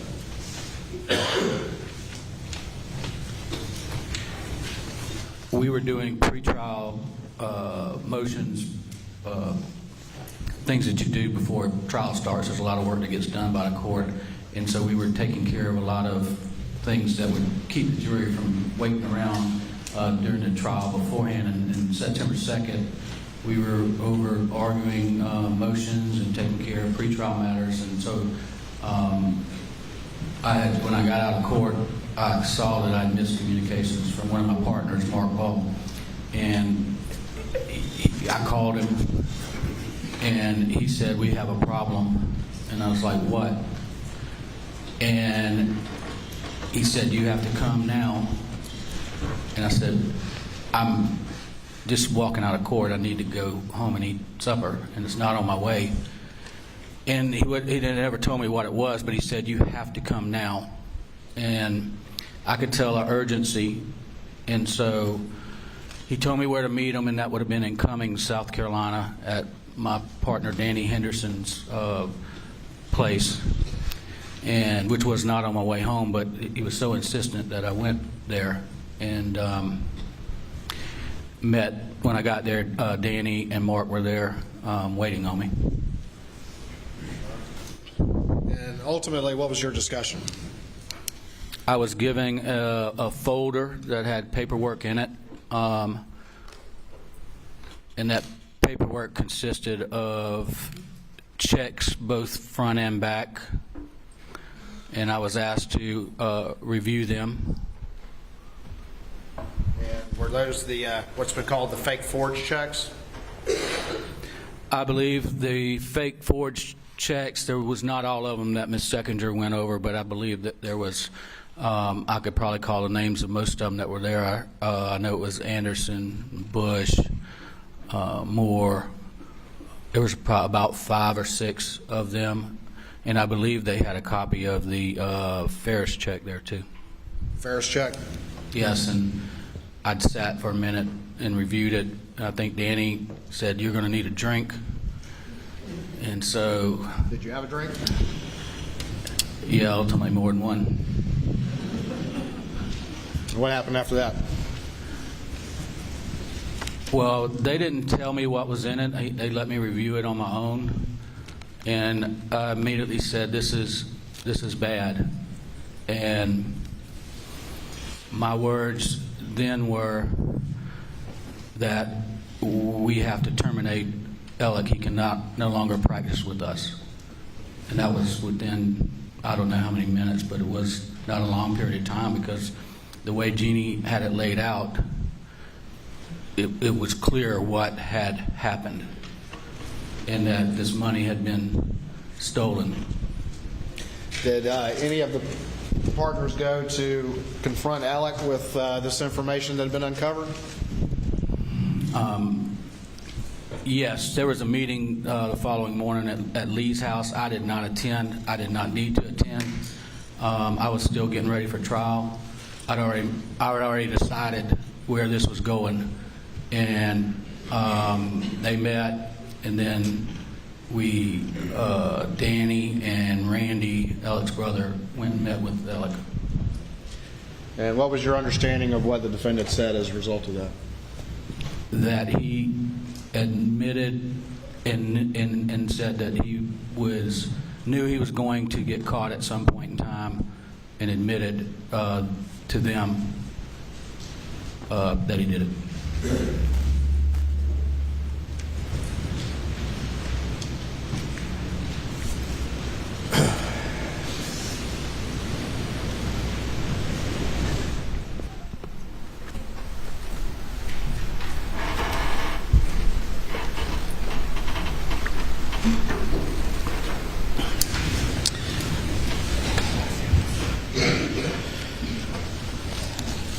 Ultimately, did the firm engage in a very extensive investigation to determine the extent of any alleged misappropriation that the defendant had done related to client fee, or excuse me, firm fees or client money?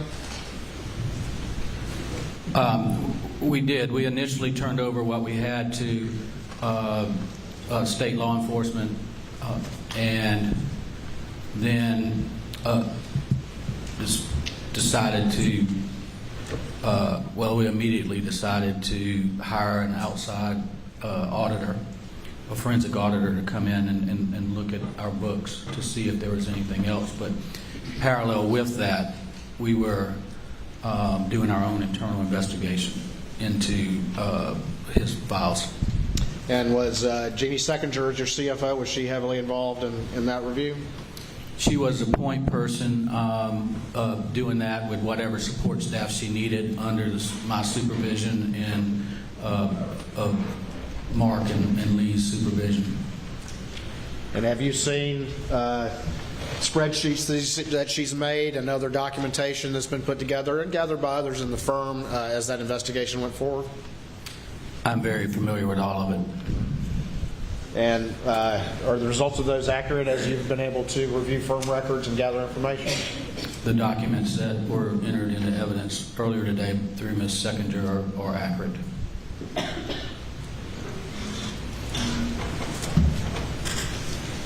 At any point in time, whether June of 2021 or going back years, if you, as a partner in PMPD, had found out that the defendant was allegedly diverting money to an account in the name of a business, an account that he actually controlled, and then converting that to personal use client money, what would you have done? If I had become aware of it, he would have been asked to resign, or I would have forced a vote, and he would have been terminated under our contract. What else, if anything, would you have done?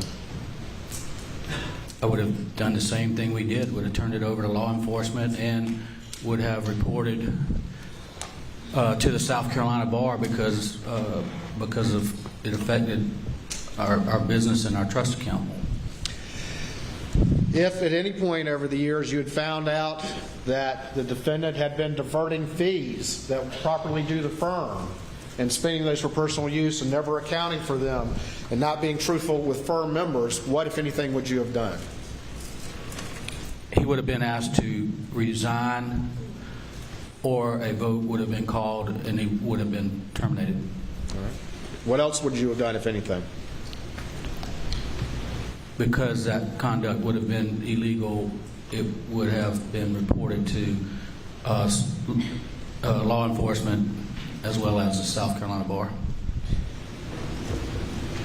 If at any point in time you had uncovered or had discovered information that the defendant was having checks issued from the firm trust account in the name of Palmetto State Bank, and then having someone at the bank convert those into checks that he could use for personal use, what, if anything, would you have done?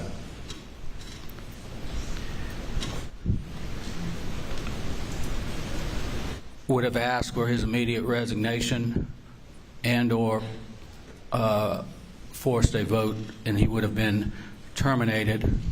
His activities would have been reported to law enforcement, as well as any activities of anyone at the bank who was complicit in this,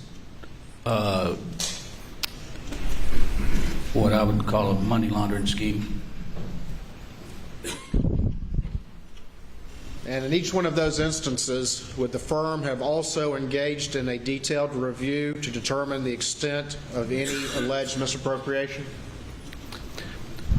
Well, absolutely, and I could only wish that one of those clients early on had brought that something to our attention, so we could have dealt with it years ago. Thank you, Mr. Crosby. Nothing further at this time.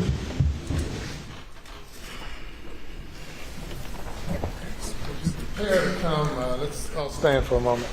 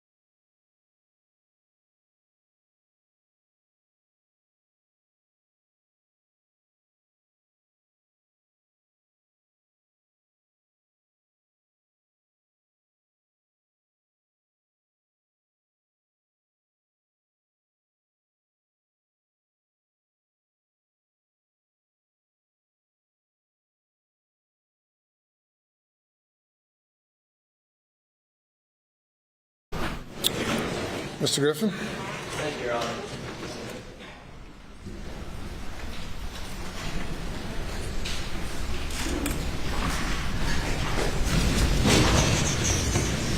Good afternoon, Mr. Crosby. Good afternoon, Mr. Griffin.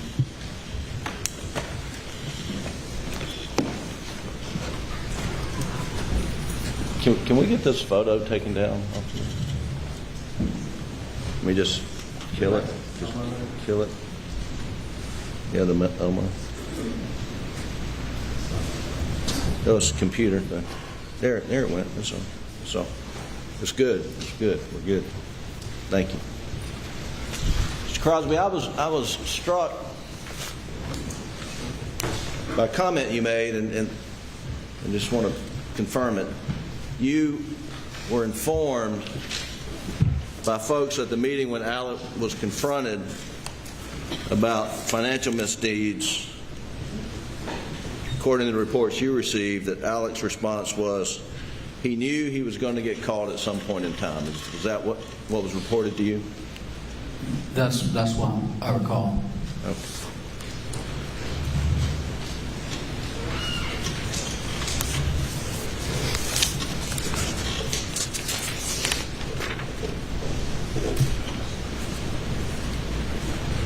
And he asked you to speak eulogize Paul at Paul's funeral, right? He did, and I did. And you very close to Paul, and Paul was a super guy, wasn't he? Yes to both of those questions.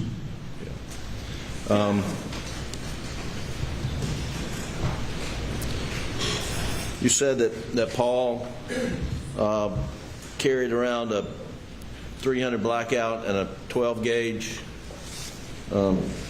shotgun, a Benelli Super Eagle, I believe you said? That's my memory. And then, you know, obviously they had numerous guns, but I had seen Paul with those on multiple occasions. If I showed you a Benelli Super Eagle that's in the courtroom, would you be able to recognize it's Paul's or not? Or? I don't know at this juncture. I believe it was camouflaged. Camouflage Super Eagle. Okay.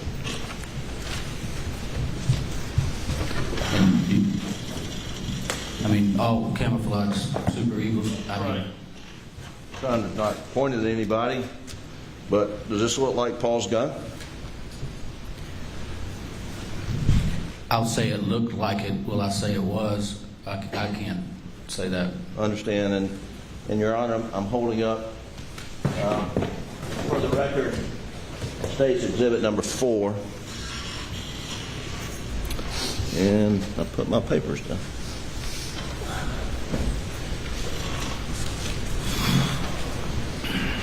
Also, you testified that when you got to Moselle the night of the 7th, that you were you went through the main entrance, and that's the entrance with the, I guess, the brick facade or whatever, the brick gates opening up. That's the main entrance you went in? Yes, there's a brick facade and then I think the metal iron gates, Okay. but they were open. And then if you go up and you would have gone straight to the house if you'd gone straight, but you turned right, and you said, you know, and there's a little roadway there, an old runway, and you were able to get back up to where the kennels were from that direction, correct? That's correct. It's not far when you turn right. You know, Right. a couple hundred yards maybe. And then, but you said you were able to see shell casings, what you thought would be 223. Where were they?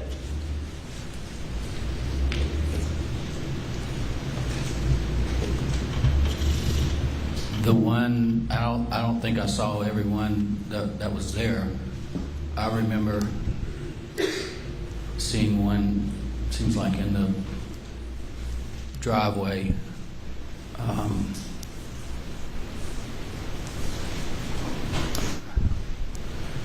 Closer to the road from Paul and Maggie's bodies. So were you able to get inside the crime scene tape? I don't know if there was crime scene tape up at that point in time. Okay.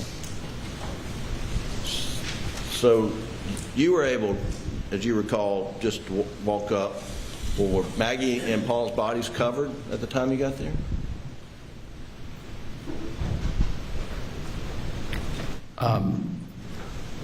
Yes. But you were able to get into the crime scene close enough where you could tell what you thought the caliber of the shell case. Right, and I didn't walk from where I was parked there.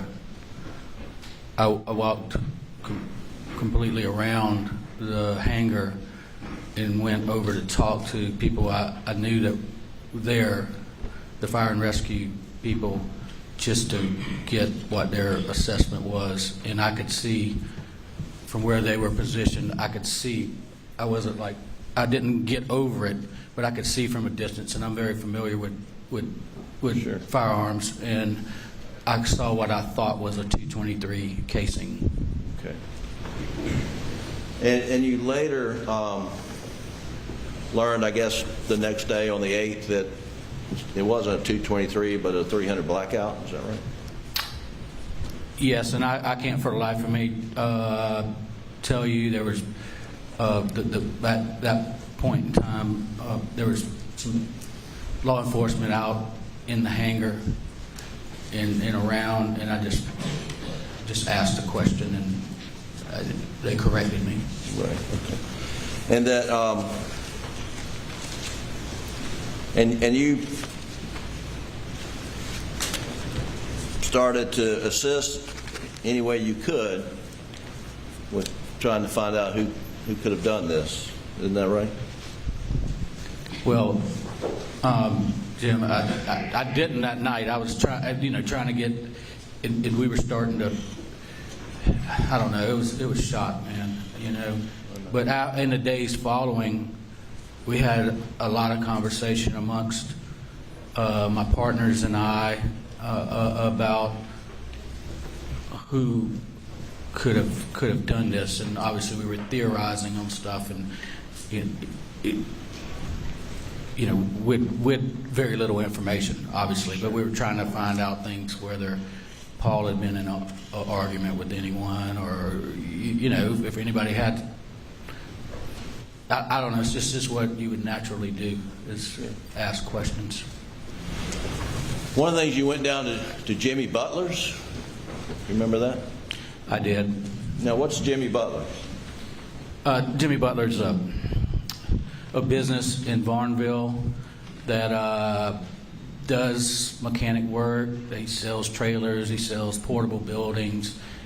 Used to sell cars, but I had learned that Paul had taken his truck there the Friday before the murders.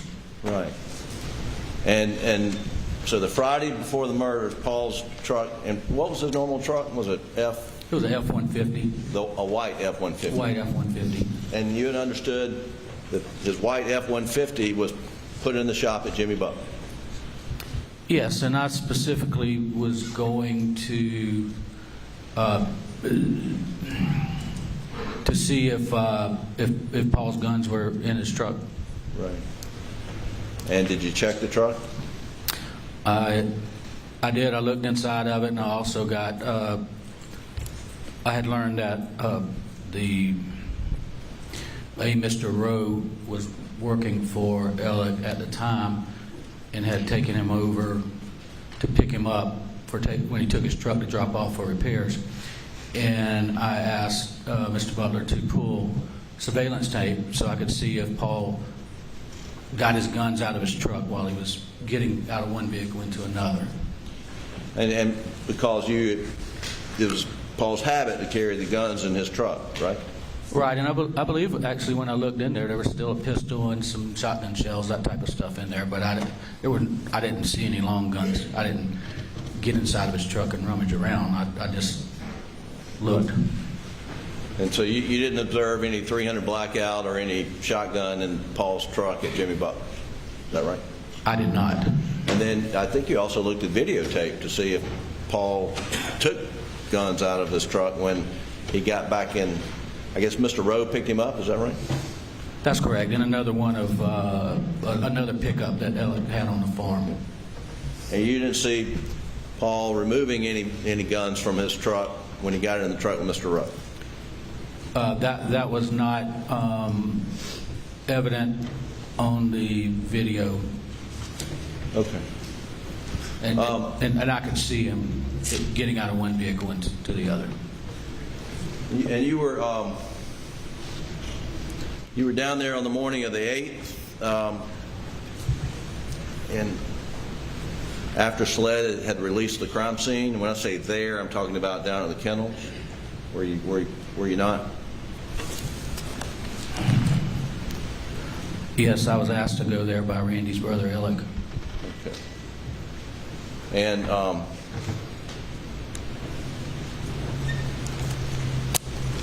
I don't want to be too grotesque at all, but just were there still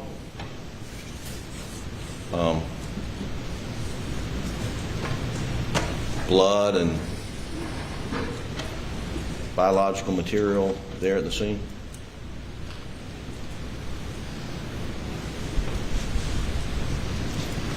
Yes. Okay. And did you notice that there were some still birdshot pellets in the feed room that had not been collected by the SLED agent?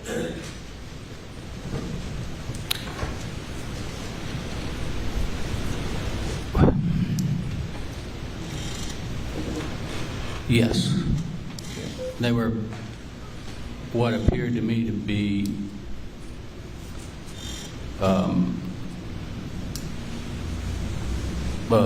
you know, we could pretty much tell what they were, yeah, from looking up. And I believe they would have been a TSS type load.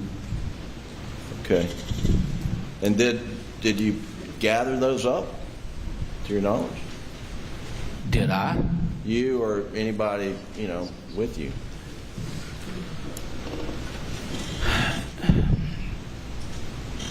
Jim, I mean, Mr. Griffin, I apologize. Call me- We know each other, so I Please, apologize. call me Jim. That area in that room,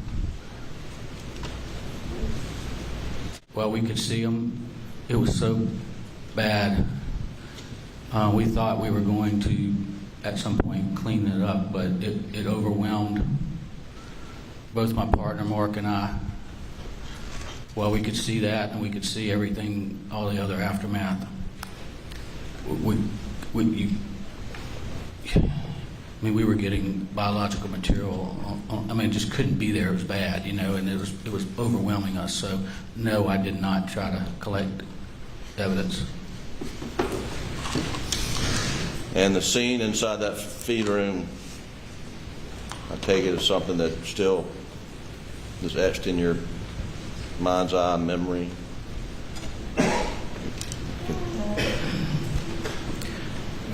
Yes.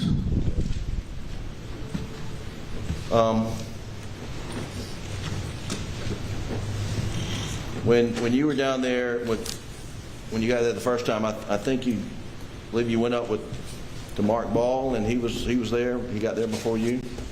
Maybe a few minutes. We had already talked about, you know, that. Did it look to you and Mark like the crime scene was being preserved and carefully keeping people off of areas that maybe they shouldn't be trampling on?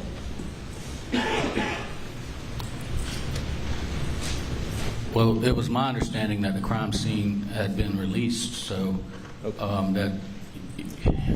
Well, I'm talking about 11 o'clock. I'm sorry, I jumped back. 11 o'clock when you got there, around 11 on the night of the 7th. When you pulled up, as I understand, you walked around the shed, the workshop, and went to the back, and maybe Mr. Ball was back there. I could have that wrong, but is that what happened? Well, we were there. I saw people working through the crime scene, and you're kind of asking me for an opinion that I don't feel qualified to give, because I assumed that whatever was going on was being done with whatever procedures. But there were people in that in the crime scene doing various things. Okay. And I'm not asking you to give an opinion. I was just asking you if anyone expressed an opinion in your presence about they shouldn't be doing this or should be doing that. I don't specifically recall. Okay. Well, did at some point in time you and Mark and whoever else, were y'all directed to go to the main residence at? We were, and for the life of me, I can't tell you who told us to go. I can tell you it was at the time that whoever is the photographer for the crime scene, they were getting ready to start, taking photographs, and it was stated that we're going to photograph the scene. Y'all go to the house. We don't, you don't need to be in these photographs. Okay. And so who all went to the house, best you can remember? I know I did. I know Mark did. Austin Crosby, who's one of my partners, did. Danny Henderson did. Randy Murdaugh did. John Marvin did. Alec at some point did. And he may have been, I believe he was accompanied by some officers when he came. I think maybe Chris Wilson may have. The others I'm positive of, but there could have been a couple other people. And had it looked to you like anybody from law enforcement had searched the resident, inspected the residence before you guys went in?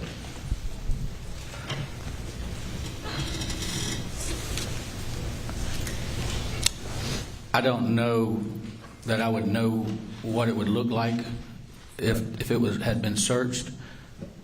It was my perception that it had not been searched yet. And then you mentioned at some point in time Alec came up and maybe law enforcement were with him?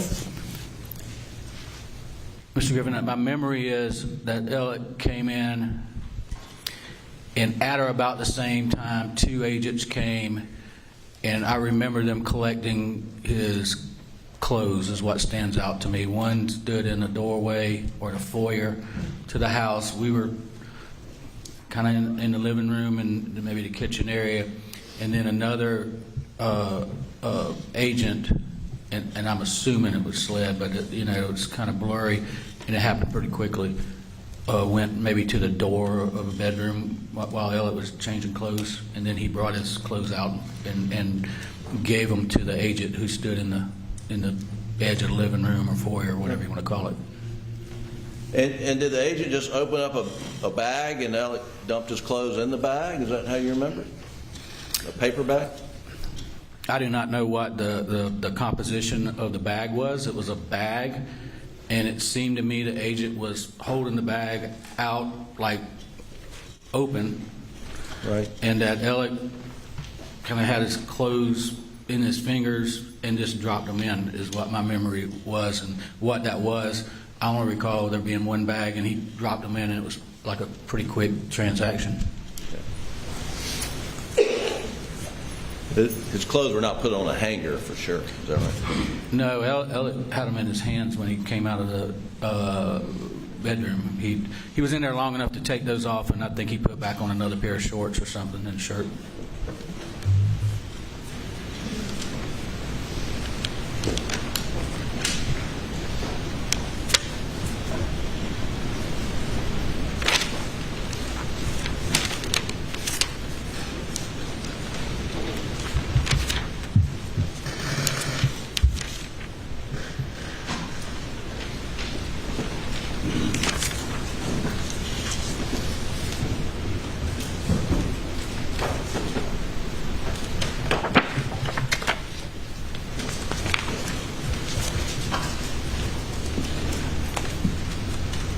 I know. I'm sorry. I'm jumping around a little bit. It's okay. I've been right where you are, and that happens.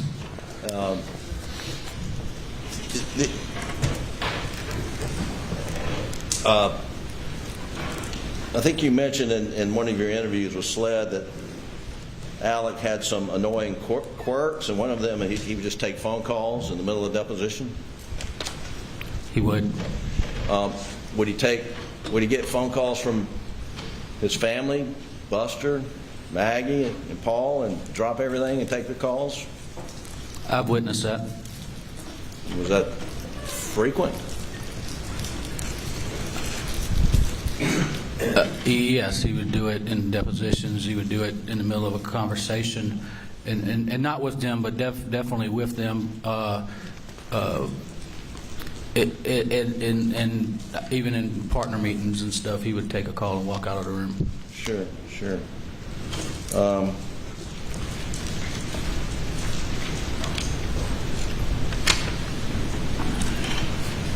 You had mentioned in your testimony that when you were asked by this second juror about this Ferris fee issue, that really your concern was not that Alec was diverting fees, but he was trying to shelter fees from being disclosed in the civil case. Is that an accurate statement? Well, let's make sure definitionally, we're talking about the same thing. My concern was not that he was stealing, because I trusted him. I had no reason to believe that he was stealing. It was the latter, that what she conveyed to me was he was wanting to hide some fees or hide money somehow. I don't remember it being said that it was like I heard earlier in Maggie's name. It was just that he was going to take the fees from Chris Wilson's account so there wouldn't be any record, is the way I understood it, in our trust account. Right. And you said, F no, we're not doing that. Those were my words. Right. The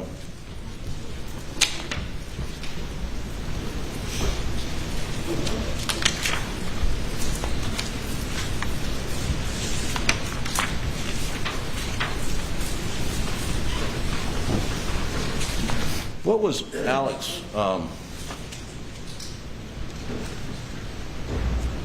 Scratch that. The after the murders of Maggie and Paul, did you the immediate aftermath and going forward a few months? Did Alex come to the office much? It was sporadic, but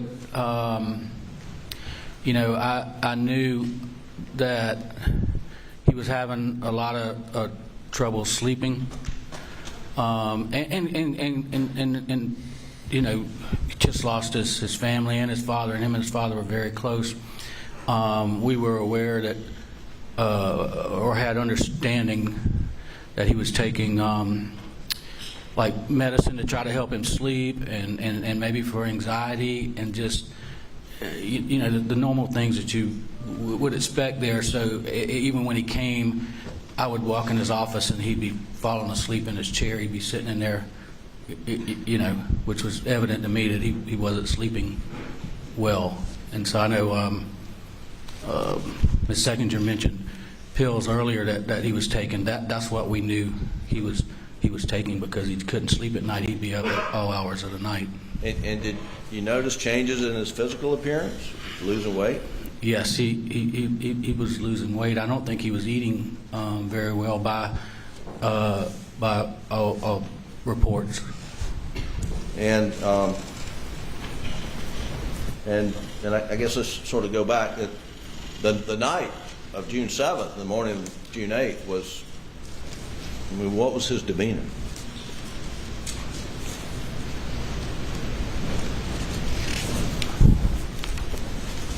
Well, his demeanor is that he was upset. I could tell that, and he, you know.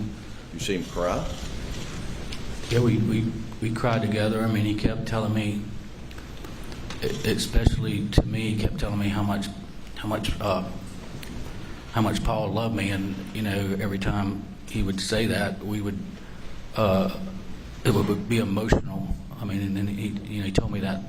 Right. Several times over the next few days. It was just almost be how he would start a conversation with me would be to talk about Paul. Right. And then did he spend a lot of time with Buster down at Maggie's parents in Somerville, to your knowledge? I knew they were. Can you give me the time frame? So starting in June? Okay, so yeah, I mean, I know he and Maggie's parents had a good relationship, and I recall, because in some of this, I remember seeing some texts between he and I that he was down there. I don't remember. Well, they're dated. I'm sure you have them. And he told me he was down with Maggie's parents. It was one of the days in that time immediately following the murders. Right. And then at one point in time around, I don't know if it's 4th of July, did he come to your place by boat, or do you remember that?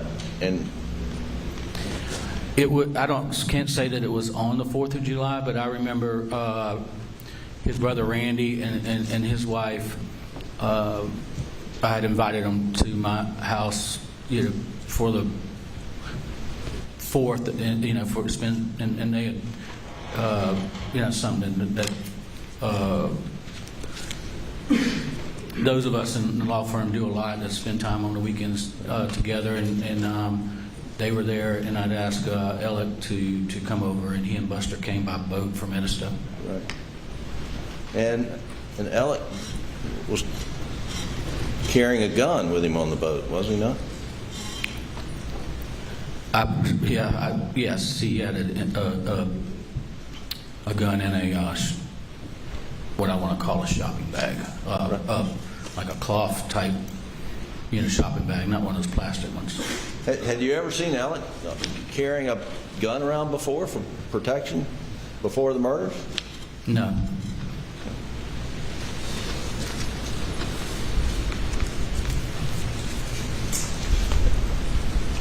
Some point in time, Alec and Buster and the family put out a reward, did they not, for capture of tips for whoever would lead to the arrest of whoever killed Maggie and Paul.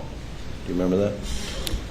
I do remember that, and who all was involved in the funding of it, I don't know, but there was a reward, I believe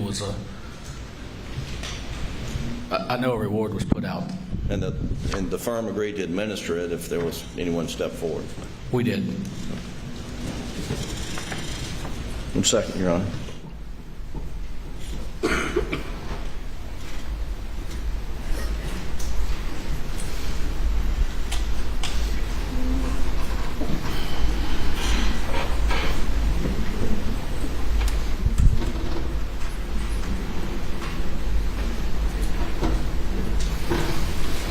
That's all I have, Your Honor.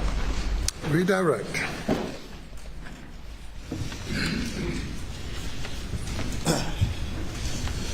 Firm have to ever pay anybody for that reward? No. You're asked a lot of questions about your interactions and relationship with Alex Murdaugh. You've known Alex Murdaugh how long?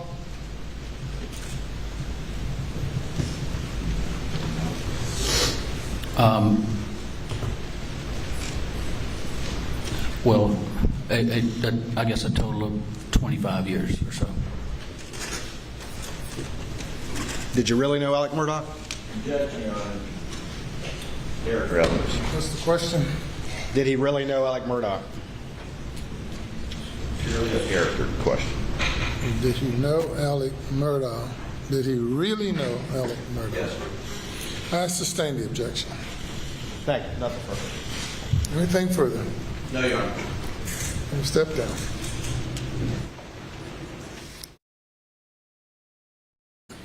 You'll go to the jury room for a break.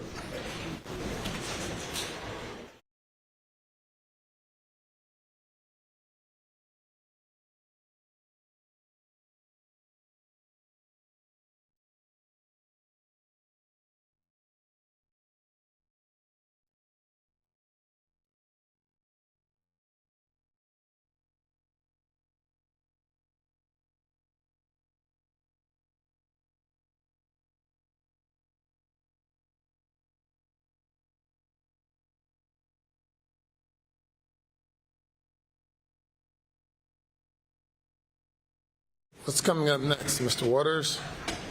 Your Honor, we have the GSR expert, and that's the next thing. I think we can get that witness done before the end of the day.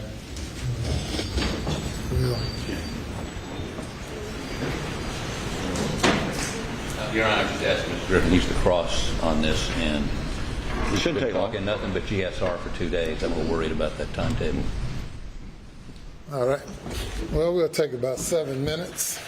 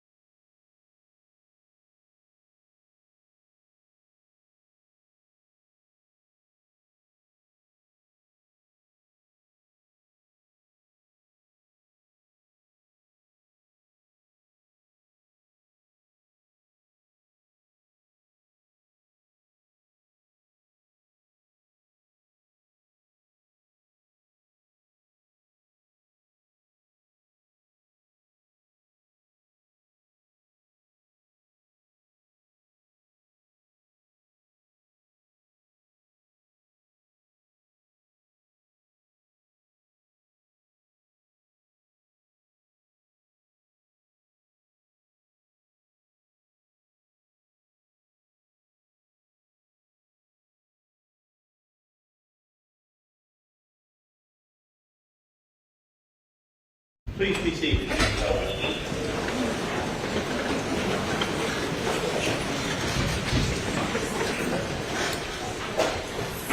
You may bring the jury.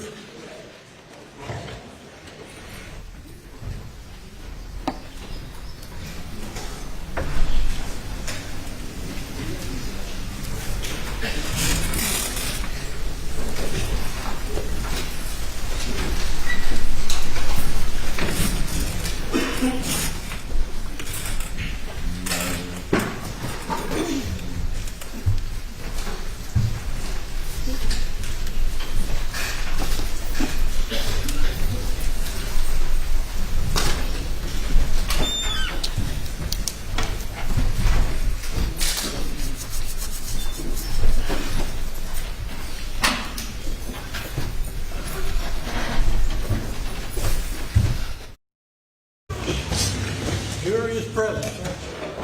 Thank you. The next witness. Okay, police court. State of South Carolina would now call forensic scientist Megan M. Fletcher.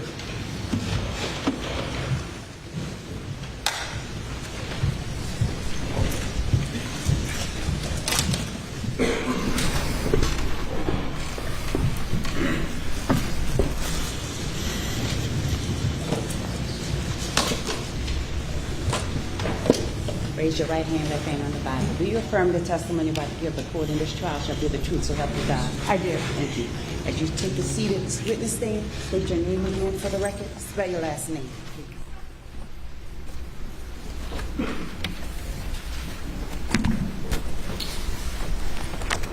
My name is Megan Fletcher, Fletcher.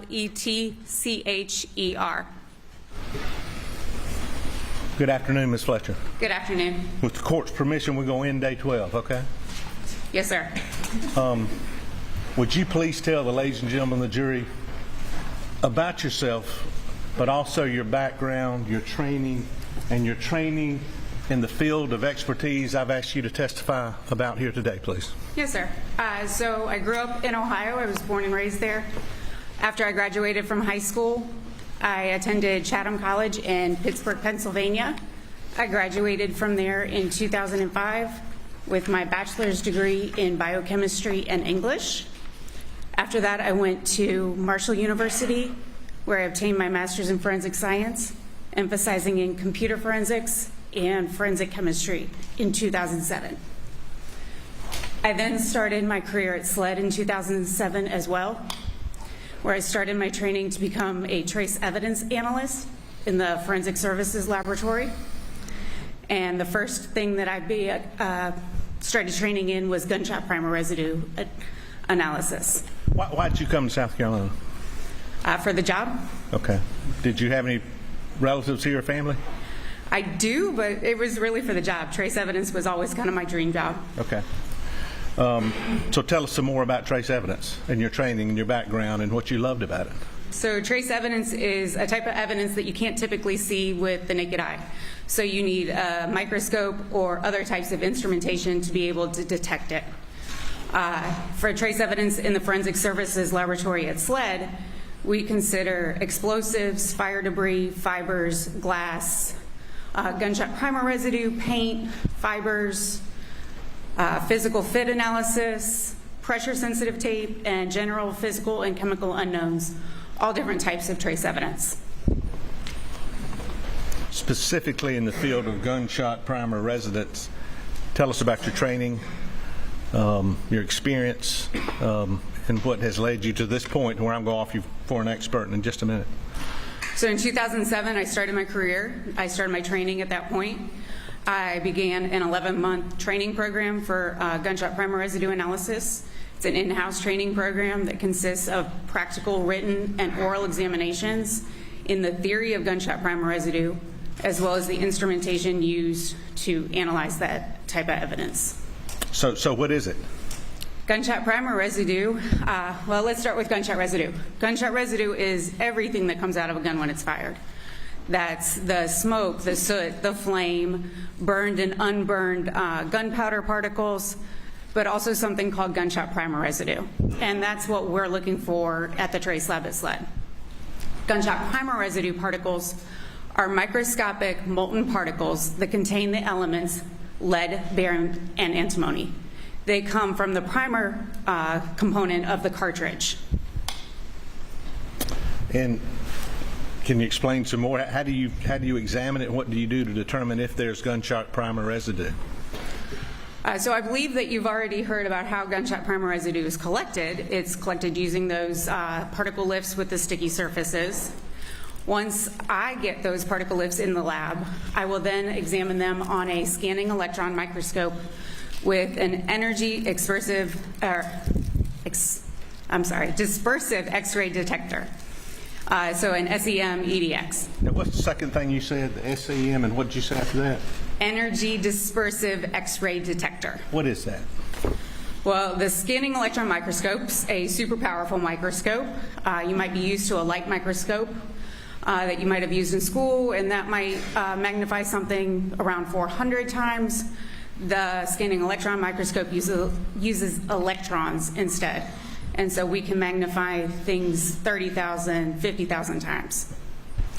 The energy dispersive X-ray detector allows us to analyze a sample for which elements are actually present in the sample.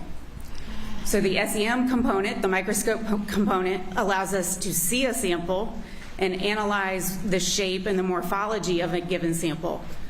But the EDX component allows us to see what elements are actually present in that individual sample. Now, when I first started years ago, we were just looking for the 3 elements. How has that changed over the years in your specific field? So currently, we are looking for characteristic particles of gunshot primer residue. It's a singular particle that contains all 3 elements of lead, barium, and antimony. It can't be a particle that contains 1 or 2 of those elements. It has to contain all 3 of those. And that didn't used to be the case, did it?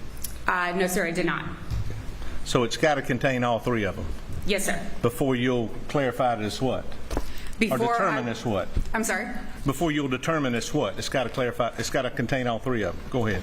It has to be microscopic, it has to be molten, and it has to contain lead, barium, and antimony in order for me to report it as characteristic of gunshot primer residue. And I know everybody knows except me, but what's molten? So molten appears to be rounded in shape. It looks like it underwent high heat and pressure. Lots of times they're spherical, so like a ball, but sometimes they might look like a football. Just have to have like a rounded shape to the edges. And how does evidence get to you, forensic scientist Megan Fletcher? How does it actually come to you? There's different circumstances, but typically evidence is submitted from a local agency or SLED, and it's submitted through the Evidence Control Department. The Evidence Control Department assigns it a unique lab number, and each item of evidence is assigned an item at that time. It then is brought up to the trace lab by either myself or another analyst or a technician, and then it goes through the process of inventory and then analysis. How long have you been doing this? Over 15 years. You love your job? I do. And how many analysis have you performed? In the field of, well, in trace evidence to start with. Over 1,500 cases, samples, well over 3,000. And have you been offered in courts of record of this state and other states perhaps as an expert in the field of trace evidence and gunshot primer residue? And have you been so accepted in courts of record of this state as an expert in trace evidence and gunshot primer residue? Yes, sir, 49 times. Your Honor, this time the state of South Carolina would offer forensic scientist Megan M. Fletcher as an expert in the field of trace evidence to include gunshot primer residue. We have no objection to her making it 50 times, John. And we thank you. Ladies and gentlemen, she is so qualified in the field of trace evidence and gunshot primer residue. Why do you love your job? I just find it really interesting. With trace evidence, I get to analyze different types of evidence. My daily job duties can change depending on what needs to be done that day. Let's go over some just, I don't know the right word to face it, but on a live person, human being, Yes, sir. blood flowing, Yes, sir. is there a period of time after which SLED's guidelines say we won't try to determine if there's gunshot primary residue on somebody? Yes, sir. What is that? Beyond 6 hours, we will not analyze a GSR kit from a living individual. And the reason that we will not analyze that is because in-house studies as well as peer-reviewed published studies have shown that gunshot residue so readily transfers and is so readily removed around 4 to 6 hours that beyond 6 hours it couldn't be tied back to an initial incident. And what's the common sense answer why you won't do it after 6 hours? So if you shoot a gun, as soon as you put that gun down, you essentially start to remove those gunshot primary residue particles. They aren't destroyed, but you're simply transferring them to other objects. You might be putting your hands in your pocket. You might touch a steering wheel. You might wash your hands, and that would remove most, if not all, of the particles. So beyond that 4 hours, you're really looking at the total removal of those particles.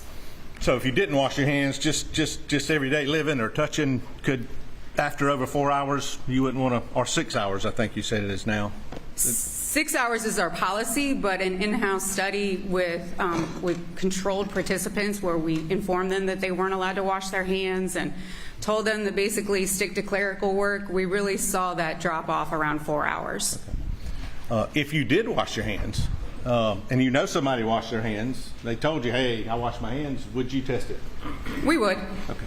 But would you expect most of them to be gone at that point from washing your hands? It depends on how well you wash your hands. Okay. We expect most of it to be gone, but we've seen it to still be present even after somebody's washed their hands. And you did a little bit, if you can do a little bit more for me. Gunshot primary residue, is there a certain, I mean, how do you determine, is there a certain distance, vicinity, shooting? I mean, what are you looking for in determining whether gunshot residue is present and whether someone was in the vicinity to get it?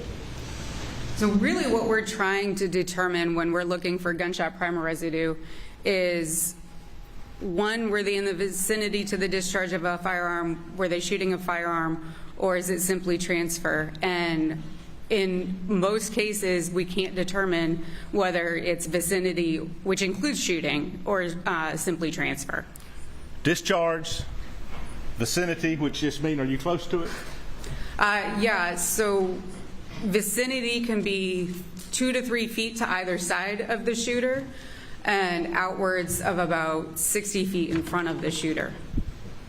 Discharge, vicinity, and transfer. What do you mean by transfer? So you can get gunshot residue on your hands from an object that already has gunshot residue on it, or from a person who has gunshot residue on them. So if somebody else shoots a gun and you shake their hands, you could get gunshot residue on your hand that way. You could also touch a recently fired or a dirty weapon and get gunshot residue on your hands that way. So if you had just fired the firearm and I came up and shake your hand, could I get it from that? That is possible. Okay. If I reached under to grab you to turn you, could I get it if you had been shot with gunshot residue? So gunshot residue does travel with the path of the bullet, so we do expect to find it on victims who have sustained gunshot wounds. And around that gunshot wound specifically, we do expect to find gunshot primary residue particles. So if you touch that area, there is the possibility of transfer. Okay. And again, if you don't mind me touching you on the arm, if you had gunshot residue on your arm and I did that, could I get it? That is a possibility as well. And what's that called? So in that case, that would be a secondary or tertiary transfer. Transfer. Yes. From one item to me. Yes, sir. All right. And the other way is if I fired the firearm. Yes, sir. And if I fired a firearm, where do you look for to see if somebody's fired a firearm based on what they're wearing? Like if I was wearing this right now, fired something here, and you had this jacket, where would you look for potential gunshot residue? So if I knew that was what you were wearing at the time of the shooting, we would sample from the right sleeve of that jacket, the right chest area of the jacket, the left sleeve of the jacket, and the left chest area of the jacket. We may also want to sample the tie because it's center on your chest, and then the right side of your pants and the left side of your pants. And then your shoes are also a possibility. Why is that? Because your shoes are also in the vicinity to the discharge of a firearm. Sometimes we get results off of them, sometimes we don't. Okay. And would you test my hands? That would be the best evidence, is the hands, because the hands will allow us to link it to a specific incident within 6 hours, whereas clothing, we can't tell you when it got there. And that's because on an inanimate object such as clothing, that gunshot primer residue is going to stay until it's actively removed. So you would have to brush it off, you would have to wash it off, you would have to do some activity to actually remove it from the clothing. And that was the next thing I was going to get into. You beat me to it. So, but if I just shot and washed my hands off, potentially I could have washed it all, gunshot primer residue off, correct? Correct. Okay. But on inanimate objects, and you just said it, and I apologize, how long can gunshot residue stay on? Indefinitely. If you don't touch it, if you're not actively moving it around or washing it, it can stay until it's removed. Okay. Now let's just say I'm dead, okay? Okay. And I got shot just a few feet. You shot me from my feet, okay? Okay. I fall down. Would you expect to have gunshot residue on me? It depends on the firearm, but in general, yes. And why is that? So the gunshot primer residue comes out, a large majority of the gunshot primer residue comes out the muzzle of the firearm. And not only does it come out the muzzle of the firearm, but it also follows the path of the bullet. And so wherever that bullet's going, it's going to follow behind it. And the follow-up to that is it SLED's recommendation now, if you know, like me, I've been shot, do y'all test for gunshot, or will you test for gunshot residue on a deceased person who you know has been killed with a firearm? SLED will not test on victims who have sustained gunshot wounds, and we have not been testing on those victims since January of 2022. And prior to that, was it your policy not to do that, or recommend to local law enforcement agencies not to do that? We didn't have an official policy, but we were recommending it due to the lack of probative information that you could gain from it. And just say that one more time. What do you mean by the lack of probative information? So, like I said before, gunshot residue can only put somebody in the vicinity to the discharge of a firearm, or it could say that they transfer gunshot residue on them. So it's just putting gunshot primer residue on them. A victim's already, of a gunshot wound, has already been established to be in the vicinity to the discharge of a firearm, so it doesn't add any additional information to the case. Okay. Now, there's still other items like stippling, which you're not. Do you know about stippling based in your field of expertise? That's not in my field of expertise. Now, let's get to this case. Forensic scientist Megan Fletcher, did you have an occasion to examine some items for a potential gunshot primer residue? Yes, sir, I did. And I think we have these marked, so I can find them. Shirt and the pants.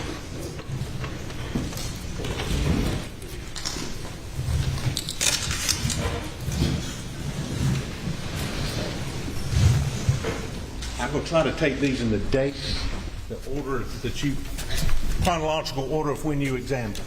Okay. You follow me? I do. And I'm going to show you what Mark states, 418. And if you, you like gloves? I have some with me. Okay, and I think we also have some here. I thought we had a whole box here. I think they're on the floor. You got some? Okay. And why are you using gloves? I use gloves to protect myself and to protect the evidence. I don't want to put any of my DNA or anything that might be on myself onto the evidence, and I don't want anything that might be on the evidence on me. And not just gloves. In your laboratory, and I thought I asked you to bring one, but do you wear a lab coat? When we process clothing, we do wear lab coats, and that helps protect us from our regular clothes from transferring over any evidence onto or not evidence, but any materials over onto the evidence. And that's to protect the evidence, really, as much as you, isn't it? Yes, sir. Okay, so you have a lab coat and gloves before you start looking at these items. Well, this also has a DNA request on it. Usually the requests are also on the outside of the box. So yes, you have your white coat and gloves on when you're in the lab looking at these. Yes, but Okay. because it has a DNA request, we also have a mask on. Okay, well, thank you for that. Okay, you have a mask in addition to that? Yes. Okay, please open 418 and tell the jury what it is. Bless you.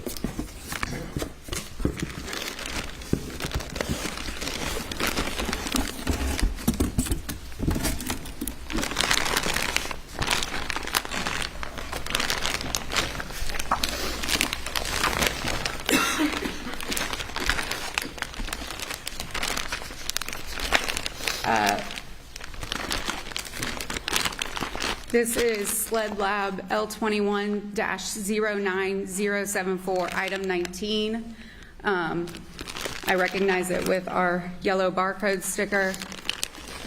And this is SLED Lab number L21-09074, item number 20, again with our yellow barcode sticker.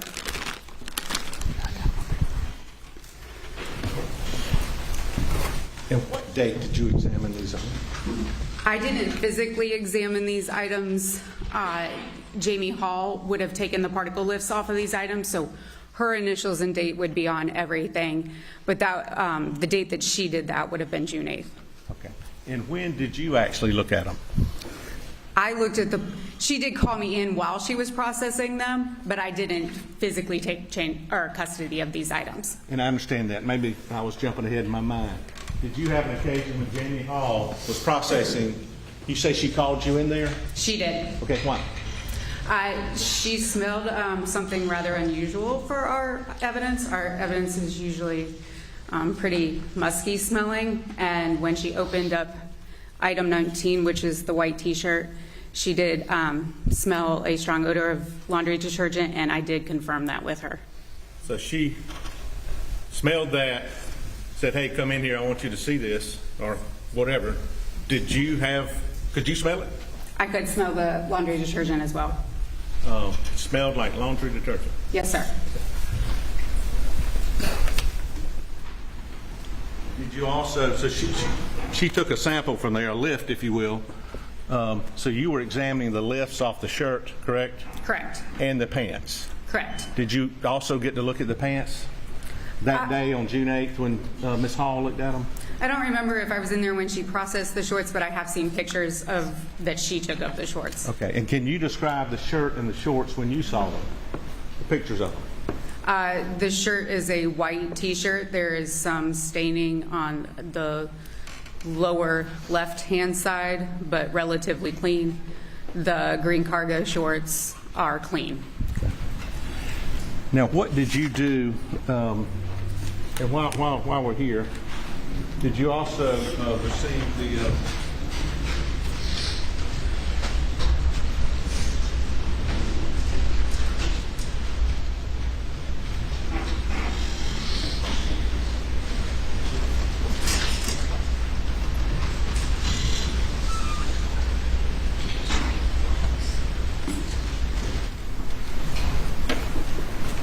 forensic scientist? Let's start with the shirt. Okay? Tell the jury specifically now, we got all that. Tell them specifically. What did you do when you examined the particle lifts in that shirt? The particle lifts were analyzed on the scanning electron microscope, and how we do that in our lab and how most laboratories throughout the world actually do it is use a software program to help us out. And that's because the particles that we're looking at are so small. If you can imagine 2 football fields, we're actually looking for particles the size of a pea on those two football fields. So we use a software that does a little bit of an automated analysis, and that automated analysis uses brightness and contrast that's associated with known particles of gunshot primer residue. And it does that automated analysis overnight for us, and in the next day or over the weekend, whatever it is, we come in, and then it provides us a list of candidate features. It tells us what features that it thinks contain the elements lead, barium, and antimony. As the analyst, I then look at those features, I relocate to them on the SEM. So I physically drive the SEM back to that, to the location that it saved. I look at the particle, make sure that it's molten in nature, and then I use the energy dispersive X-ray detector to scan the particle to determine whether lead, barium, and antimony are present. And I think Ms. Hall described where she took the particle list from. Did you determine, were there any gunshot residue? What did you find on the shirt? Particles characteristic of gunshot primer residue were found. Particles characteristic of gunshot primer residue are microscopic molten particles that contain the elements lead, barium, and antimony. And it can come from? It can come from being in the vicinity to the discharge of a firearm or being transferred from an object that has gunshot primer residue on it. No time frame can be provided as to when these particles were deposited. And as far as 418 in evidence, the shirt, can you tell where the particle lifts were? From the right sleeve, the right chest side? Can I refer to my notes, please? Please. I think His Honor will let you.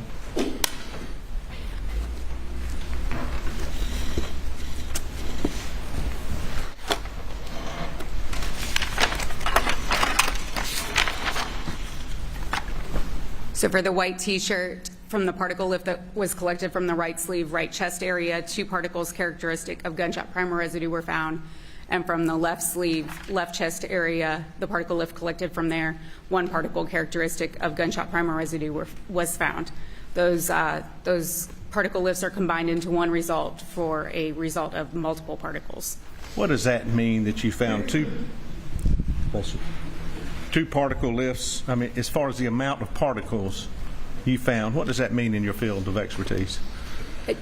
My opinion is that that object, this T-shirt, was either in the vicinity to the discharge of a firearm or came into contact with something that had gunshot primer residue on it. I can't tell you the likelihood which one is more likely to have happened. And that's your opinion, correct? That's my opinion. All right. Now, also in 418, and again, these were the defendant's shirts, pants, and clothes and shoes that we're going to get to in a minute that you were examining, correct? That's my understanding, yes. Okay. That's what the chain showed? That's what the submission showed, yes. Submission slip, thank you. Now let's go to the pants. Did you have an occasion to examine a particle list that Ms. Hall did? Yes, sir, I did. Okay, and again, and we may not go through this every time, but can you tell the jury what you did again when you were examining the particle list, please? So the particle lifts from the shorts were analyzed the same way as the particle lifts from the shirt, the same way that we analyze every particle lift that's submitted for gunshot primer residue or collected for gunshot primer residue. Goes through the automated process. I go in, I confirm that there are particles present or that there aren't particles present. Can you tell me, did you locate any particles and where they were on the shorts, please? Yes, sir. On the right side, right groin area, there were 2 particles located and confirmed. And then on the left groin area, there was 1 particle located and confirmed. And you issued a report. What are your findings as a result of finding these particle lists on the shorts that the submission slip said belonged to the defendant on States 418? What's your opinion? Particles characteristic of gunshot primer residue were found. Again, my opinion is that they were this pair of shorts were either in the vicinity to the discharge of a firearm or came in contact with something that had gunshot primer residue on it. Again, I can't tell you which is more likely, and I can't tell you when those particles were deposited. So they could have come from a transfer holding a gun and then putting it on your pants? That's correct. Could have come from being in the vicinity of a shot? That's correct.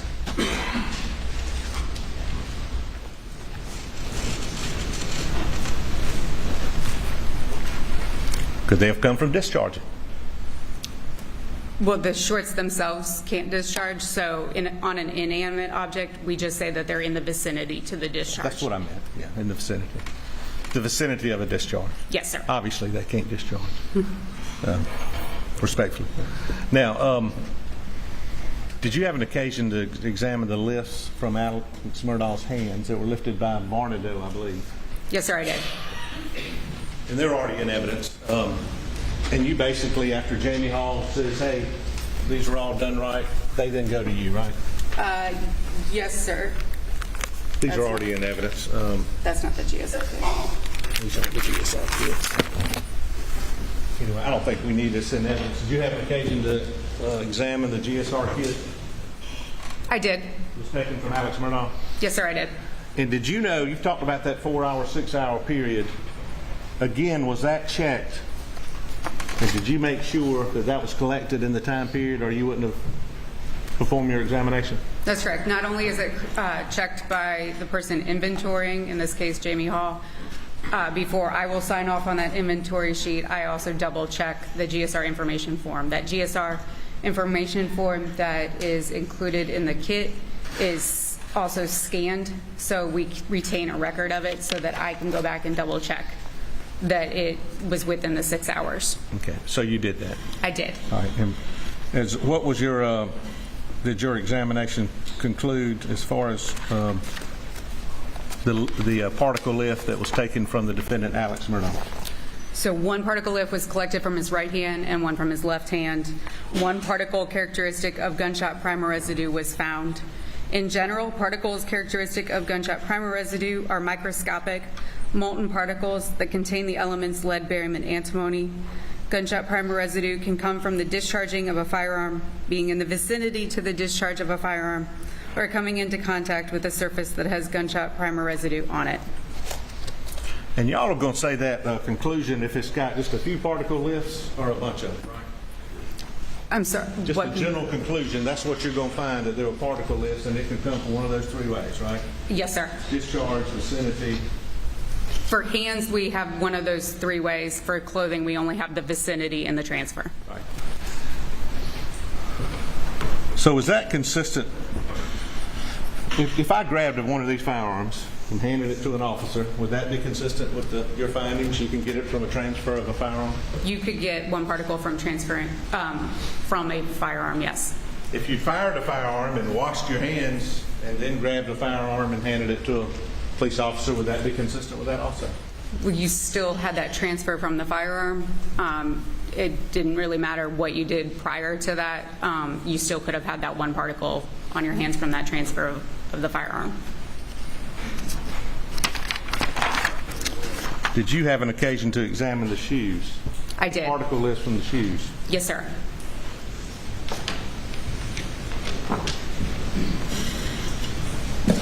States 419.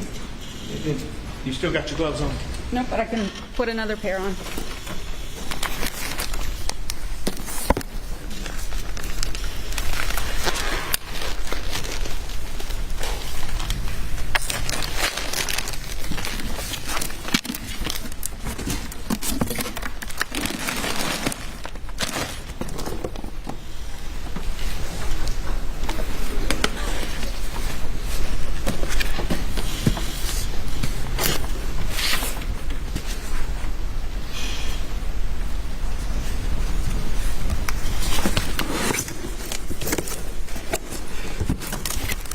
And what were you provided regarding these shoes? We were provided that these were the shoes collected from Richard Alexander Murdaugh. And did you, were you able, well, tell me what your examination from the particle list revealed, if anything. No particles characteristic of gunshot primer residue were detected. How many? None. None. No, none.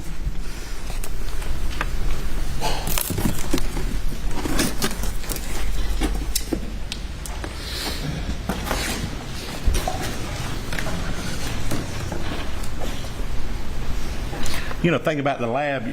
Did you really know about, do you know anything about the case that you're, I mean, at that point, you're examining something, you don't know anything about who's wearing what or what you're examining, do you? Or who's you're examining, other than the submission slips. No, I know who it is based on the submission sheet, Right. which is important because it has to come from somebody who didn't sustain a gunshot wound. Okay, and I got that. That's a bad question. But other than that, you don't know about the case or what evidence, potential evidence, right? I just know that it was a priority request. You don't know what shoes the potential suspect was wearing during the day, or how many shoes they were wearing, if they were even wearing shoes, do you? No, sir. So your results after finding no gunshot primer residue were what on your report? Will you read it like you reported it? Yes, sir. No particles characteristic of gunshot primer residue detected. The absence of primer residue on the item is consistent with, but not limited to, the following scenarios: the item not being in the vicinity to the discharge of a firearm, cleaning of the item, excessive blood or debris on the item, environmental factors including wind and rain, the ammunition discharged, lead-free, non-toxic, or some .22 caliber rimfire ammunition not producing particles characteristic of the conventional primer residue, or the firearm not producing primer residue on the item when discharged. So at this point, you've examined a shirt, Yes, sir. shorts, Yes. hands, Yes, sir. gunshot, and shoes. Yes.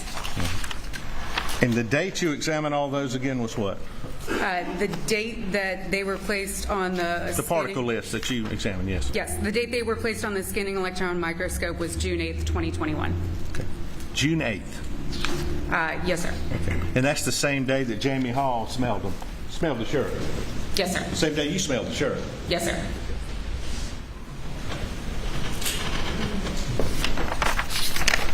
Did you receive any other items in this investigation where you were requested to determine whether or not there was any gunshot primer residue? Yes, sir. Okay. And I want to show you now what's, I believe, with everybody's help, states number 100, the seatbelt. Thank you very much. And you said a priority was placed on this case, right? Yes, sir. I apologize.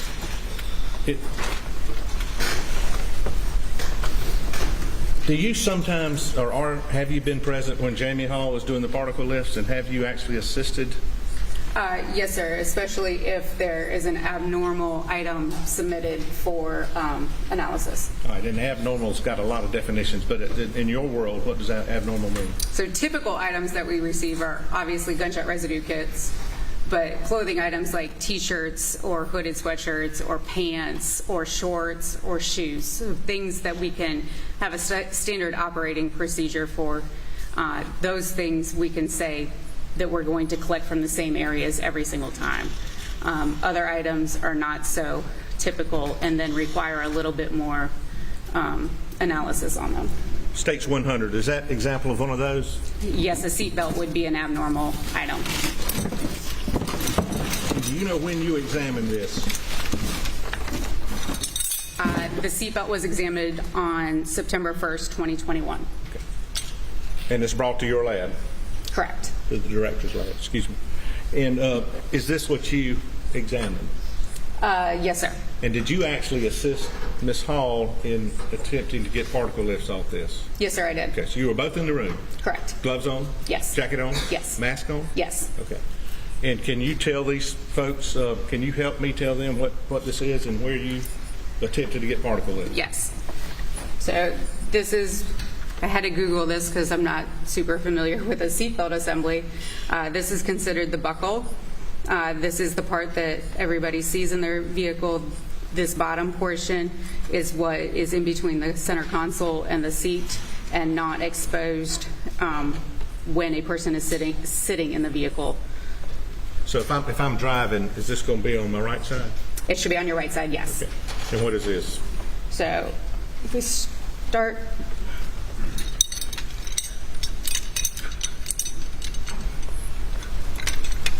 here, the next part that everybody's familiar with is the latch plate, which goes into the buckle. And then there's an entire belt that goes into the retractor wheel. Can you pull that? Let's pull it. Don't let it go. I got it. Where did y'all attempt, you and Ms. Hall attempt to get particle lifts? So we stretched it out as far as it would go, and we took samples 3 samples from the belt, front or both sides, and we just divided it into 3 sections and took samples from those 3 sections. And this was an abnormal item that you assisted Ms. Hall with? Yes, sir. Will you please tell the ladies and gentlemen of the jury the results of your examination, if any? Yes, sir. 1 particle characteristic of gunshot primer residue was found. In general, particles characteristic of gunshot primer residue are microscopic molten particles that contain the elements lead, barium, and antimony. Gunshot primer residue can come from being in the vicinity to the discharge of a firearm or coming into contact with a surface that has gunshot primer residue on it. However, no information can be provided as to the time frame in which this particle was deposited.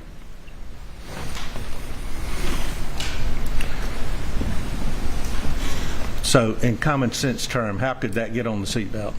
Where did you actually find the particle? The particle was located on the particle lift collected from the buckle, so that piece with the red button. Okay. Just in common sense, in your expert opinion, how could that particle get on that buckle? It could be from touching something that has gunshot primer residue on it, or possibly being in the vicinity to the discharge of a firearm. So it could be a transfer? It's probably most likely a transfer, yes, sir. Say why is it probably most likely a transfer? It's just usually not exposed to the vicinity. If there isn't a gunshot out of that vehicle, then transfer is the most likely scenario. Just makes sense, right? Yes, sir. Okay.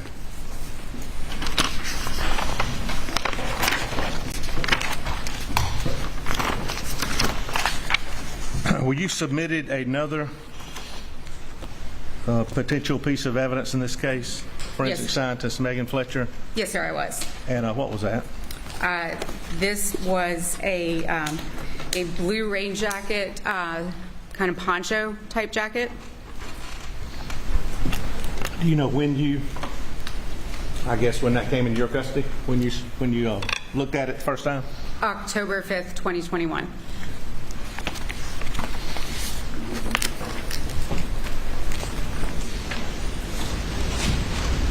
Of course it's over.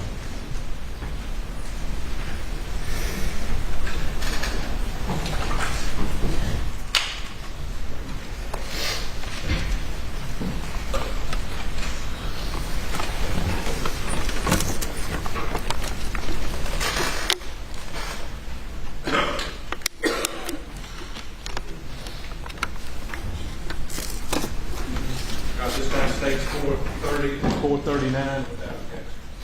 Excuse me, Your Honor. We renew our earlier objection to this evidence under 403, but we don't have any additional objections. Yes, sir. Submitted. I first want to show you, I don't know if I'm going to use that ammo or not yet, but just showing what's 430 right now. Is that what you examined?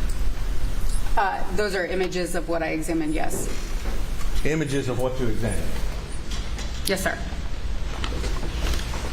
And tell the folks where you conducted this examination, specifically. I conducted this examination in the trace evidence laboratory. I may need them. I'm sorry. In the trace laboratory? Yes, sir. And I first noticed there's a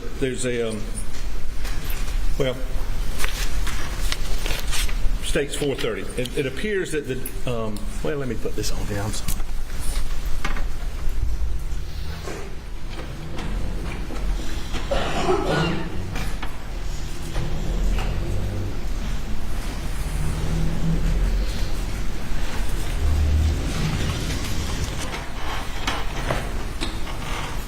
It looks like it's on a table or something. It's actually on 2 tables. It was large enough in order for us to be able to lay it out. We had to put 2 tables together. Large enough you had to put 2 tables together? Yes, sir. Okay. And why is it on this white, what's it on, what's underneath? Underneath it is butcher paper, and that's used to protect the item of evidence, but also used to collect any trace evidence that may need to be examined. And it looks like on the right there may be a ruler or a measurement. Yes, that's it was just a sticker with ruler on it just to help guide us with the general size of it. We didn't take any specific measurements of anything.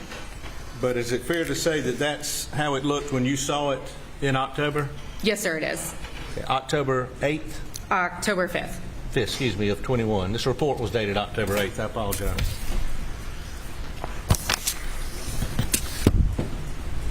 You were with Miss Hall. You had your jacket on, your gloves on, your mask on? Yes, sir. And tell the ladies and gentlemen of the jury, did it take two of you to do this?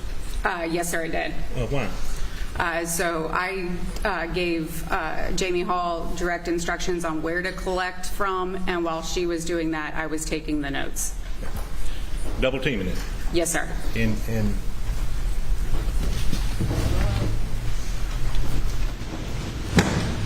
I'm going to try not to get the question. I apologize, but 226.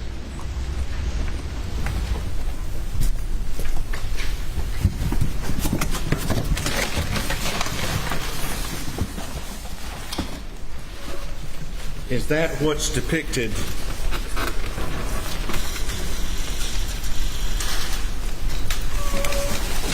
I can look at the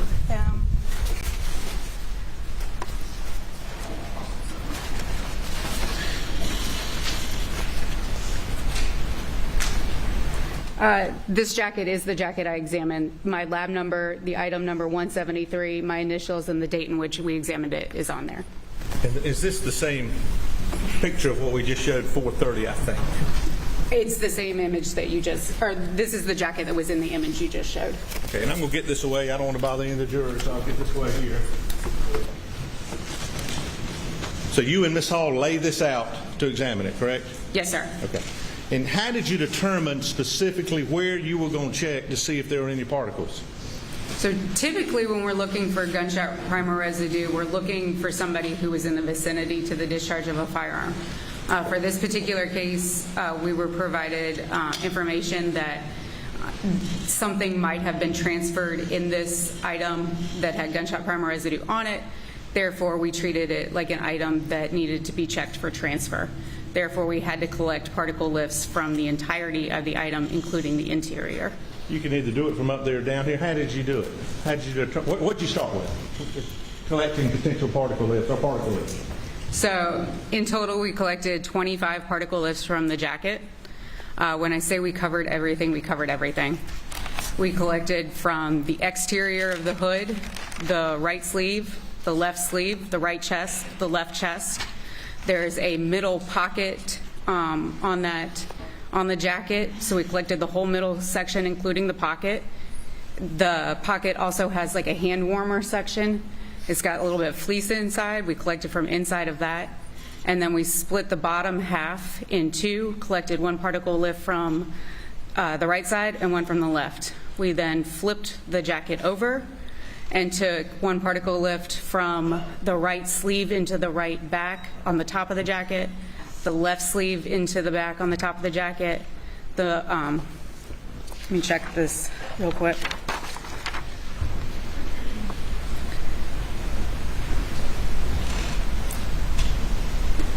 The back sample, the lower half was again split in half, and the right side was collected as well as the left side. I'm going to ask you to be a little. You said 25. Were there a total of 52 particle lifts? There were a total of 25 particle lifts. How many on the outside?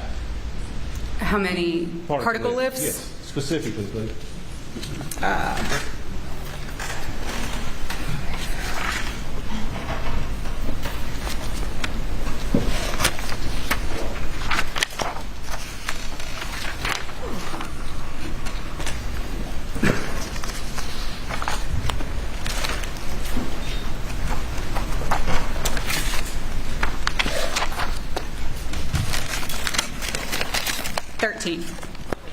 And can you tell us now where they were?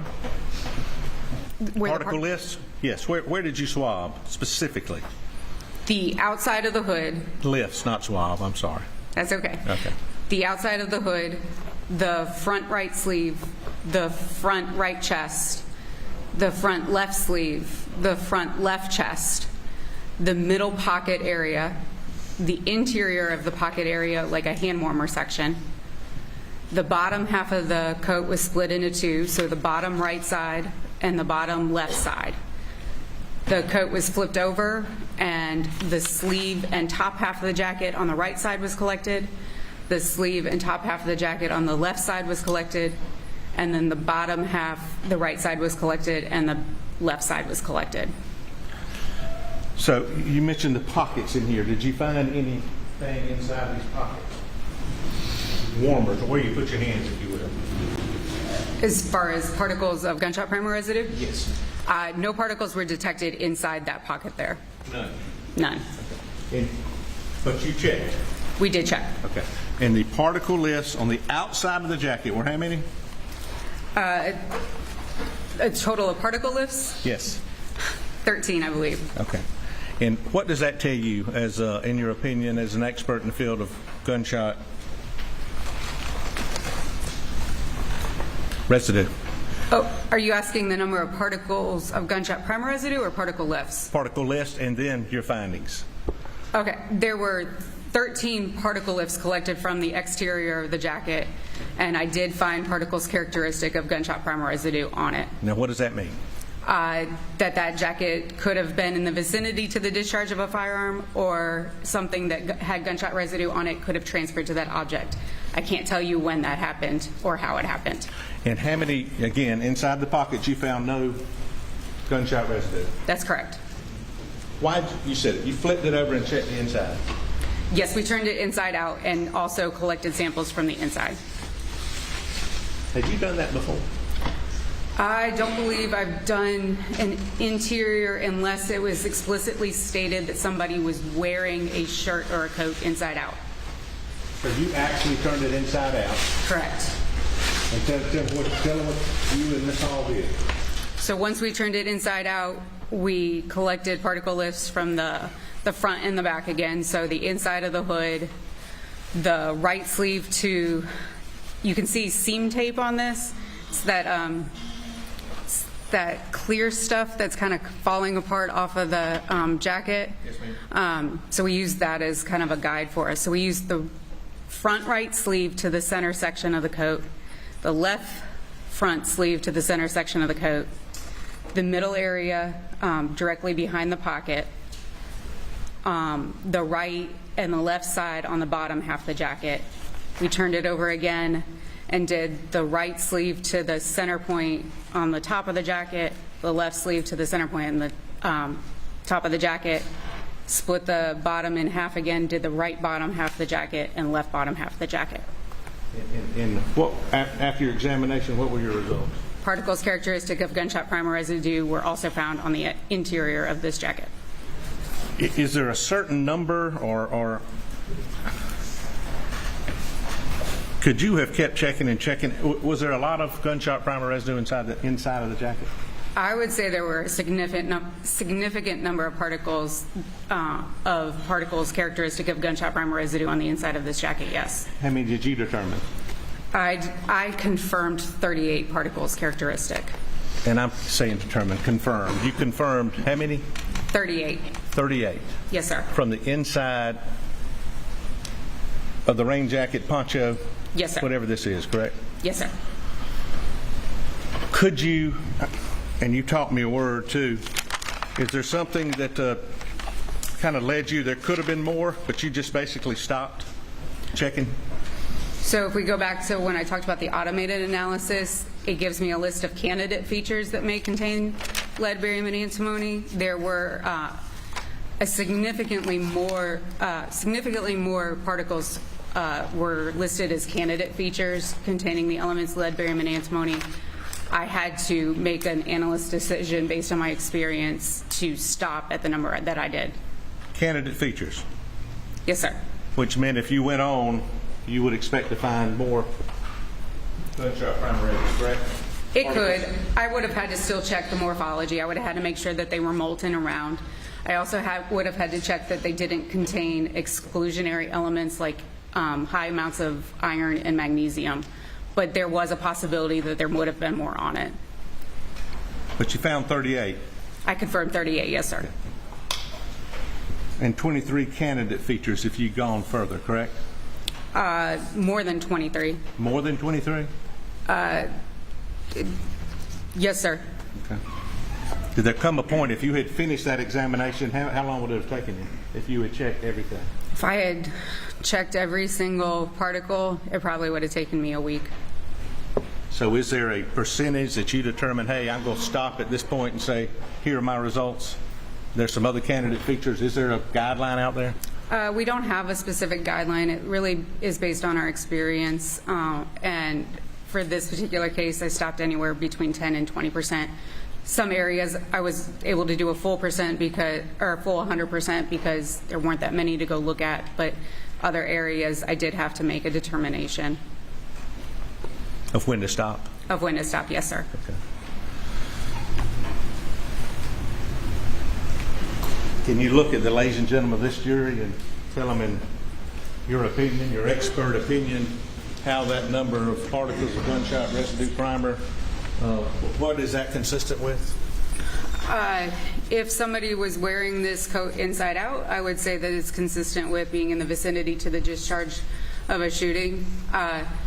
Given that it's on the inside, in order for it to be consistent with transfer, an object or objects with a high amount of gunshot primer residue on it would have had to transfer to it. So they would have had to have more gunshot primer residue particles on them to begin with in order to transfer the amount of gunshot primer residue I found on this coat. And as far as a recently fired firearm, would your findings be consistent with that item containing a recently fired firearm? It is possible, yes. With that number of particles? With that number, it is possible. Is there any other possibility? You stated one. Are there any more? If the jacket was inside out and simply in the vicinity to the discharge of a firearm, it could have also had that number of particles on it.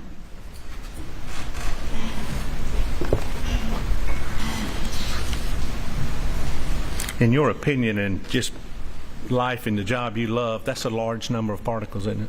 It was a significant amount of particles, yes, sir. On the inside of the jacket? Yes, sir. And I'm not doing this but just to show, I'm almost 6 feet. I am 6 feet, a little over 6 feet on the record reflect. But anyway, does this look like a full-length garment to you?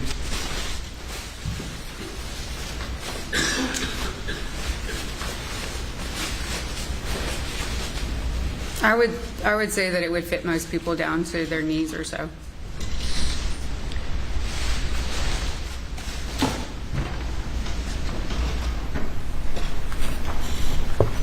Make court's indulgence.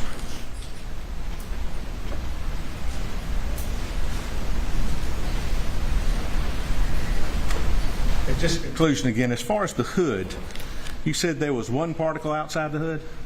Yes, sir. I was able to confirm one particle on the exterior of the hood. And how many particles on the inside of the hood did you determine there were? 3 particles were confirmed on the inside. Inside of the hood? Yes, sir.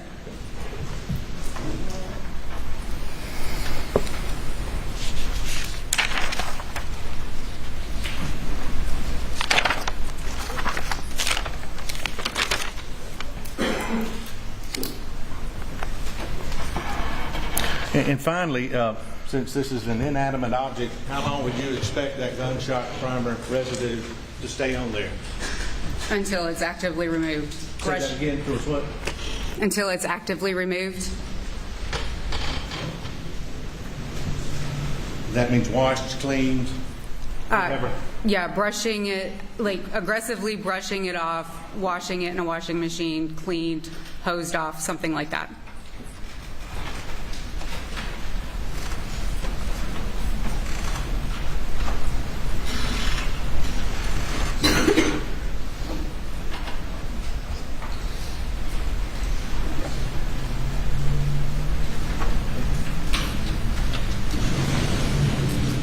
If a recently fired firearm was wrapped up inside that jacket, would that be consistent with your findings? There is a possibility of that, yes, sir. Thank you very much. That's all we have. Thank you. Ladies and gentlemen, we're going to adjourn for the day and resume at 9:30 tomorrow morning. Please do not discuss the case. Have a good evening.